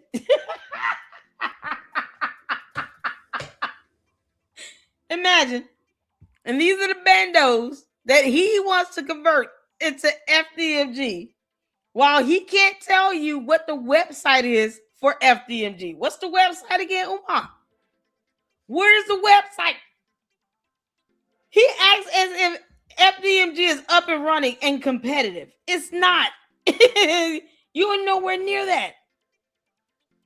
And look at this idiot sitting here with this embroidered shirt on. 14 years later, still no school. This is pathetic. This goes to show how complicit the Breakfast Club is. They keep platforming this idiot. You need WIC? No. Do you need, you understand me? A charter school is a public school, Charlamagne. You don't own them. Show us where the donation's going. I went to go see where the donation's going. It depends on what type of charter they have. They could be a state charter school or a county charter school. But even down to the class size, it's not the same as a public school. So he does not know the difference between a charter school and a public school. Oh, okay. You ain't got shit, so why are you opening your mouth? It's fair to critique others, but it's also fair to ask, where's your school at? Because you've been promoting school and we don't see it. See, I got my nonprofit. Y'all can see my classes on the internet. Y'all can see proof of concept. Like, I don't see Dr. Umar showing us shit. The website shit, the online presence, non-existent. There's no work links. There's no nothing. Like, it doesn't make sense. You can't be telling me you're trying to open a school and you're trying to get everybody to donate to you and you don't have the key components of a nonprofit, let alone a school. This is just not how it works. This is not how these things run and operate whatsoever. For me, it's the fact that there's people like, well, he's doing tours. Look, the floors are waxed and look, it's ready to be open. Under whose supervision? Like, I need y'all to understand, even like for those of you guys who are into home ownership, you know, you can't just go knocking down walls, right? Like, you can't just do what you want in your house, even though you own it. Same thing when it comes to business. You cannot just buy a building and knock down walls and not have licenses and permits and you know, like people that actually know what they're doing working on it. That's why I contacted the city, because I'm like, how is he able to show us these tours, but there's nothing on file? That's because he didn't file shit. And if you didn't file shit, you can't open. That's just point blank period. And that's just like such a minuscule thing. Like, everything that he's showing everyone right now is what he should have been doing when he bought that building. However, unfortunately, he couldn't show anything because he wasn't doing anything, because allegedly he ain't had money, but we all know. Okay, he's been collecting money for a very long time. But like, I need you guys to be critical thinkers. Do not think that new construction, shiny new buildings, whatever, money shows that something's going to open and it is not a scam. Okay, like, anyone could go to Home Depot and fix the inside of something. Does it mean that it is approved? Does it mean that it's going to get its certificate of occupancy? Because that's what he keeps saying like, oh, I'm going to get my certificate of occupancy. He's been saying this since February, ladies and gentlemen. He's been saying that since February because the first time I heard it, I contacted them the second time. So what are you waiting for? It doesn't take that long. They have to come and they have to inspect. And the fact that more than likely he didn't get the permits or the licenses to fix the inside of that building. Come on. We got to think. Then we had the Tariq Nasheed situation. Tariq has said numerous times he don't fuck with the bull. Ain't no school happening. It don't take 3 years to get a fucking school, and you got damn near $500,000 fucking dollars. It don't take that long to get a school. There's a million things you could have done to get a school. This nigga's been coming up with every excuse on the planet. No, right? What happened? The crap trying to get my bank, and they're trying to put liens on me because that's what they do. They trying to see what I'm doing for the boys. By the way, the new Gucci Bear cartoon is out. I put up a clip earlier, and people kind of lost their minds over this clip. Like I'm taking shots. I'm not taking shots. Greetings, my brother. Welcome to the Buster Douglas, Mariah Carey, Tevin Campbell, Patti LaBelle School for Boys. How can I help you, my brother? Some of them didn't want to come to class and they wanted to hang out on the corner. And I'm not going to be able to psychologize them off the corner. Some of them had to be put to sleep. For how long? For good! Let me get on the Umar thing. Let me address that now before it gets out of hand. Let me address this. Look, the Umar thing. Shout out to Umar. It's just jokes. I'm not trying to rekindle a beef. Umar, you kiss my ass. The hell? With Umar. These are just jokes. I don't have a problem with Umar. I'm not shitting on Umar. This is funny. Don't tell me about that young man. I don't want to hear about him. I understand he's starting to hate again. He likes to do this at the end of the calendar year. He liked to spark a beef so I can help drive some traffic to his pages and to his efforts and to his business scams. I'm not going to go back and forth with that brother. I've graduated past that. No, the hell you not, because you still talking about it, you dumbass. This Oval think that he's graduated somewhere. Umar, we've seen your dissertation and read it. You're an idiot. That's that. Y'all been texting me all night. Here go another cartoon he made about you. I'm not getting into that. Let that brother do what he's doing and let me do what I'm doing. And when my institution is done and his so-called institution is done, y'all can compare the institutions and compare the amount of money raised. And y'all can make an informed, intelligent decision for yourself whether or not this institution or that so-called institution was built for the people or was it just a hustle to make one man rich. We ain't got to argue this.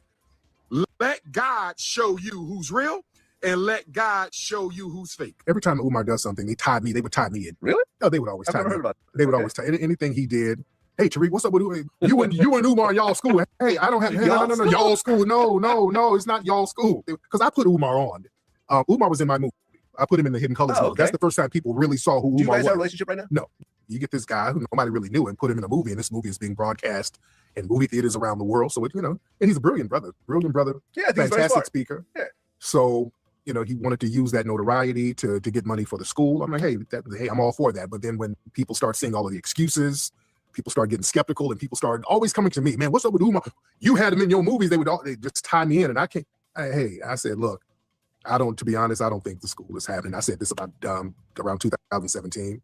And, Umar we fell out because he started kind of attacking me publicly. There's a lot of things that could probably be said about that specifically because Tariq Nasheed is the one that put him on. We talked about this in part 1, and I genuinely think there's something that needs to be said about someone publicly supporting you and being there for you and then rescinding their support publicly about you time and time again. Because that's not a normal thing, and it's not something that you see happen often. Usually if somebody puts you on and they cut you off publicly, it's something deeper going on. It's more of a serious issue. People don't typically do that. Tied to the point of I just don't trust him because he's a bad businessman and he doesn't seem to be a good person via his family and relationship ties. I genuinely believe that he is just a genuine hypocrite, okay? He's black this, black that, but he uses white lawyers. Despite anti-white rhetoric, you have white legal representation. If the system's so corrupt, Why are you relying on white people when it's convenient?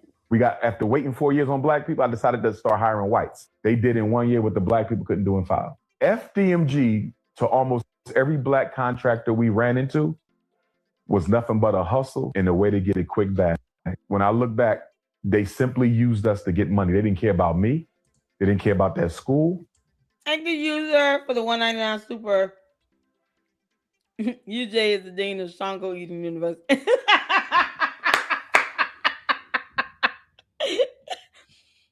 Twig and berries. He says it's a balanced diet. They didn't care about our kids.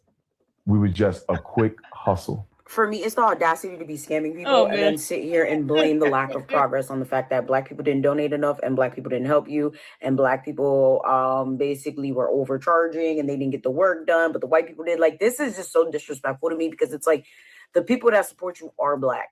And what makes it crazier is there's plenty of people that actually did offer support to Dr. Umar and he declined it.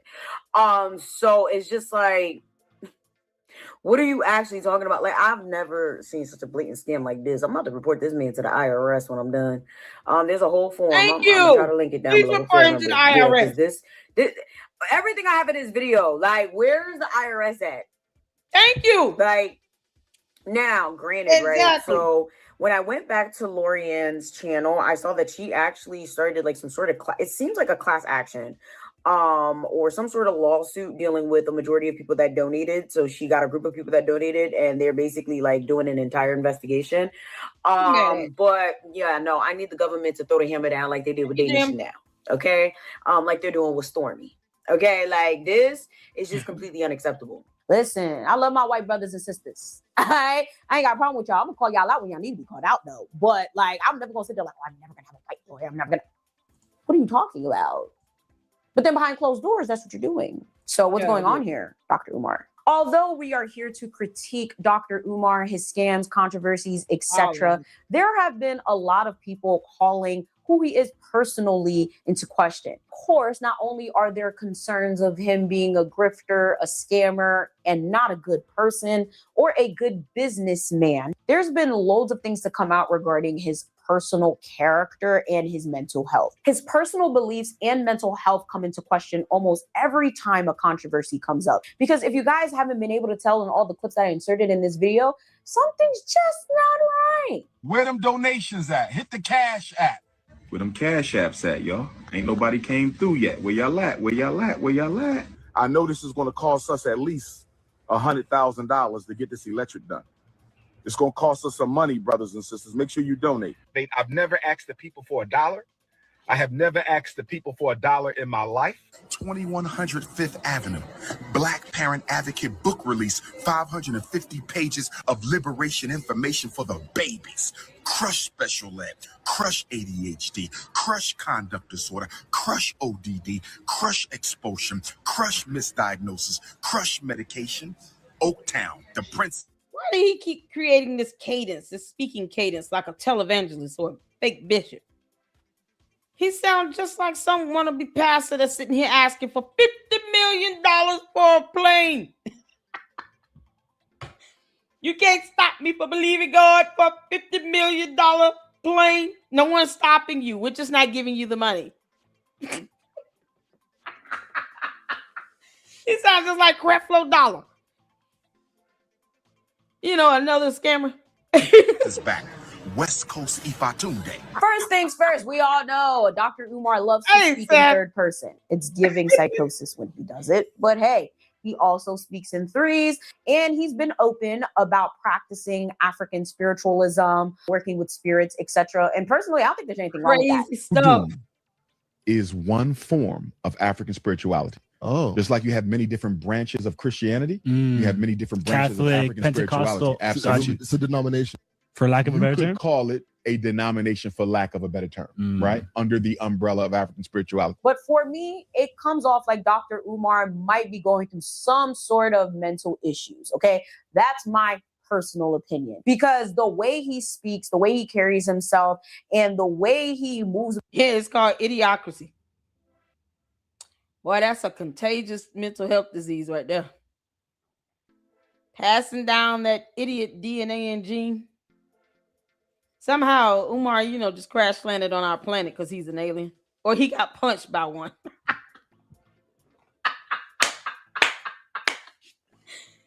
Umar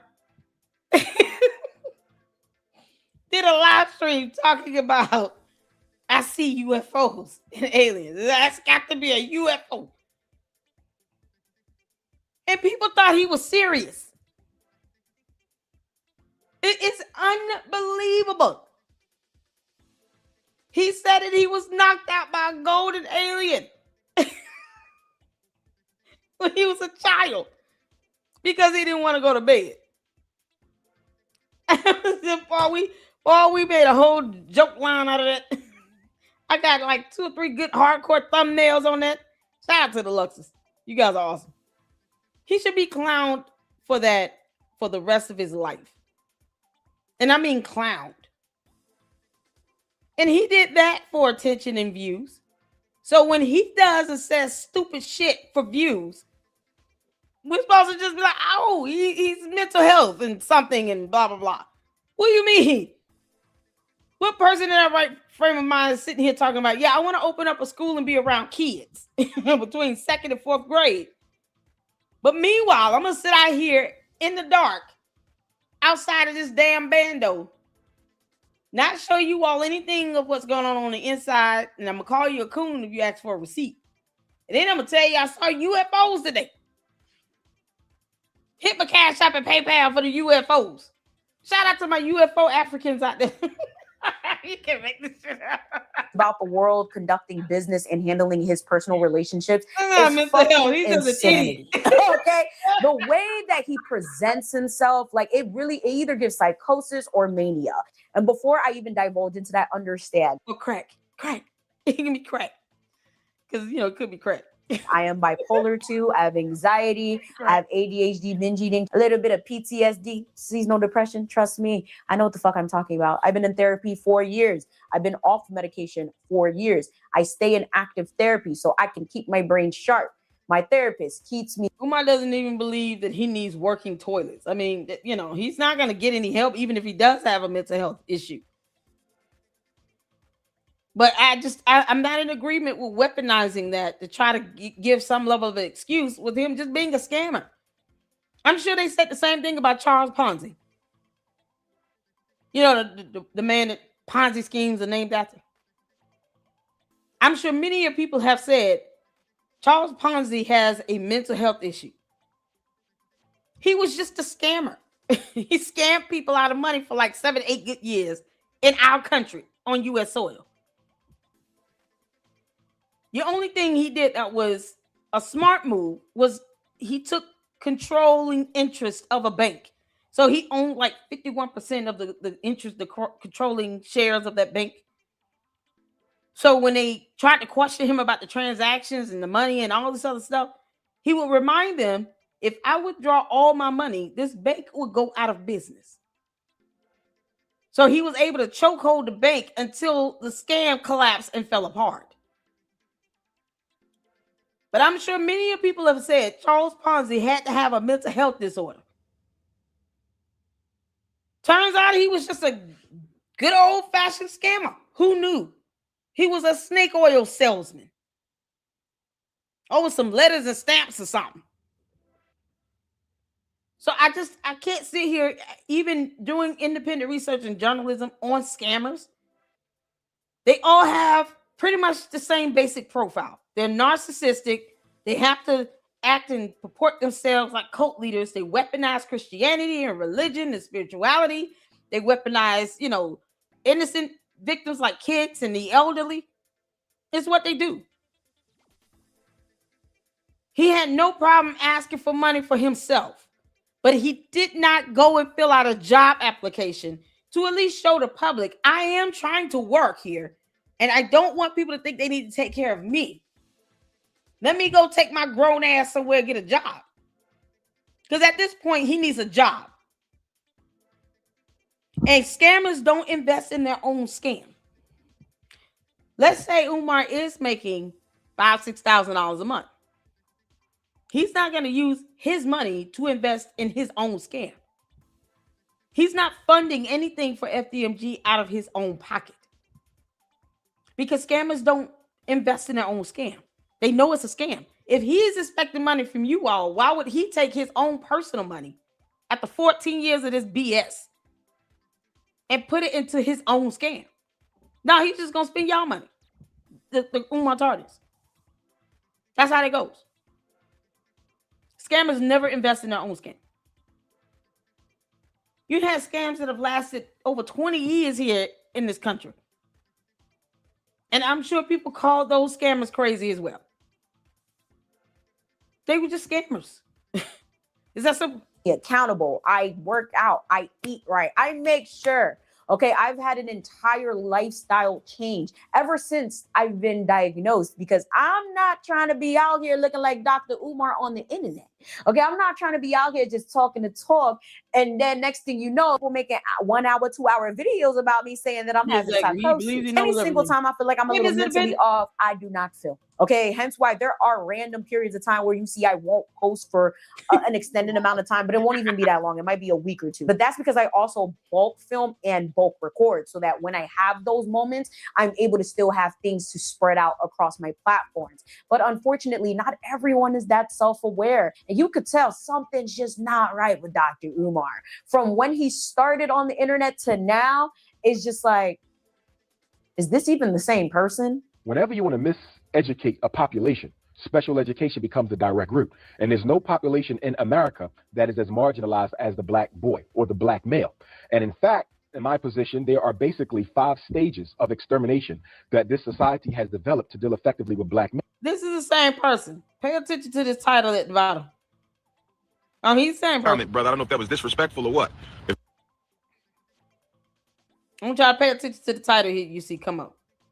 Umar. From when he started on the internet to now, it's just like, is this even the same person? Whenever you want to miseducate a population, special education becomes the direct route. And there's no population in America that is as marginalized as the black boy or the black man. Pause. Y'all see that at the bottom? What y'all see?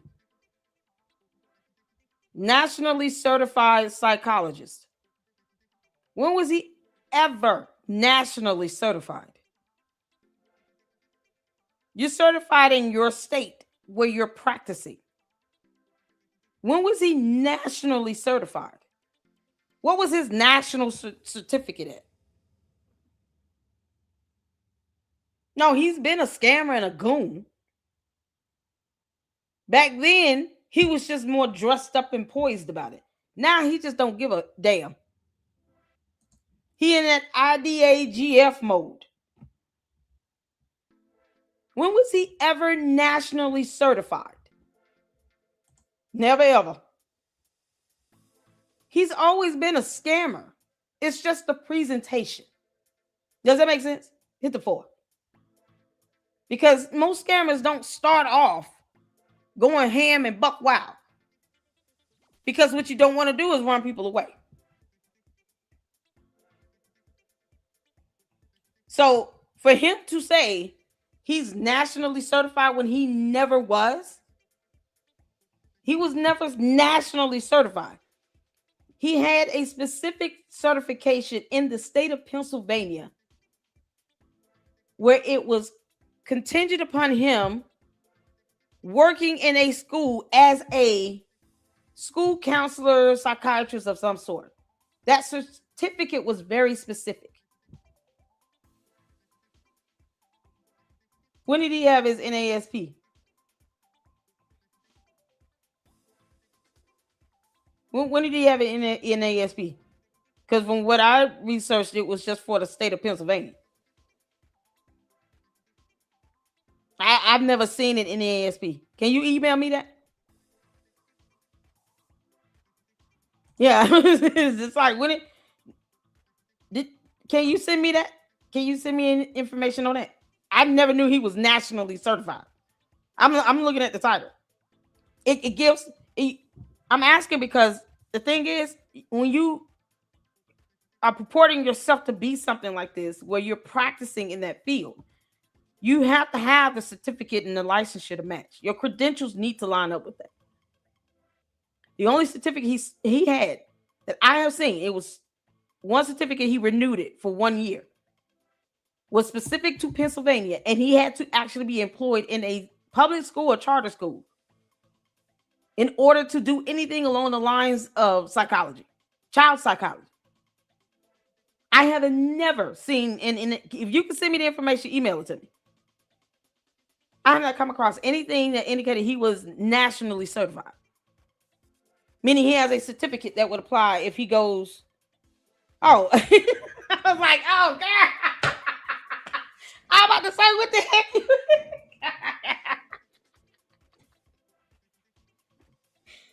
Boy, Larry, I'm so glad you cleared that up. I was about to say, what the hell does do to me? Oh, okay, I see what you said. You got to pass the NASP to be a school psychologist. I'm not saying he was that. Oh, I'm about to say, I'm like, what the hell? Oh, my God. It's like, there's no way I missed that one. Okay, cool. I got you what you're saying. But you see what I'm saying with the title? Y'all see what the title is? It's very misleading. Y'all see the title here? Nationally certified psychologist? How? Who puts that title up? How old is this? This was back in what, 2012, 2013, something like that? This is good 14 years ago when he did the breakthrough interview. So it was about a good 14, 15 years ago. Instead of being loose. I got you. Okay. Ciao. I'm like, what? So what? This is what he's been doing since day one. He's been scamming from day one because he's been deceiving the public, even when it comes down to this so-called credential. With him calling himself a psychologist, practicing psychology. That's part of his grip, just like him claiming to be a descendant of Frederick Douglass. He says these things to help boost himself up a bit more and to create this demand for him because people think he's nationally certified or that he has any credential to actually practice psychology or that he's the descendant of Frederick Douglass or that he has accomplished all of these degrees because that was a thing once upon a time. Now you barely hear him say anything about having 6 degrees.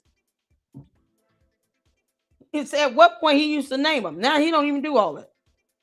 Because I told him flat out, you keep on, I'm going to get the dissertation for every degree you claim you have.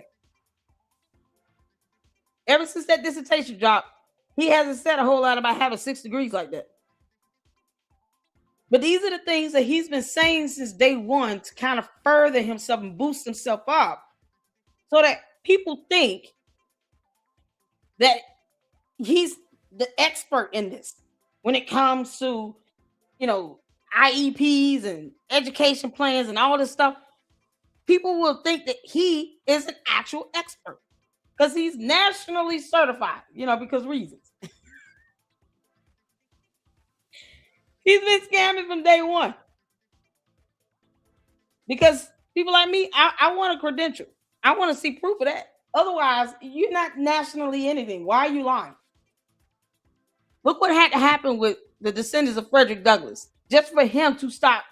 He's still lying about that. He still lies about being a descendant or kinsman of Frederick Douglass. When they say you're nothing, you're not genetically linked. He even has his nephew saying that crap. Umar's not linked on his mama or daddy's side. He's not. And he needs to take a DNA test. You really want to prove that you are? Give up some DNA, Umar. You dumb Oompa Loompa. Why don't you do a DNA test and live stream it? Y'all think he ever gonna do that? Because, wouldn't he just do that if that were the case? If he know for sure, without a shadow of a doubt, that he is genetically linked somehow to Frederick Douglass, wouldn't he just take a DNA test and do a genetics testing? His father gave up some DNA. Honestly, if I were the descendants, I would sue him. Keep on saying you descendant of ours or a kinsman or anything. And then guess what? They will probably order him to do a DNA test. Because that's the key evidence you need to prove whether or not you're genetically linked to somebody. That's based on science. This man has been scamming since day one. All he did was get more bold and brazen and aggressive with it. Because he saw the money coming in. He saw, well, if I keep saying all this rhetoric, people will start actually believing that. And look how long it's been, 14 years, and he's still talking about snow bunnies, never black queens forever. While he dogs out black queens left and right, including the mother of his children. Both of them. We have no idea what's going on with his mother. We just want proof of life. He won't let his relatives see their mother/grandmother. This is how he treats black women. And now you have this cult-like following of people that are sitting here still giving him money, knowing that he is not opening any bando for school, that he's not certified, that he cannot practice psychology now in the state of Pennsylvania. The board of psychology took his ass to court, had hearings and everything, and he went in there and lied and said, I never said that I was practicing psychology. I never said any of those things. Where they have videos and evidence of where he actually did say that. And he still does it. Now he just does it with impunity because what's the consequence? Whole communities don't even want to sue him. They're scared of him. Podcasters, grown men became simps, platforming him, letting him lie like hell repeatedly over and over again. So there's no consequence to his scam. And it won't be until he gets reported to the IRS and placed under investigation or sued where he will feel the pinch of that and then he'll stop. His ass got to lose a lot of money or his liberty and freedom in order for him to understand you don't get to do what you want and live above the rule of law and take advantage of people. Theft by deception. And think you should not be held accountable. That's why he's so brazen about it now. This isn't a mental health. He's just emboldened. There's a difference. Cult leaders don't give a damn. And in fact, in my position, there are basically 5 stages of extermination that this society has developed to deal effectively with black men. The first stage is miseducation, the school itself.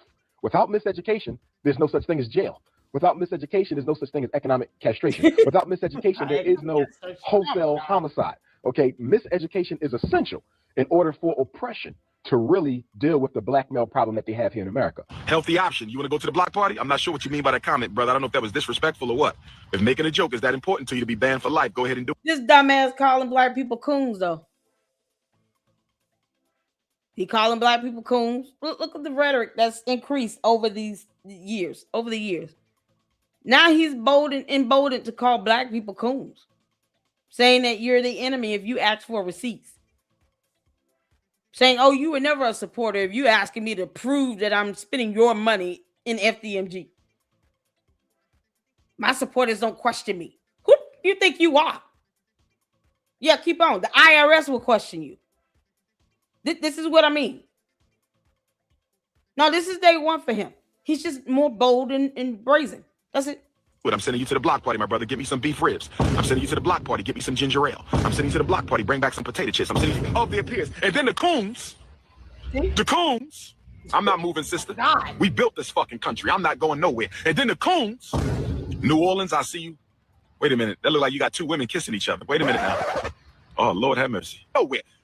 But I appreciate the concern, my beautiful African queen. I hope your hair is natural. I'm not diagnosing it, but something's not right here, and a majority of his content and the way he carries himself does point to some sort of instability. Understand, charisma is not competence. It never will be. And also remember, extraordinary claims need extraordinary evidence. Earlier, I said, what does Dr. Umar do? Now, I'm well aware that a lot of times he makes his money from speaking engagements, but that wouldn't be a problem if he actually spoke at these engagements and it wasn't an issue every fucking year. Okay, where somebody's coming out saying that they paid Dr. Umar to speak somewhere and he ain't fucking speak. Of course, we have the situation with King Randall, but this has happened a few times where he's been paid to do something and blatantly hasn't done it. And then either says absolutely nothing about it because not enough people see it and he's not being held accountable, or he comes out and says something about this person and makes them seem less credible in the public eye. This is fucked up on so many levels, okay? Not only are you scamming us with the school, but you're scamming people and organizations out of their hard-earned money. Just go fucking speak. How hard could it be? A lot of times when you charge people to speak, I've done it numerous times, you are covering your hotel's fees and travels. So I really don't understand what the big deal is and why he can't just live up to the promises and contracts that he signs. But hey, that's neither here or there. I mean, maybe something's going on up there. As many people have said. Circling back to the school and why it will never open, let's talk a little bit about zoning, licensing, and opening and operating a business and or a school. If you guys are not aware, my man has a government job that deals in this line of work. He was the one that told me to contact Wilmington, Delaware to see if I can pull up anything. And lo and behold, like I said, I didn't find shit. I made this video so we could talk about the controversy, so we could see who exactly you people are donating to. But y'all need to understand. There are no active permits on file for renovations for work at that building. And if you're renovating a commercial property for educational use, permits are required. Point blank period. There's no way around it, okay? It's not optional. It's the law. If work is being done under whose authorization? He keeps coming out talking about some, oh, well, the school this, the school that, we got this. Who authorized it? Who signed it off? God? Thank you. I'm sorry, God, you know, you're lit and shit, but you can't come down and sign off on the paperwork. I'm sorry. This matters because it speaks to operational legitimacy, okay? The $400,000 that he spent on the school is basically him wasting money because he can't open the damn school. And it probably never will open because of the key parts that he needs in order to open. The key funding that he needs stay open. He publicly raised hundreds of thousands of dollars for the school, and the building was acquired, but he didn't build it, okay? He bought it and then never sought the licenses and everything to actually finish it. And understand buying is just step one, okay? That's the easy part. Why are you impressed that he bought an abandoned building? Like, I really want you guys to comment down below. Like, why? Because I genuinely cannot understand it. Purchasing a property and operating a property, or in this case, purchasing a school and operating a school, are two completely different things. It requires licensing, insurance, accreditation, staffing. Where's the insurance? Because these bandos are not insured. I've been saying that for 1,000 years. The bandos are not insured. They're not even insurable. What's the chances of Umar being insurable? Because see, here's the thing. You go out and insure FDMG, then that would include his dumb ass. You know, even though he lists himself as director on his tax filings. Umar, where's the 2025 tax filing? You think any insurance company is willing to insure these bandos and Umar Johnson? Especially if they were to see any inspection report and photos go out and see all that black mold, all the issues going on with that. He wouldn't have to have an inspection report, really. Because you got to give the insurance company something to look at to determine the risk. There's a risk assessment that would have to be done. Umar is not even insurable. He's not even insurable. He doesn't even want to give up his information so he can be served with a lawsuit. These bandos are not insured. And the likelihood of them getting insurance without an inspection being done is 0.00000 hell no to the zero. That's the problem. And so if you can't get the bandos insured and something happens, these kids go in here and something happens, they get injured or something like that, or the staff or somebody ends up getting injured on a job, because how you gonna pay them? No payment structure or anything. No board of directors, no nothing. So,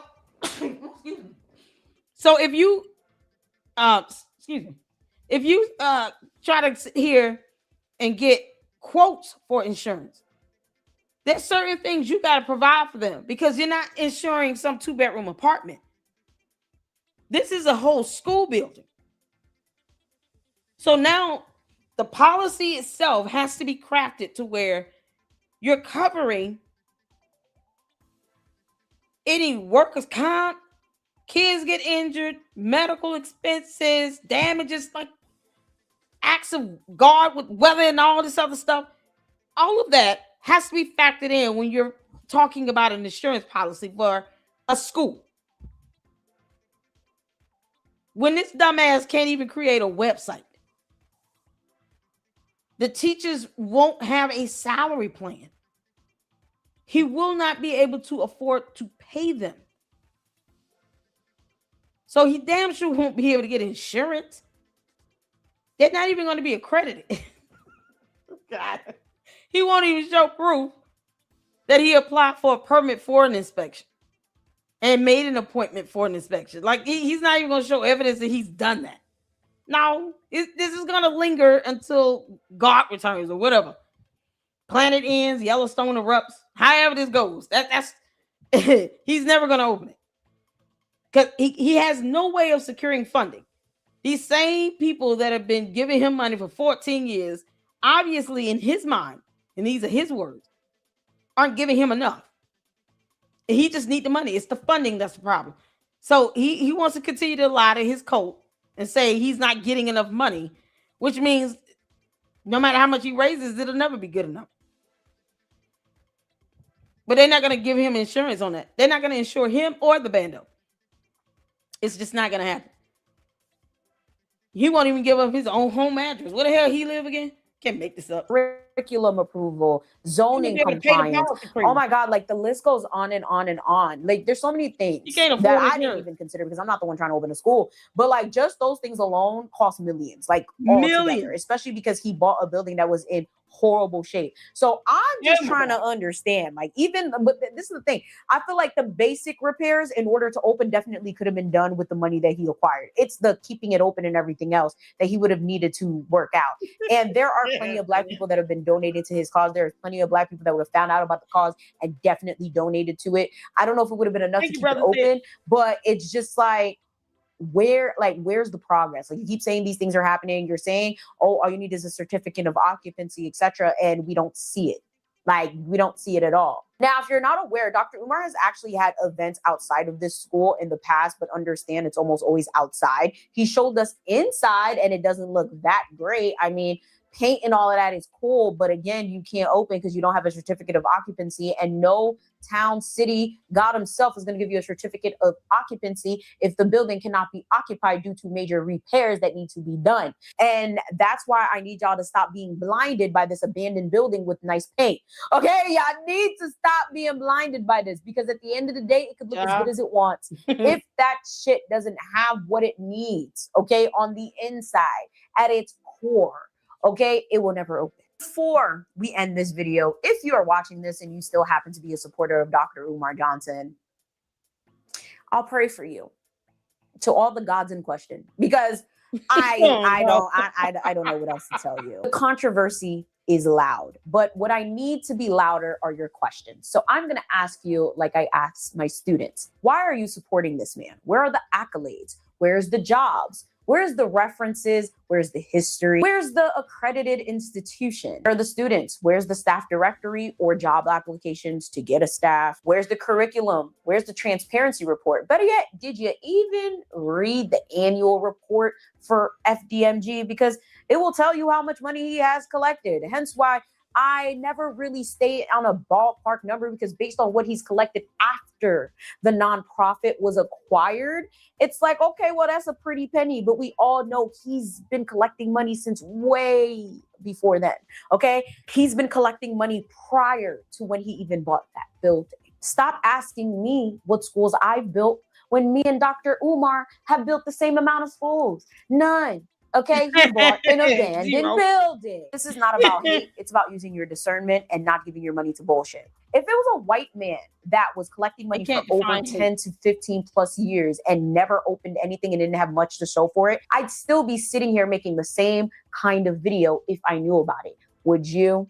Would you still be supporting Dr. Umar if he wasn't Black and speaking a whole bunch of nothing in your ear? If you're going to send your money and possibly your children to someone, you should be able to ask questions without being called a traitor. Again, everything you need regarding what I mentioned in this video is going to be linked down below. Thank you guys so much for being there for me. For extra support, make sure you guys head down to the Patreon. I do have a $1 7-day trial where you have access to everything, so you can try it out. But the most expensive tier is only $5 a month. So like, shout out to her.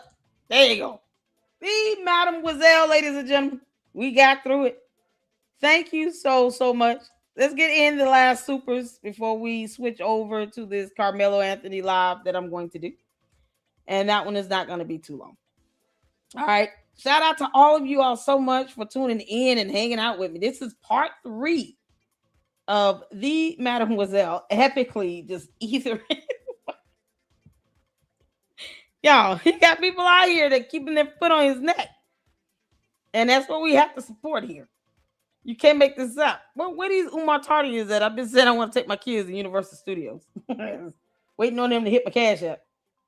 If they're going to sit here and keep fattening up Umar's pockets, at least you'll be able to see receipts of me.